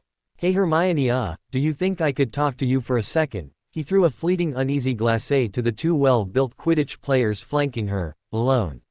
Hermione gave the blonde a curious look while Harry and Ron shared a frown. About what? The dark-haired boy questioned harshly, before letting out a small grunt when Hermione elbowed him in the stomach. Sure, she replied, throwing Harry a discreet warning look. The dark-haired boy frowned but didn't comment. Instead he settled for crossing his arms over his and bestowing the blonde with an intimidating glare. After giving the glowering Harry and the frowning Ron another worried look, Zach lightly took Hermione's elbow and maneuvered her a bit away from the other boys. So, what's this about? Hermione asked when the blonde had ushered her what he felt was a far enough distance away from her mates. Well, I notice that you look really pretty, not to say that you don't always look pretty, he rushed, when she gave him a disgruntled look. Just to say that lately you seem, I don't know, different, that's all. Hermione frowned at Zach once more. Just what was he getting at anyway? Well, thanks, she commented. Aloud, throwing an irritated look to Harry and Ron, who were both sniggering from their location a foot or two behind Zach. The blonde threw a quick look back to the other two boys. Perhaps we can go somewhere to talk, you know, a bit more private. This is fine Zach, what do you have to say? She replied briskly when she noticed Harry frown. Well, he hesitated and looked back at the boys before leaning forward and continuing in a low tone. You see, I noticed that, well, you've always been pretty, Hermione, beautiful really, but lately since, well, you know, since you and Ron broke up you've seemed a bit down. And though I've kind of been wanting to ask you for a while now, I didn't because, well, at first you were in a relationship and then when you weren't, well, when it was over you seemed really upset and a bit distant at times, but the last couple of days you've been radiant, vibrant, glowing just like a brilliant bluebell flame in dark black room, just like a candle in a dungeon, just like a... I hate to sound rude, but could you get to the point? Hermione asked, giving a quick look at her watch. It's getting really late and I have some additional studying to do before my rounds tonight. Zach flushed. Oh, yes, of course, no problem. I guess what I'm getting at is, well, for a while you seemed to be really upset about your breakup with... He looked back at the two boys once more, noticing that they were both watching them closely. Well, with you know who. She arched a dark brow but remained silent. Either way, you seem really happy as of late and, well, I was hoping that that meant that you were, he faltered a bit, well, you know, ready to get back out there. Her brows knitted together but she still didn't comment. I guess what I'm getting at, what I was wondering was, well, Hermione, would you like to go to the Quidditch game with me tomorrow? He rushed out. Wait, what? He released a long breath and tried again, this time pacing himself. I asked if you'd like to go with me to the Quidditch game tomorrow. Hermione gave him a surprised look. You mean as in a date? Well, yeah, I guess, he quickly continued when she opened her mouth to comment. I mean, yes. Defiantly, I've fancied you for a bit now, and now that you finally seem to be over seem to have moved on, I thought that it would be the perfect time to ask. I mean, a girl as smashing as you couldn't stay single for long. He finished with a charming smile. Hermione felt herself began to blush from the compliment. Looking past him she gave a glance to Ron and Harry. The two Gryffindors had obviously overheard the conversation if their reactions were any indication. Ron was watching them with an somewhat staggered expression, his red brows practically touching his hairline, while Harry was watching them with an extremely hacked-off one. The way the dark-haired boy was gripping his wand was reminiscent of his last run-in with Malfoy and also was an immediate cause for worry. "Oh, well actually I don't think that's a great idea," Hermione commented hastily. "You see, well, though I am over the whole thing with Ron, I don't think that I'm quite ready for another relationship, you see. I'm not asking for a commitment, Hermione, I'm just asking for a chance." Zack continued with an easy smile, and completely unaware of the peril he was placing himself into. "Look, no one even has to know it's a date, with you being head girl and me being head boy. All anyone would think if we showed up to the Hufflepuff, Gryffindor game is that we were trying to show some house unity." "Zack, I don't." The blonde placed a finger lightly against her lips to quiet her. Hermione looked to her mates again. Ron was now frowning, but Harry was positively livid. His stance was rigid, his eyes were a deep greenish-black color and his wand hand seemed to be itching to be raised. She quickly slapped the blonde boy's hand away from her face. "Sorry," he offered with a half-smile, "I just didn't want you to shoot me down without at least thinking about it. I really don't think that thinking about it will change anything. Please, just consider it overnight," Zack asked with a pleading look. Well," she wavered, "I guess I can think about it. But I'm telling you nothing's going to change, so tomorrow morning when I tell you, no, that's the end of it, okay?" The blonde boy grinned, the dark-haired boy frowned, but relaxed a bit. "Sure, no problem," Zack said with a wide smile, "till tomorrow then." "Till tomorrow," she sighed. "Great, well, I'll see you then." He hesitated once more, then before Hermione knew what he was about, Zack leaned forward and placed a light on the corner of her mouth, then, he was gone. Hermione gave a startled jump as the boy suddenly flew away from her and landed with a sickening thud against the wall across the hall. Giving a distressed look back, she immediately noticed Harry standing there, his features grim, his eyes hard and his wand raised. "Bloody hell, mate," Ron bellowed, "what did ya do that for?" "Harry, how could you?" Hermione shouted a scant second after Ron. The brunette then turned and ran to the aid of the fallen boy. Zack, are you okay?" she inquired anxiously, lifting the other boy's head. When he gave a pained groan, she sighed in relief. "Zack, can you hear me?" His eyes fluttered open and his unfocused gaze fixed on her. He winced and rubbed the back of his head. "Hermione, what happened?" Well, you see, I wasn't expecting you to me like that." You hit me." He gave her a bewildered look. She flushed and gave a quick look up to Ron, who had rushed after her when she had run to the head boy's aid. "Sorry, you just caught me off guard," she answered with a wince. "Yeah," Ron added quickly, "you know how they say she's the brightest witch of her age." Zack gave an almost imperceptible nod. "Well, they forgot to mention she's also the toughest.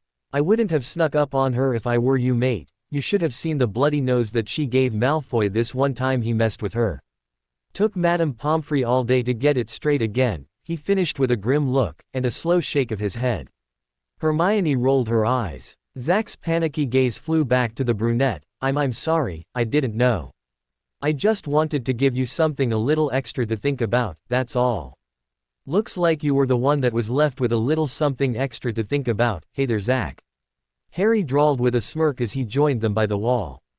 When Ron gave him a shocked look and Hermione glowered at him, Harry gave a light shrug. "What Harry means," Hermione added through clenched teeth, "is that maybe next time you should be more careful about who you, or at least make sure she knows your intentions." She gave a feeble smile. Zack nodded, but when he opened his mouth to comment, Harry spoke once more. "That's not what I meant. What I meant was perhaps you should just keep your ruddy lips to yourself before the next witch rips them off." Hermione scowled at him. Harry James Potter. "No, Hermione, he's right," Zack said as he moved to stand. "Thanks," he offered to Ron when the redhead helped him up. "I shouldn't have done that. I mean, you had already pretty much told me, no, for a date, so that was really out of line and I'm sorry." He gave a dry smile. "Hey, the way I look at it, I'm lucky I didn't get hit by all three of you." He looked at Ron. "Sorry, mate, I should have known better than to.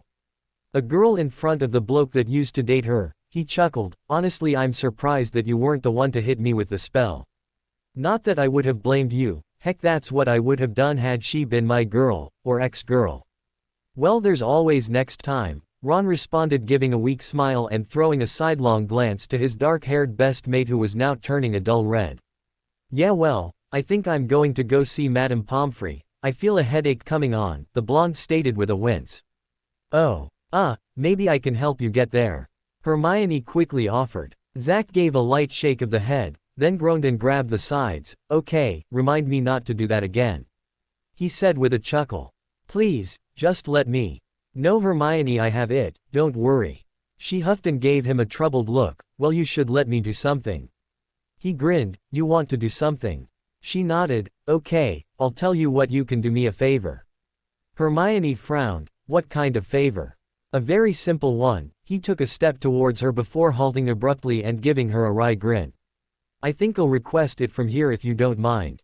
She suppressed a smile and answered that she didn't. Good, all I want you to do for me is think about it. About what? About what I asked you earlier. What you mean, you still want? He nodded, then grabbed his head and groaned. You weren't supposed to do that again, Harry offered with a cheeky smile. Hermione threw her boyfriend a look that promised bodily harm for the next lippy comment that he made. Harry squirmed under her gaze and his smile faltered to be replaced by a nervous grimace. Thanks, Harry, Zack responded, missing the small interaction between the two. So I better be off, you'll still think about it, right? Of course, Hermione replied, offering the boy a genuine smile. Who knows, now that I've thrown you practically across the school with my spell, I may have to say yes. Her smile turned to a grin as she saw Harry frown out of the corner of her eye. Well, I hope so, Zack said, returning her smile. Then with a quick wave to Harry and Ron he turned and ambled towards an infirmary. What the hell were you thinking, Harry? Were you thinking? Hermione exclaimed, rounding on the dark-haired boy as soon as they entered her sitting room. I was thinking that sodding Pratt had his bloody hands all over you and he's lucky all I did was a simple stupefy spell as opposed to the one I really wanted to do, he replied hotly.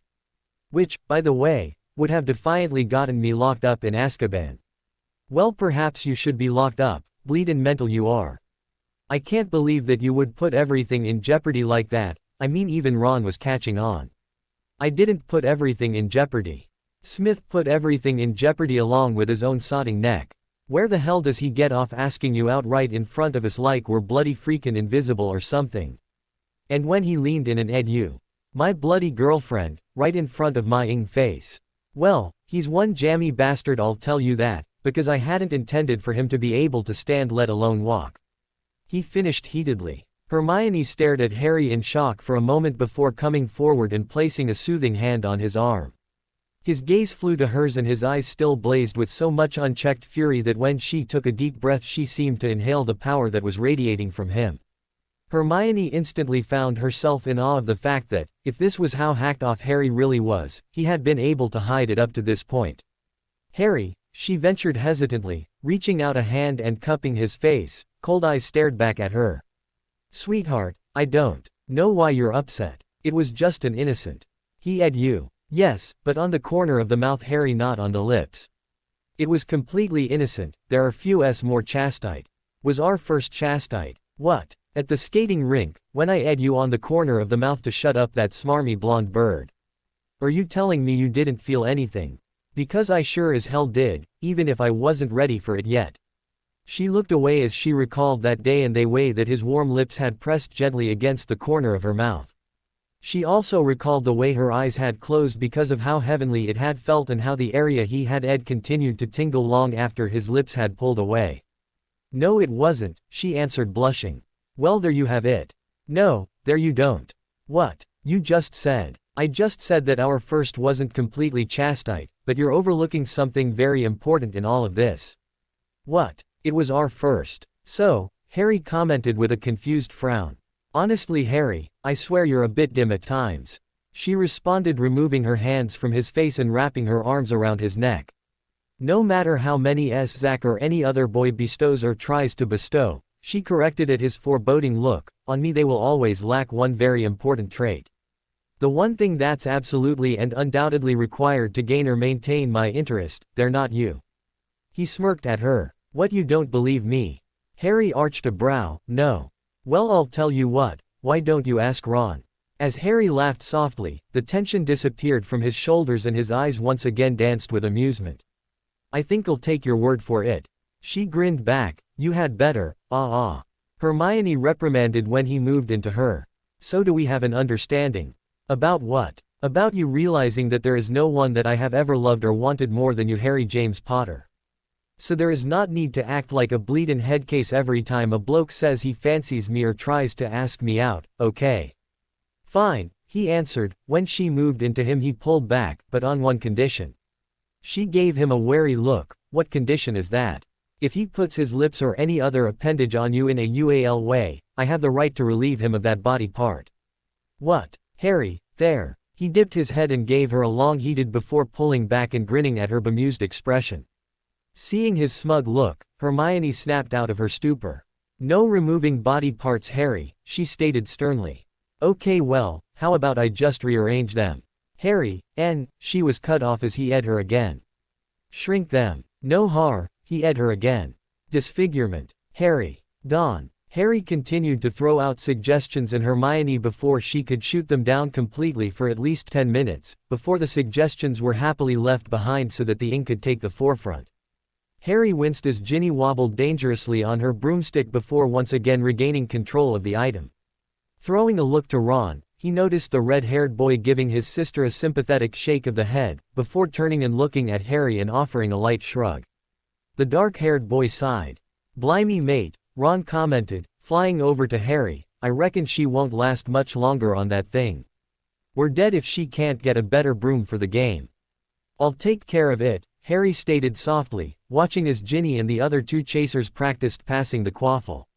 The redhead gave him a surprised look. Why would you take care of it? Because I said I would.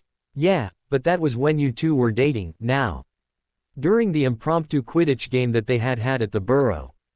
This holiday, Ginny's broom had been hit by one of the balls that the twins had enchanted to act as a bludger. The red-haired girl had fallen off of her broom, but luckily Harry had caught her before she hit the ground. His harrowing rescue had gained him a smart peck on the lips from Ginny, a frown from Hermione due to the distinct honor of being called Mrs. Weasley's hero for the remainder of the day. However, his brilliant save was not extended to the broom as it hurled towards the ground, barely managing to be saved by a quick-thinking Mr. Weasley, who had used a simple levitation spell.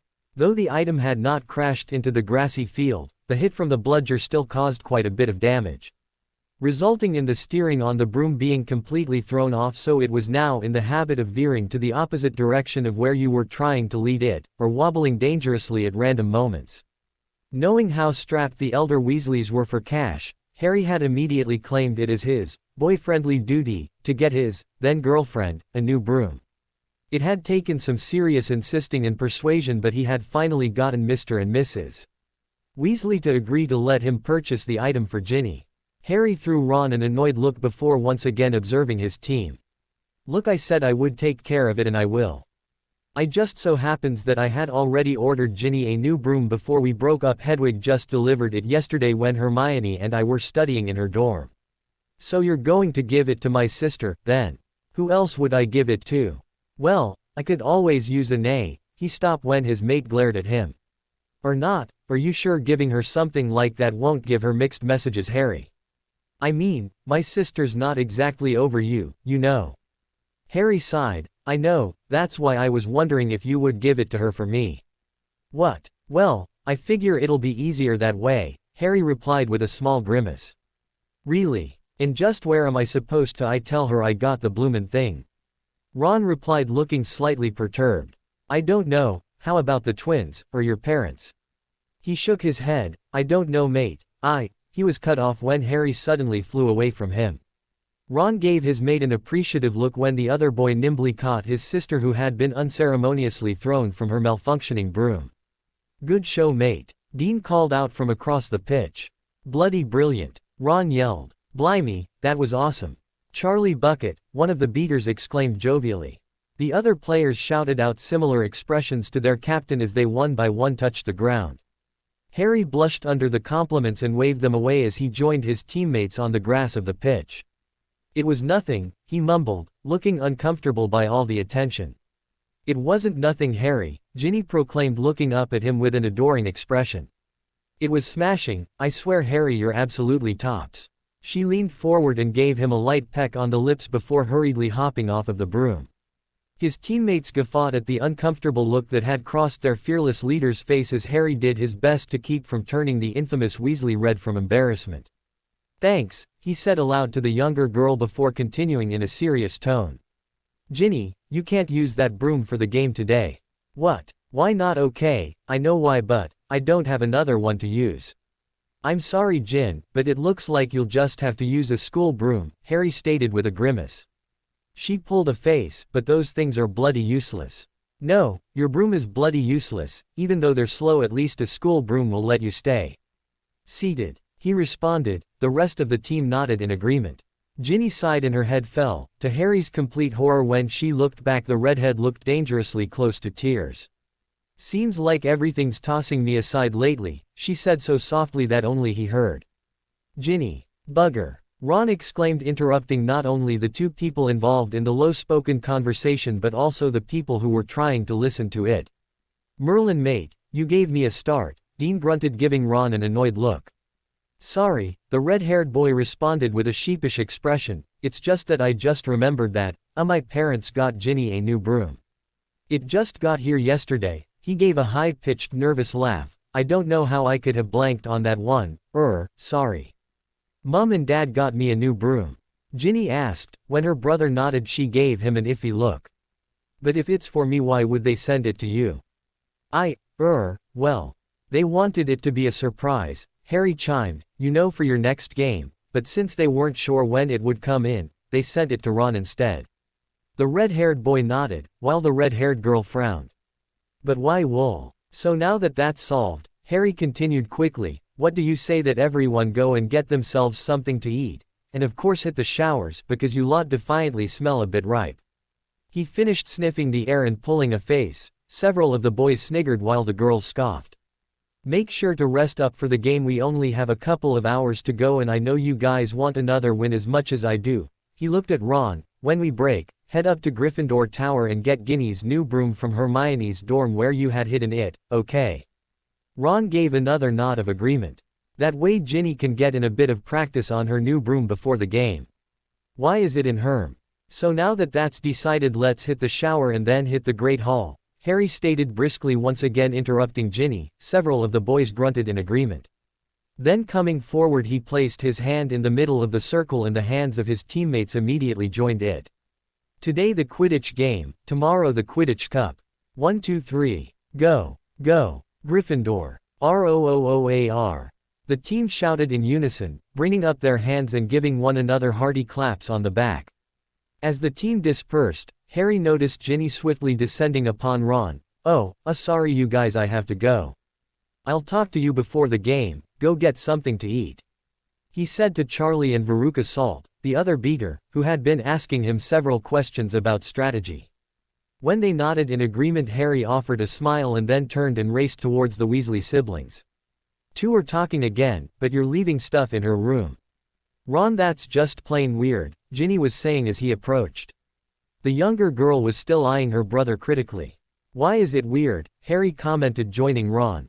"Hermione's our best mate and she has a private area so he can be sure that no one's messes with your stuff. I figured you'd be relieved to know he had put it up for safekeeping." "Well, I am, but good. So Ron, what do you say we go and get that broom? I have a question for Hermione about our latest transfiguration project anyway," Harry said, grabbing his best mate's arm and quickly steering him away from his sister. "You know, you're the only one she'd let constantly interrupt her like that," Ron stated, throwing a look over his shoulder to his still frowning younger sibling.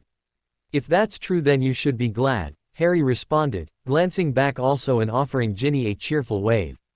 "So what am I supposed to do when I come back? With the broom? You know she's not just going to let this drop, Harry." The dark-haired boy nodded. "I know, but don't worry, just stick to my story. Your parents wanted it to be a surprise, so they sent the broom to you instead of her and you stored it in Hermione's room so that no one else would find out about it. If she asks how you got it in there without anyone seeing it, then I don't know, just tell her it was magic."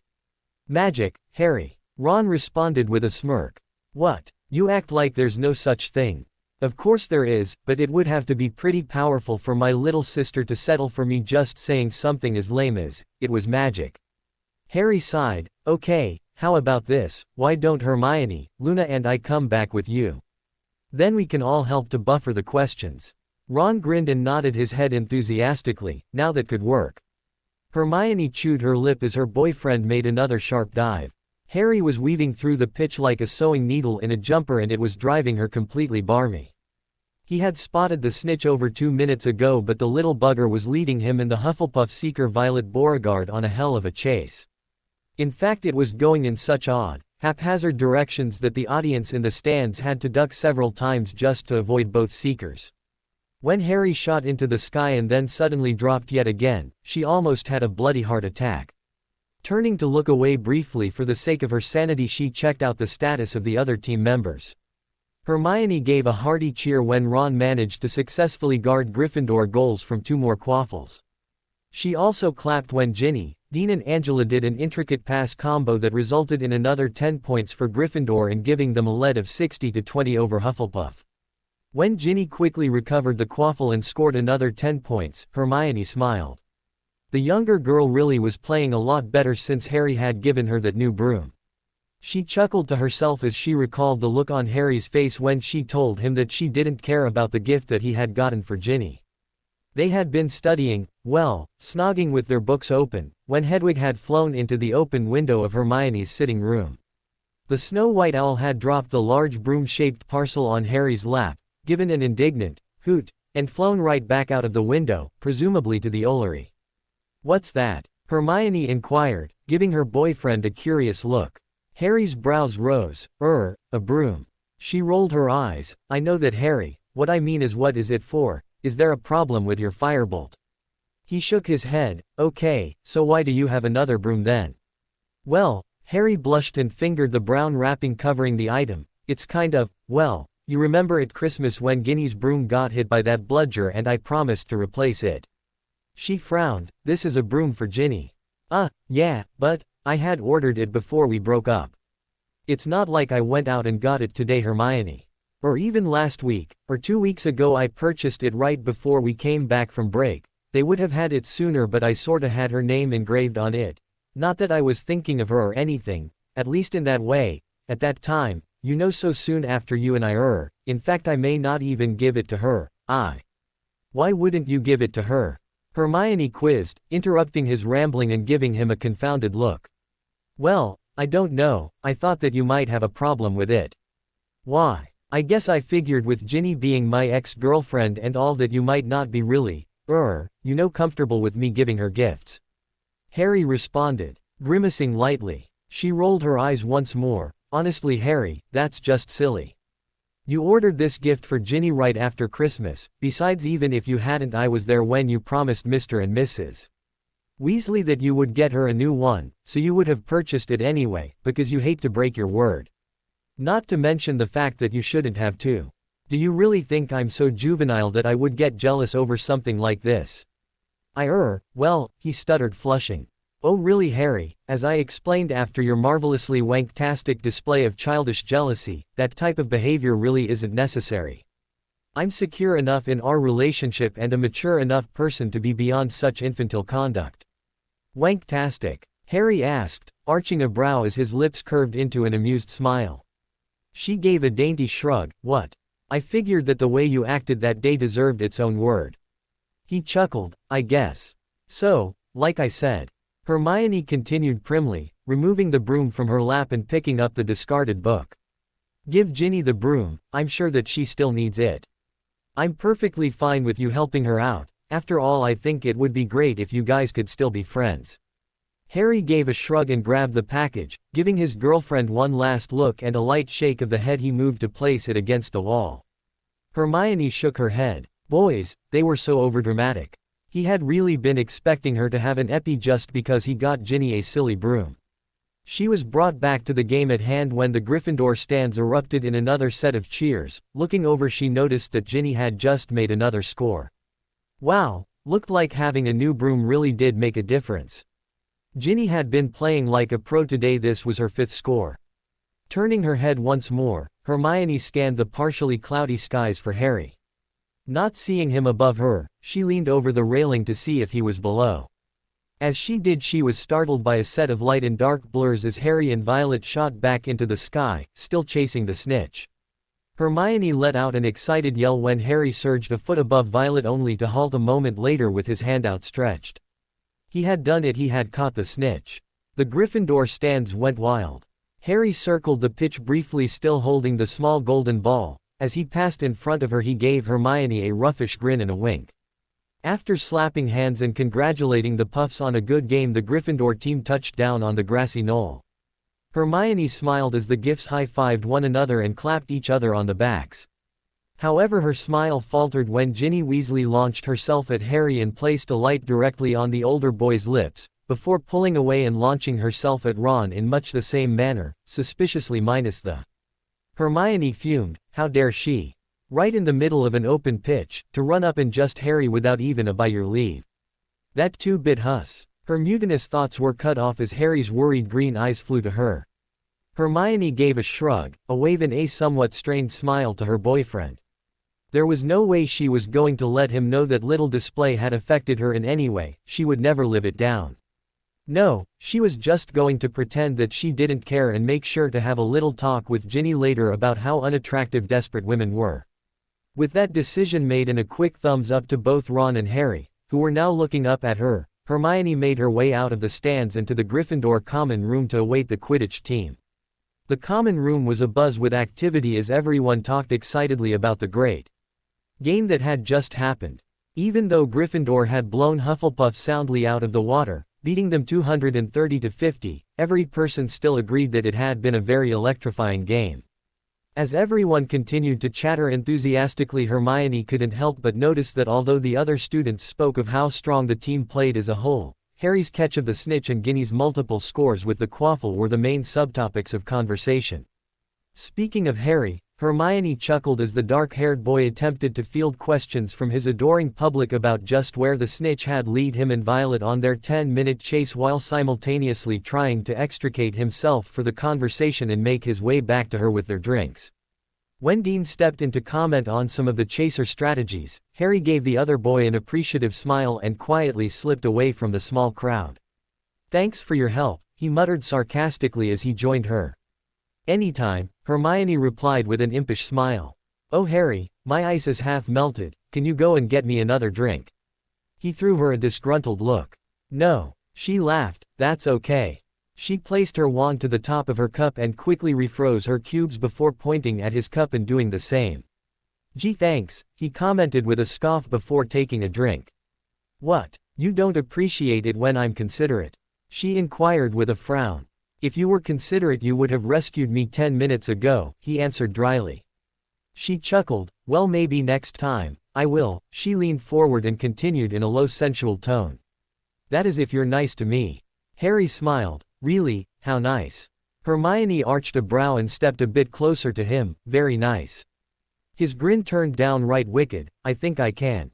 "Harry," Ron called, interrupting them as he quickly made his way over. "We have a spot of trouble, mate," he finished as soon as he reached them. "Hello to you too, Ron," Hermione commented sarcastically, before taking a sip of her drink. The redhead gave her a distracted wave. "Did you hear me, Harry? I said we have a problem."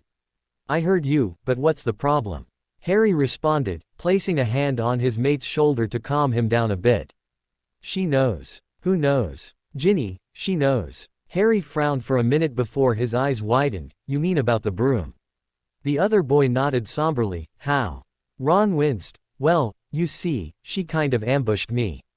I was walking back from Ravenclaw after saying goodnight to Luna and she was waiting for me around the corner. I tell you mate, she hit me with so many questions that by the time she finished I was completely done over. I couldn't remember what I had and what I hadn't told her, and I damn sure couldn't remember what you had told her." Harry sighed and ran an agitated hand through his hair. "So how did she find out?" Hermione interjected. At his confused expression she expounded. "What did you say that implanted your foot firmly into your mouth?" Ron gave her an irritated look. "I did not have my foot." "Just get on with it, Ronald," she interrupted impatiently. He gave her an angry look but continued anyway. "Well, she asked how Mum and Dad could afford a brand new firebolt, especially so soon after Christmas. She then asked me if I had gotten confused about my facts and if I wasn't sure that it was from Fred and George instead. Well, when she said that, I saw it as a way out. It wasn't a way out, it was a bloody trap you get, Hermione commented. Ron threw her a disgruntled look. Okay, see, this is why we couldn't date. He looked at Harry. Either she leaves or I do. I can't get through this with her interrupting me every 2 sodden seconds. The dark-haired boy sighed and gave Hermione a pleading look. She frowned. Fine, but I want to know what happened. When Harry nodded in agreement, she gave Ron a disappointed shake of the head, turned and walked away. It was about 5 minutes later, when she was talking to Veruca Salt, a foot or so away from Ron and Harry, that she saw Ginny Weasley enter the portrait to Gryffindor Tower. When the red-headed girl paused at the threshold to scan the area, Hermione knew that she was looking for Harry. When Ginny spotted him, her face lit up and she launched towards the dark-haired boy, just like she had after the game. "Harry!" Ginny called out as she neared Hermione, giving a wave and an excited grin when his gaze flew to her. From the look on her face and the twinkle in her eyes, Hermione discerned that as soon as the redhead reached Harry, she was going to him just like she had at the Quidditch pitch. Next thing she knew, Ginny flew past her, her long red hair trailing behind, and before Hermione realized it, her hand had reached out and grabbed the shiny tresses. Giving a firm yank, she hauled the younger girl backwards. She landed on the ground just next to the brunette with a jarring thud, and emitted a loud scream. Hermione's eyes widened as she realized what she had just done. Looking up, she noticed that she wasn't the only one surprised by her actions, as the startled gazes of every Gryffindor fixated on the head girl who had just scalped the star Quidditch chaser. "Spider!" Hermione yelled, quickly shaking her hands and jumping onto the nearest couch. "Huge spider, I think a tarantula got into your hair, you know, like the size that hang out in the Forbidden Forest." Her proclamation was followed by a flurry of screams, including another one from Ginny as students hopped on various pieces for furniture looking for the huge spider. "Ah!" a voice bellowed. Everyone quickly turned to see Ron Weasley hopping around. "Get it off me! Get it off me! I hate spiders, get it off me! It's under my robes! Bloody sodding hell! Someone help me!" Hermione watched in shock as her ex-boyfriend allowed himself to be beaten by Dean, Seamus and Neville in an attempt to get the non-existent spider out of his robes. She was pulled out of her stupor when a hand grabbed her wrist and yanked her, pulling her towards the back of the room. Looking up, she noticed the back of Harry's head as he quickly and nimbly led her out of the common area and into her private one. "What the hell were you thinking, Hermione? Were you thinking?" he exclaimed, rounding on her as soon as they entered her sitting room. "Harry, perhaps you should be locked up, bleedin' mental you are. I can't believe that you would put everything in jeopardy like that. I mean, even Ron was catching on." Harry continued, cutting her off. She opened her mouth to respond and then snapped it closed and settled him with an annoyed glare. "Honestly, Hermione, you should be secure enough in our relationship and a mature enough person to be beyond such infantile conduct." She threw a pillow at him. Harry shook his head and gave her a look of mock reproach. "Perhaps it is my duty to explain. You know, after your marvelously blood-getting wanktastic display of childish jealousy, that type of behavior really isn't necessary." She huffed and bestowed him with a disgruntled look. "Blood-getting?" He shrugged. "What? You got to make up a word for me, and it was the best I could come up with on such short notice." "Okay, fine, but you also used my word." "I know, but since your little display of, what was it, childish jealousy, took place in front of the entire house as opposed to just Ron and Zach, I figured you deserved both," he finished with a smirk. Dodging another pillow. "I mean, honestly, Hermione, a huge spider." She blushed and looked down at her hands. "Well, it was the first thing I could think of." Why did you do it anyway?" She was going to you again. "So," he replied. When she looked up, he gave her a teasing grin. "I'm sure it would have been quite chastite." "Harry," Hermione said, giving him a look of warning. He laughed and approached her, pulling her into a loose hug. "Don't begrudge me this moment, love, not after all of the snooty gloating I had to put up with." She let out another huff. "You don't have to rub it in, you know." "Why not? You do." Harry responded cheekily, giving her a light peck on the lips when she glowered up at him. "Look, Hermione, it doesn't matter if any other girl fancies me, because there's only one girl I want to be with and she's in my arms right now. So it doesn't matter if Ginny, or another bird does or tries to me, they won't have a chance because I only want you." Hermione frowned at him, she had a chance earlier. Well, she caught me off guard earlier, Harry responded with an uneasy smile, quickly deciding that it was best not to mention what had happened at practice to his girlfriend. Well, she better not catch you off guard again, she finished testily. He gave a boyish grin, don't worry love, she won't. Good. One more thing, Harry added, when Hermione gave him a questioning look he continued, you need to realize that there is no one that I have ever loved or wanted more than you Hermione Jean Granger. So there is not need to act like a bleedin' headcase every time a bird says she fancies me or tries to me, okay? She glowered for a moment, before shaking her head and giving him an amused look. I don't know if I should hit you for being such a sodding prat, or you for actually listening to and remembering everything that I said to you. Harry laughed quietly, I'd like to go for the ing if you don't mind. Hermione grinned and pulled his head down, giving him a long slow. She murmured when he pulled back. Indeed, he responded giving her a lazy smile for a moment before frowning. You know what I just realized? She shook her head, it's bloody unfair. What? I'm not allowed to maim, dismember or even disfigure any bloke who touches you, but you're allowed to scalp any girl who touches me. Hermione released an indignant growl and Harry quickly ran, dodging various books and pillows that his girlfriend was throwing at him.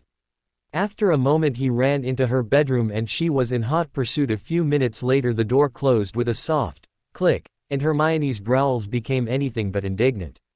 Harry frowned at the complicated instructions stated in his potions book, then grimaced as he looked at the 2-page list of ingredients. He really hated that class. All this bloody work for a measly 5 minutes, Harry griped under his breath, flipping the page and reading even more instructions. For a large chunk of their potions grade, they had to make a transfiguration potion, a murky brown substance Snape had shown them yesterday in class that was supposed to turn you into whatever you had been assigned. To make matters worse, not only would the blasted thing be a culmination of strenuous labor for at least 3 2-hour class periods for a measly 5 bloody minutes, but also Professor Snape had taken it upon himself to assign them their creatures. What that meant was where the Slytherin students had received creatures like a dog, a wolf, and to Harry's acute fury a stag, for Malfoy. The Hufflepuff and Ravenclaw students received lame creatures like a donkey, a turtle, a hamster and a gopher, though, as expected, the Gryffindors had really gotten shafted. Coming away with a spider, a tadpole, not even a frog, a fly for Hermione, who, according to Snape, was annoying enough to do the creature justice, and a rat for Harry, who the professor smugly stated would be referred to Scabbers for the remainder of his transformation. Oh, how he wished he could punch that sodden prat. Harry was brought out his angry musings and various scenarios of how he could kill the potions master without being expelled when he felt something rub his leg. Looking down he noticed his girlfriend's black stocking toe lightly stroking his inner thigh. Lowering his book, Harry looked to the other side of the bed where Hermione was seated. The brunette had her large potions text raised and blocking her face. As she continued to caress his thigh, he watched and waited. About a minute later, just as he thought she would, the brunette lowered her book a bit and looked at him with dark almond-shaped eyes over the top of the heavy volume. They maintained eye contact for a minute, giving one another amused looks before she slowly and deliberately raised the book once more, concealing her face from his prying eyes. Harry chuckled lightly and shook his head. He started to raise his book also, but stopped abruptly when Hermione's foot went from his thigh to a higher location. Harry glanced back down at the amorous appendage before he allowed his gaze to wander. He followed her stocking-clad foot to the equally covered calf. He smiled a bit when his eyes came in contact with a light knee and a soft creamy thigh. However, when his gaze went higher he almost choked on his tongue. Hermione was sitting with her left leg outstretched, the foot rubbing him. Her right leg was bent and being used to help hold up her potions book, but it wasn't her legs that halted his breath. No, as glorious as they were, her legs he could handle. However, just beyond her legs, peeking from under her black school skirt, were a highly visible pair of lacy white knickers. The seductive lingerie stood out brightly against the dark background of her skirt and were, at least partially, see-through. Harry released a heavy breath as he felt himself began to strain against his pants. When his girlfriend's foot began to deftly caress his hardness, his gaze flew back to her face. Hermione was once again watching him, and upon noticing that she had his attention, the brown-haired witch lowered her book and sat it gently to the side before sliding down a bit on the mattress and lying back on the pillows. Harry groaned as her new position not only allowed her better access to him but also allowed him a better view of her, since her skirt slid up when she slid down. Hermione gave him a naughty smile as her foot continued to nimbly slide up and down the length of him. After a few minutes Harry couldn't take any more and tossed his book aside, quickly advancing on his girlfriend. "Wait," she cried hoarsely, placing a hand on his and halting him from lowering onto her. Harry pulled back and gave her a concerned look. "What's wrong?" "Well, nothing, really, I guess," she stated, flushing and looking away.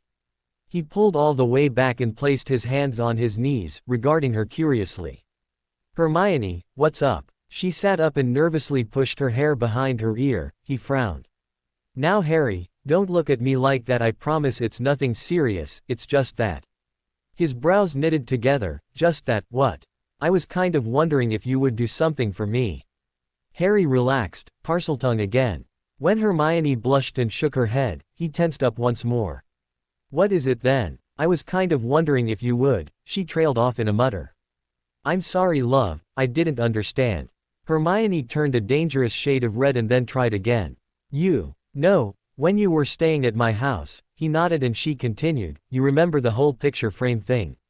"How could I forget?" he commented with a mischievous grin.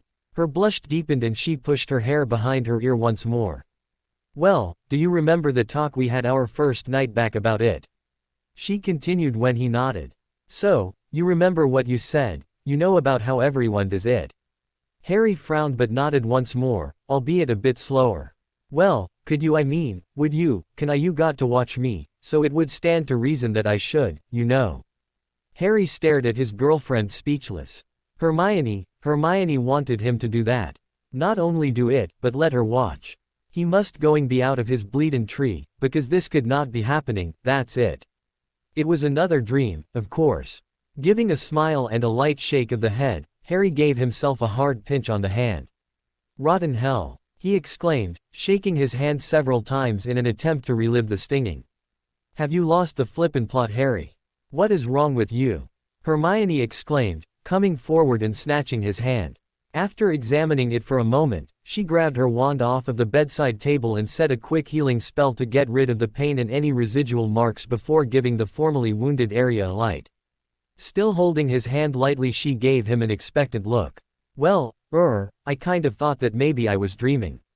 "Why would you think that?" You see, that night after you had gone to bed he trailed off, blushing. "Never mind." "So what made you, want to?" She gave a graceful shrug and moved back to her original spot. Harry immediately missed her warmth.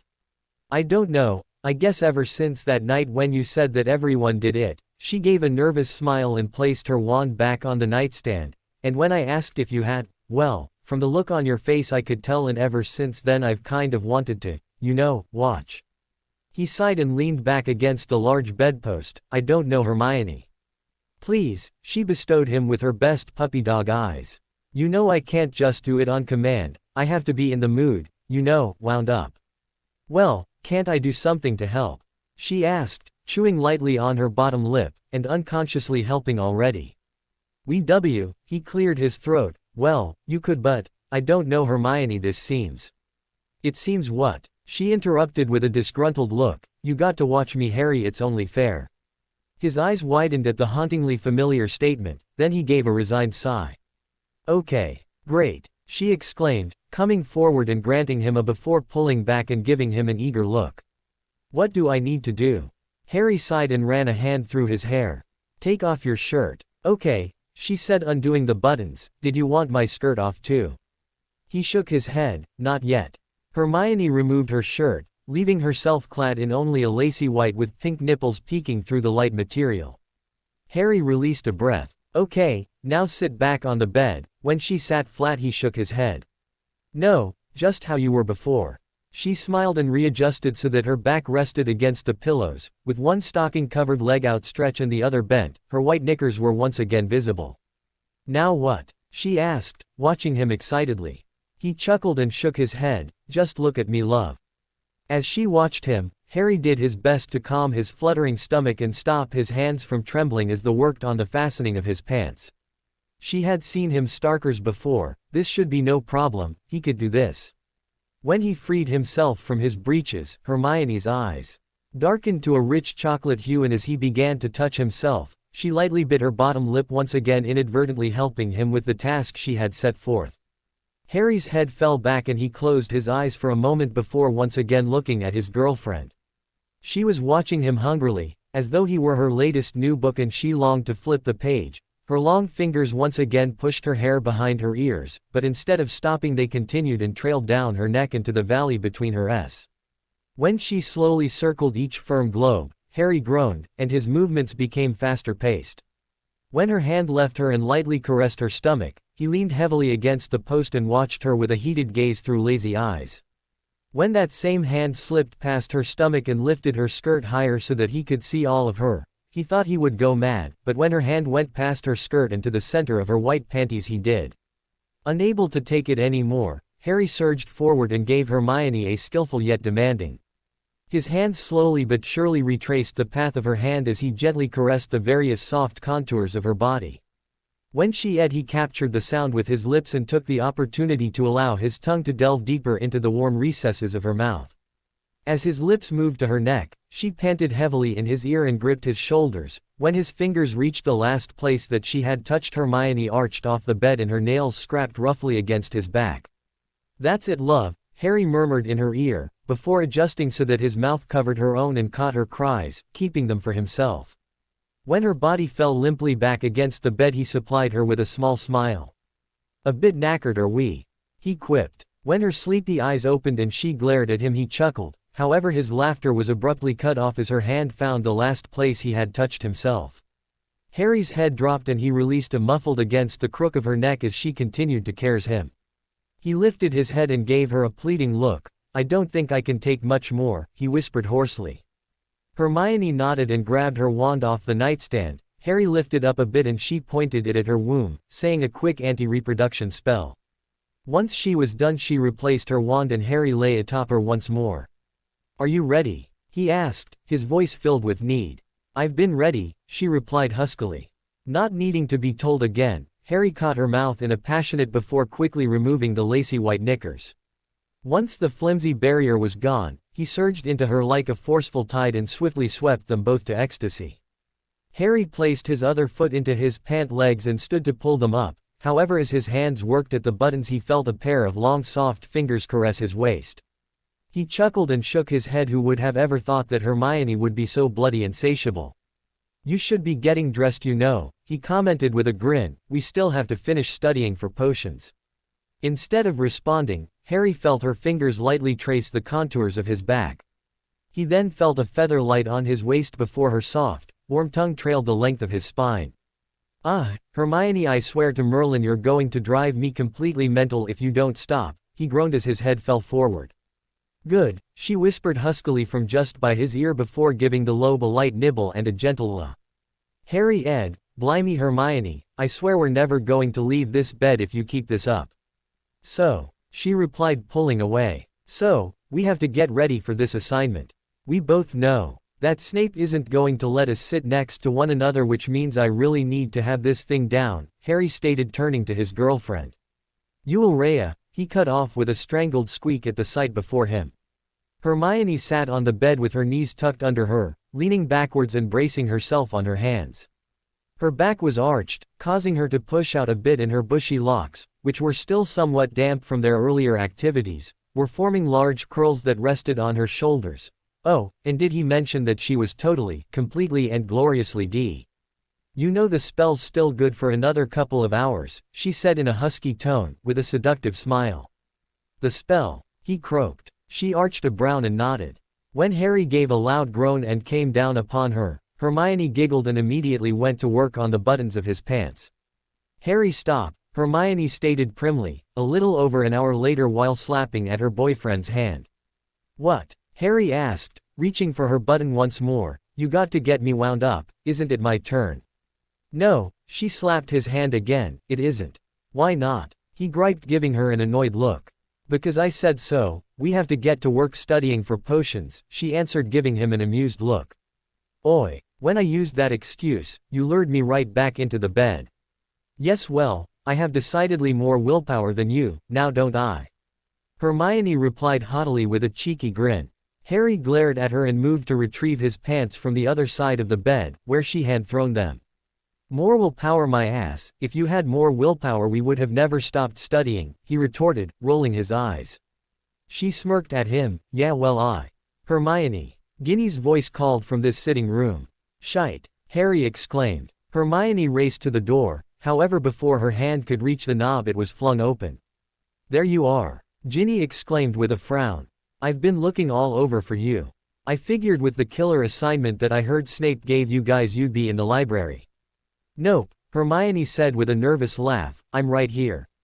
Obviously, the redhead stated dryly. Have you seen Harry? Hermione gave a brief sidelong glance to the location the dark-haired boy had been standing in earlier before giving the younger girl a shake of the head. Good, Ginny continued, I was worried he would be up here going over the assignment with you and I wouldn't be able to talk to you like I want. What were you doing? She asked abruptly, finally taking in her mate's haphazard state. I was taking a nap. You see I crammed a bit for Snape's assignment earlier and by the time I was done I was completely toasted. She finished leading the other girl out of her bedroom.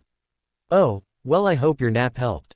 I know that a good snooze can sometimes completely invigorate me, Ginny commented following Hermione into the sitting room. Oh, I'm invigorated all right, the brunette mumbled, before continuing in a louder tone. So what's up? Ginny gave a small huff of breath and a determined look crossed her face. Okay, well I've been thinking, Hermione winced slightly, and I know that Harry said that the broom was a platonic gift, but a broom Hermione. I mean it has to be more than just a friendly gesture. Hermione frowned, Ginny, it's a broom. I know, but do you know how much those things cost? And then it was a brand new, firebolt, personalized and engraved with my name in my favorite color. Hermione, Harry had to have put a lot of thought into it. Even if he did he got it over a month before you guys broke up. So, Ginny interpreted impatiently, that doesn't matter, he got it. Then, that day you know after the game. Hermione nodded, when I ed him Hermione I felt it was still there and I know he felt it too. Ginny it was a 1-second peck, what makes you think that he felt anything? The older girl asked frowning.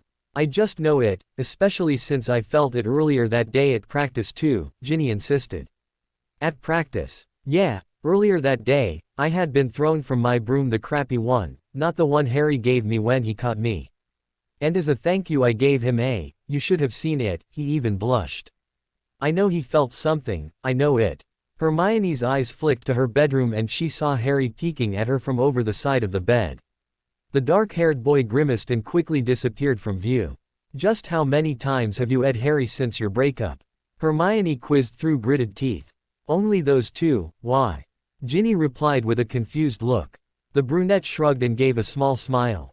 No reason in particular. Well, it would have been 3 but you saw that bloody spider in my hair, the redhead commented, rubbing the back of her head as she recalled that day.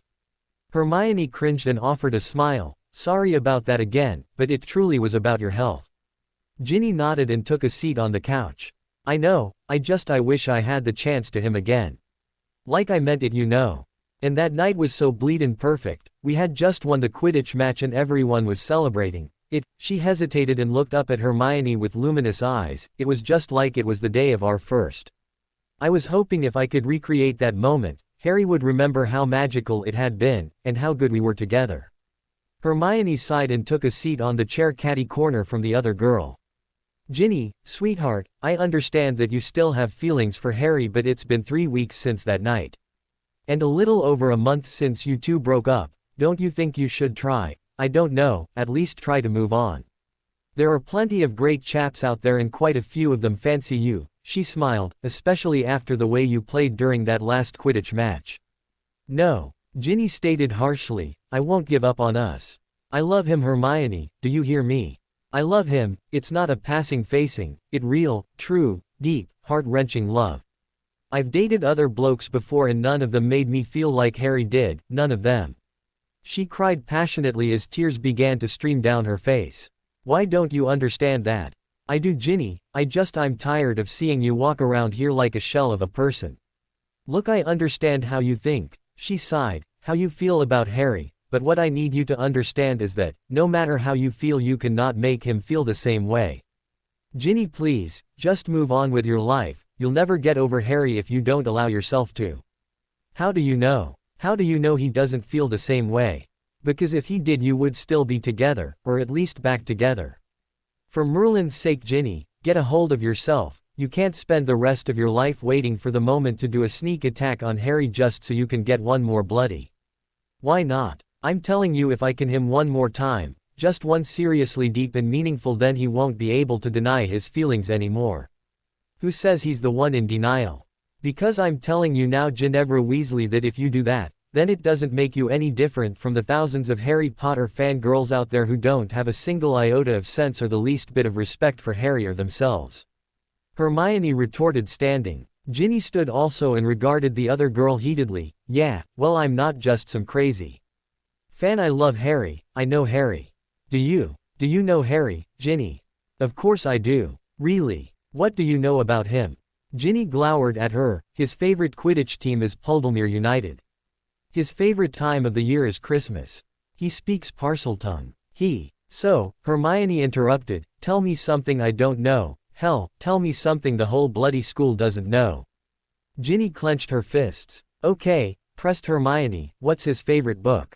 At the other girl's blank look she continued. Quidditch Through the Ages. So it's a book, of course you would know. Ginny retorted easily. Yeah, well, what's his favorite drink? Pumpkin juice. What's his favorite candy? Chocolate frogs. What's his favorite dessert? Treacle tart. Hermione stepped closer and looked down at the other girl. What's his biggest fear? What was it really like growing up with the Dursleys? What's the worst dream that he's ever had? What's the one thing that he wishes that he could still tell his mum and dad? She finished in a harsh whisper, breathing heavily. Ginny blushed and looked away. I don't know, but you don't either. Yes, I do. Then what are the answers? What's the one thing he wishes that he could tell his mum and dad? The redhead questioned with a frown. Hermione shook her head and took a few steps back. If he didn't tell you, then why should I? She answered softly. Ginny flushed and glared at her angrily. You know what your problem is, Hermione Granger. You're jealous. Jealous. Of what? Of my relationship with Harry. You don't have a relationship with Harry. I would if you weren't so hell-bent on keeping us apart. What a bloody plank I've been, coming to you for advice on how to get Harry and I back together, but you don't want us back together, do you? Hermione stared at the other girl as shock. Of course you don't. Since Ron chucked you like yesterday's prophet, you've been trying to get me out of the picture. You're hoping that if I'm not around Harry would turn to you, and it's working too. I mean, with my bonehead brother constantly occupied with his barmy new girlfriend, then that leaves you and Harry alone most times. What? But it won't work, Hermione. Harry has better taste than to fall for a ragamuffin like you.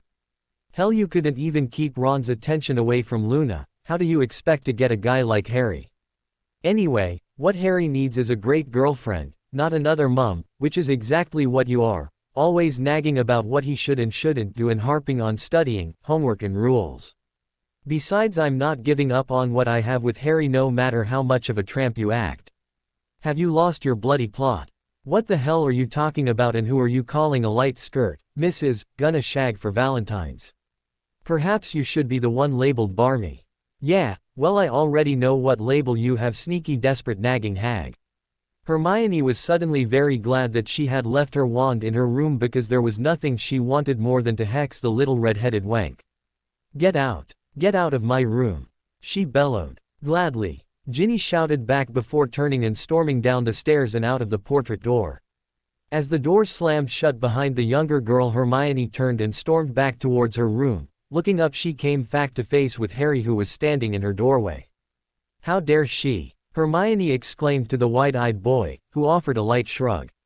Just because she's deluded herself into thinking that the sun and moon shined out of your ass, doesn't mean that she should just assume that you feel the same way about her. And then to have the nerve to call me a trollop. Well, you did just shag me thoroughly, Harry joked. When she glowered at him, he winced. Okay, neither the time nor the place, huh? Hermione growled. He came forward and placed his hands on her shoulders. Don't let her get to you, love. She's just jealous of what we have and the fact that she and I were never as close as you and I are. What she said was just her way of lashing out at you for gaining my complete trust while she only had a fraction. He finished, giving her a light on the forehead. She gave a small smile. I know, Harry, it's just that, well, I don't know, I think that, maybe some of what she said was true. He frowned. What are you talking about? I am trying to keep you apart, I am interested in getting you, and I. Okay, let me stop you right there. Harry interrupted, giving her a severe look. You're not trying to keep Ginny and I apart, you don't have to, because I don't want us to be together. Also, you're not interested in getting me because you already have me, love, and you always will. Hermione smiled and lightly fingered the edges of his open shirt before giving a light shake of the head. You know, you really should finish getting dressed so we can study. He chuckled. Yeah, well, you really should get a more private password to your dorm. She laughed and slapped him playfully on the, then paused and caressed it, eyeing him appreciatively. You know, perhaps I will, then you can study with your shirt off. Harry laughed. Hermione. Ginny called, rushing up the last several stairs leading to the older girl's sitting room. Hermione, I'm really sore. The red-haired witch froze in place as she took in the scene before her. Harry was standing in Hermione's doorway with his hair rumpled.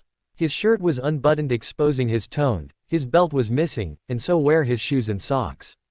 Looking at Hermione, Ginny noticed what she had failed to discern about her supposed mate earlier. Hermione's brown locks were unbound and even messier than usual. Her white shirt, though buttoned, was extremely rumpled and untucked from her dark skirt, and her shoes as well as her socks were also missing. It was then that it hit her like a hippogriff. They both looked like they had just been thoroughly shagged by each other. Pain and anger swarmed through her as she took in the sight of two of the people she had trusted most in the world coming out of Hermione's bedroom. Her fists clenched at her sides and her face contorted into one of rage as anger finally won out. You! Hermione started when Ginny yelled. She knew the other girl would be upset, but the furious figure standing before her was even more enraged than she had thought. Ginny's hands were clenched tightly at her sides, her nostrils were flaring and her eyes seemed to scream murder. Ginny, you what? The redhead bellowed, cutting her off. You're a fake person. A slut. A prat. Because those things all except, but anything else you can take it and shove it, you dodgy whore. How could you? And to think I was coming up here to apologize. Ginny, it's not that simple. Hermione cried, taking a few steps towards the other girl. What's not that simple? That you went behind my back and started having it off with my boyfriend. Ex-boyfriend, Ginny, and no, he would have still been my boyfriend if you hadn't gotten your claws into him. We would still be together. No, you wouldn't. How do you know? Because I do. Please, Ginny, calm down and let's talk about this. What is there to talk about? You went behind my back. I wasn't trying to hurt you, but what Harry and I feel for one another. What you feel for one another? What you feel for him? You manipulative skank. The only thing Harry feels for you is lust. Hermione took several deep breaths, attempting to control her temper. After all, Ginny did have every right to be upset. What Harry feels for me is a lot more than lust, Ginny. Really? Tell me this, did you or did you not just finish shagging him? When the older girl opened her mouth to respond, Ginny cut her off. No more lies, Hermione, did you or did you not? Hermione threw a quick glance to Harry, who was watching the exchange with a worried expression before looking back at the younger girl. We just finished making love, yes, she answered after a moment. Making love, my ass, Ginny sneered. Harry's a teenage boy, Hermione. Shagging isn't about love, it's about getting off. Harry needed to, and you were stupid enough to let him. Don't think that it's anything more, why would it be? Face it, he just slept with you because you're easy, available and stupid enough to let him. Hermione took a shuddering breath as she felt her control snap. If that's true, then why did he walk out on you? You were easy after all, you had been waiting all week for the opportunity to give it up. You were available if waiting around for him in nothing more than a robe and your knickers are any indication, and you were stupid enough to let him, considering it was only his dedication to me and unwillingness to hurt me that allowed you to leave that night with your virginity intact. Those don't sound like the actions of some random horny teenage boy, she stated in a steely tone. They sound like the actions of someone who's in love. He doesn't love you, he could never love you like he loves me. Ginny cried as tears sprang to her eyes. Hermione shook her head sadly. You're right, Ginny, he couldn't, because he loves you like a friend, but he loves me like a friend, a girlfriend, and a lover all rolled into one. Ginny, he loves me like a soul mate, and I feel the same about him.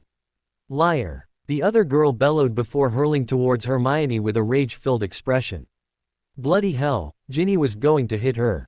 What should she do? Honestly, she couldn't blame the other girl, in fact she deserved it.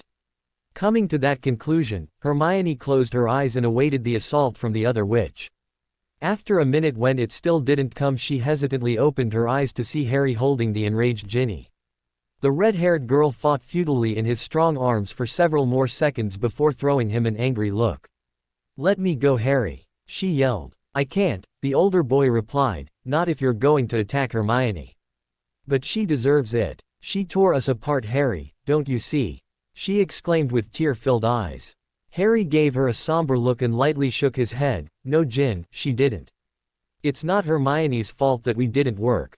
So you didn't break things off with me to be with her?" Ginny quizzed, turning in his arms and facing him. "Well," his gaze flicked to Hermione and then back to her, "it wasn't the only reason, Gin. I care about you so much and—" "Oh Harry, I care about you too," the younger girl exclaimed, throwing her arms around his shoulders and burying her face in the crook of his neck. "We can work things out, I just know that we can. I'll even forgive you for what happened with her, after all we all make mistakes." She drew back and looked at him happily. Before getting on her tiptoes, Harry quickly pulled back and avoided the just-in-time. "Ginny, I don't think you understand," he tried again, giving another quick glance to his girlfriend who was now wearing a very pissed-off expression. "What do you mean?" Ginny asked, running her fingers lightly through his hair. "I mean I care about you a lot, you're one of my best friends." She frowned, "But you do see me as more, don't you?" He shook his head. "I'm sorry," he offered softly, while removing her arms from around his neck. "Like I said that night, it just isn't there anymore between us." The redhead's bottom lip trembled. "You can't mean this, Harry. We were in love." "We are in love. She's making you say this." "No she isn't." "Yes she is," the other girl persisted. "Ginny, Hermione's not making me say this, I needed to say it. She didn't make me break up with you, I wanted to do it, and she didn't make me love her, I just couldn't help it." "I'm sorry," Harry replied, giving her a sad look. Ginny stared at him for a moment. "You love her?" she whispered brokenly. He nodded, "With all my heart."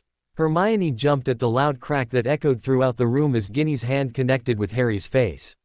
The red-haired girl then took a step back and placed her hand over her mouth, staring at Harry and the red mark that was rapidly forming on his cheek as if she had no idea where they had come from. I'm sorry, she stuttered tearfully. Harry lightly touched his burning jaw. "That's okay, I don't blame you." When he reached out to touch her arm, she wrenched away and whirled around, quickly heading to the stairs of the dorm and immediately fleeing the room. "Harry, are you all right?" Hermione asked, rushing over to him and placing her cool hand softly on his flaming cheek. "Yeah," the dark-haired boy muttered with a small smile, "it could have been worse. She could have punched me, or worse yet hit me with a bat bogey."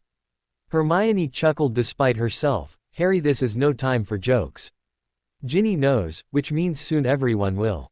Harry gave a light shrug. "What's so bad about that? As fun as sneaking around has been, love, I grew tired of never getting to hold or touch you in public like I wanted to. Oh, and not having the right to hex any bloke who tries to hit on you." She rolled her eyes. "You still don't have that right." He smirked. "We'll see." Hermione huffed. "Harry Potter, don't you? Seriously, Hermione," he continued, cutting her off, "you don't mind, do you?" "Don't mind what?" She frowned. "Having people know about us." Harry responded with a worried look. She shook her head. "Don't be silly, there's only one person that I'm worried about finding out about us, and he's probably the first one Ginny's going to." He gave her a perplexed look before comprehension dawned on his face. "Ron." She nodded somberly and slipped her arms around her boyfriend's waist, resting her head on his. "Do you think he'll be mad? You know how his temper can get." "Yeah, but I'm sure everything will work out," Harry responded, placing a light on the top of her head. "How?" she whispered back. He sighed. "I don't know." They continued to hold each other for a few more minutes before Harry spoke once more. "I should go." She became rigid in his arms. "Why?" "I should talk to Ron," he replied. Hermione pulled back and looked up at her boyfriend. "Right now?" "It's as good a time as any," the dark-haired boy responded. "Besides, I'd like to get a feel for where I stand. I don't fancy sleeping in a room practically next to someone and not knowing if they want to kill me or not." He gave a dry grin. Trust me, I get enough of that as it is. She chewed her bottom lip. I guessed it, she was cut off as he had her. When he pulled away she gave him an annoyed look. I was in the middle of saying something, you know, she commented reproachfully. Harry arched a brow. I can't help it, love, you know how it drives me completely mad when you bite on your lip like that. She blushed and slapped him lightly on the shoulder. You're completely incorrigible, you know that. He smiled. Thanks. Hermione emitted an unladylike snort. Prat, she muttered, shaking her head when his smile widened at her proclamation. Reaching up she lightly caressed his bright red cheek with her fingers. Let me heal this for you before you go, she said, but as she moved to retrieve her wand Harry grabbed her wrist and halted the movement. That's okay, Hermione, leave it. Who knows, maybe if Ron sees how hard Ginny hit me, he won't be tempted to do the same thing himself. I guess, she sighed with an amused look. Giving her another smile, Harry turned and headed back into her bedroom to quickly finish getting dressed. 5 minutes later he emerged fully clothed and attempting to put on his tie. Hermione grabbed his robe from her front closet and handed it to him. As he placed the heavy garment on, she stepped forward and began to correctly tie his tie. You know this is your 7th year at Hogwarts, Harry. You really should be quite efficient at tying ties by now, she commented as she finished up and straightened the garment. Harry gave a small hitch of the shoulders. I am. Hermione looked at him. Oh yeah, then why is it crooked 80% of the time I see you? His eyes twinkled as he gazed at her. Because you're anal. What? You're a hopeless perfectionist, he responded. What does that have to do with your crooked tie? She asked in an annoyed tone. That's easy, you see, because of your obsessiveness you can never resist the urge to retie it. He gave her a boyish grin. While I can never resist an opportunity to have your hands on me. Oh you, she muttered, giving him a slap on the arm and on the cheek. Harry turned to leave and had just made it to the stairs when Hermione called out once more. Harry. He turned and looked at her. Be careful, okay? She pled, giving him an anxious look and chewing nervously on her lower lip. He grinned and crossed the room in several long strides. Upon reaching her he caught her lips in a searing. Don't worry, love, I will. With that, he turned and hurried out of the room. Harry wandered into the Quidditch pitch feeling anxious and frustrated. He had looked everywhere for his best mate but it was to no avail. He hadn't been able to locate Ron anywhere, although thankfully, he hadn't had any more run-ins with Ginny either. He had searched everywhere possible, even the kitchens, twice, without any luck. Harry sighed. He just needed a moment to think and flying was the best way for him to do that. As he emerged from the entrance and onto the pitch clutching his firebolt in his right hand, Harry was surprised to see Luna sitting Indian style on the lush grass, reading a book. Luna? He questioned. The blonde looked up at him. Hello Harry, she called in a sing-song voice. What are you doing out here? Why, reading of course, she responded with a serene smile. How about you? I thought I would do a bit of flying. Hey, you wouldn't happen to know where I could find Ron, would you? Luna looked at him blankly for a moment before redirecting her eyes to the sky above. Following her gaze, Harry looked up to see Ron zooming around the pitch on his broom. Sensing his audience, the red-haired boy looked down and up. On seeing Harry he rounded the perimeter once more before coming to a graceful landing in front of his mate and his girlfriend. Hey Harry, he said, giving a slight incline of the head before looking at his girlfriend. Luna, sweetheart, do you think you can give Harry and I a moment to talk? She regarded Ron silently for a moment before conceding to his request. Okay my plumperdink, if that's what you want. When Harry arched a dark brow, Ron blushed. It is, I'll see you later, alright. Alright, she responded, then giving Ron a light on the cheek and Harry a jaunty wave she turned on her bare feet and skipped happily away. As she disappeared through the exit Ron shook his head lightly. She may be a bit mental but I love her, he told Harry with a light smile. Love, huh? The dark-haired boy asked with a surprised look. That's a pretty strong word. Ron gave another shrug. Maybe, so anyway, on to what we need to talk about. And what would that be? Harry asked with a feigned innocent expression. Ron smirked. Cut the crap Harry, I already talked to Jen. When his mate sighed, the redhead frowned. So is it true? You and Hermione? Harry bit his lip and nodded, looking hesitantly at his best mate. How long? Ron queried. Well, we've kinda been seeing each other ever since I broke up with Ginny. He hesitated. To be honest mate, My feelings for Hermione, well, they were kind of the reason I ended things between your sister and I. Harry Winston waited for the explosion, giving a surprised look to Ron when all the other boy did was make a small grunt. Thought so, Ron commented after a moment, while studying the sky above.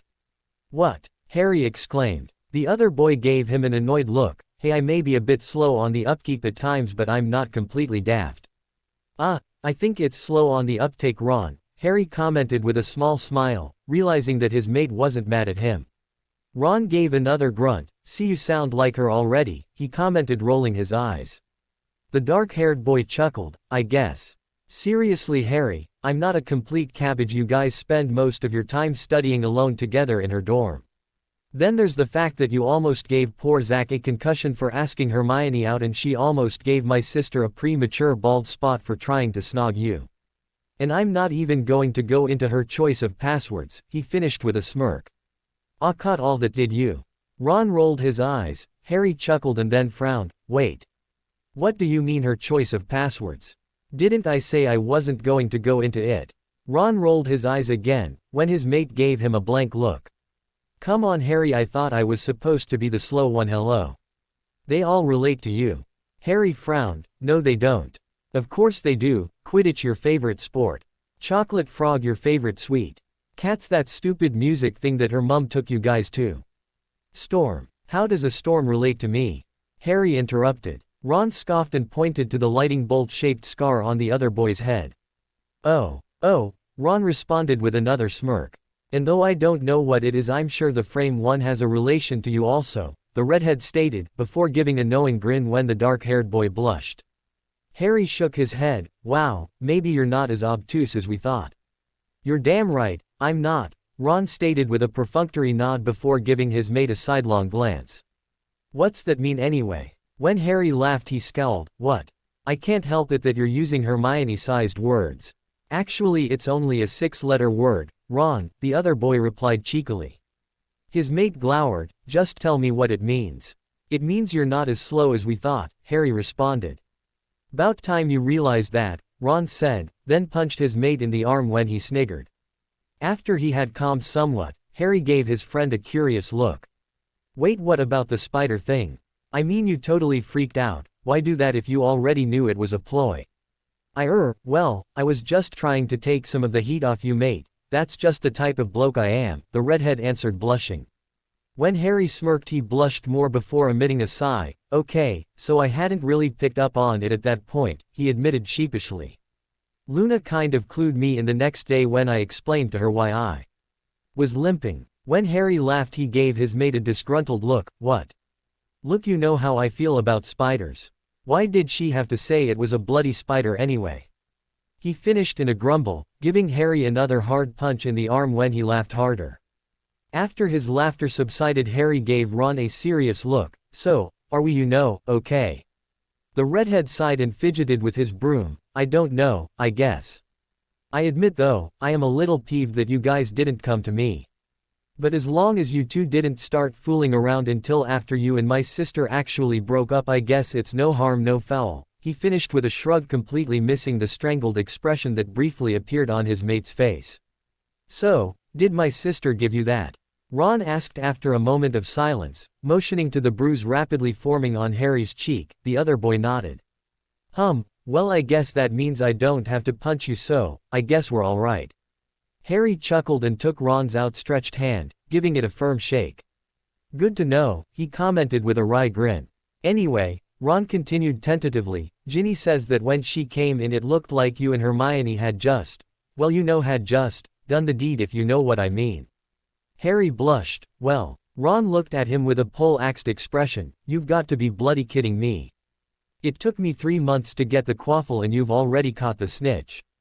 He exclaimed, dropping his broom and grabbing Harry's shoulders. Seriously, you and Hermione have been doing the grown-up. Harry frowned. Doing the grown-up. Ron waved him off. Dean told it to me. It means shagging, which leads me back to the original subject. When Harry gave him a blank look, Ron released an impatient grunt. You Hermione shag. Hello. Details, mate. How was it? Harry looked at Ron's eager expression and cringed. He was glad his mate was still taking to him and didn't seem upset even over this latest development. But, taking to Ron about his intimate relationship with Hermione was just bloody weird. Ron, I don't think I should. And why the hell not? We're best mates. I know, but Hermione. What about her? Look, I won't say anything. Come on Harry, whatever happened to male solidarity? Harry gave him a confused look. Ron, what does talking about my life have to do with male solidarity? Ron pulled a face. Well, that's easy, guys should always stick together, right? So as a guy with a life, it's your duty to inform a guy who's never had a life about the goings-on, he declared with a resolute nod. Actually, as a guy with a life, who would like to keep said life, it's my duty to keep my mouth shut, he responded with an amused look. Ah, come on Harry. Look Ron, I hate to say this mate, but I have to. The fact remains that not only are you best mates with both Hermione and myself, but you're also her ex-boyfriend. So talking about the things that happen in her bedroom is not only very uncomfortable, but completely out of the question, Harry stated firmly. Ron clapped his hands together and gave Harry an eager look. Okay, so now we're getting somewhere. Her bedroom, you say? What else? Harry groaned and hopped on his broom. Kicking off, he took to the skies. Okay, so you don't have to give me all the details. Ron called, flying up after him. Just tell me, is it true? Against his better judgment, Harry slowed and allowed his mate to catch up with him. Is what true? He questioned as soon as the other boy was flying next to him. You know what they say, Ron responded, giving him a look like it was totally obvious. When Harry arched a brow, the other boy sighed, about quiet witches. Harry scoffed and gave Ron a small shove that almost sent the other boy off of his broom before zooming off. Ah Harry, come on, Ron called, racing after him. You can tell me, to be continue. I hope you enjoyed this story. Also remember to subscribe and like this video. See you in the next video.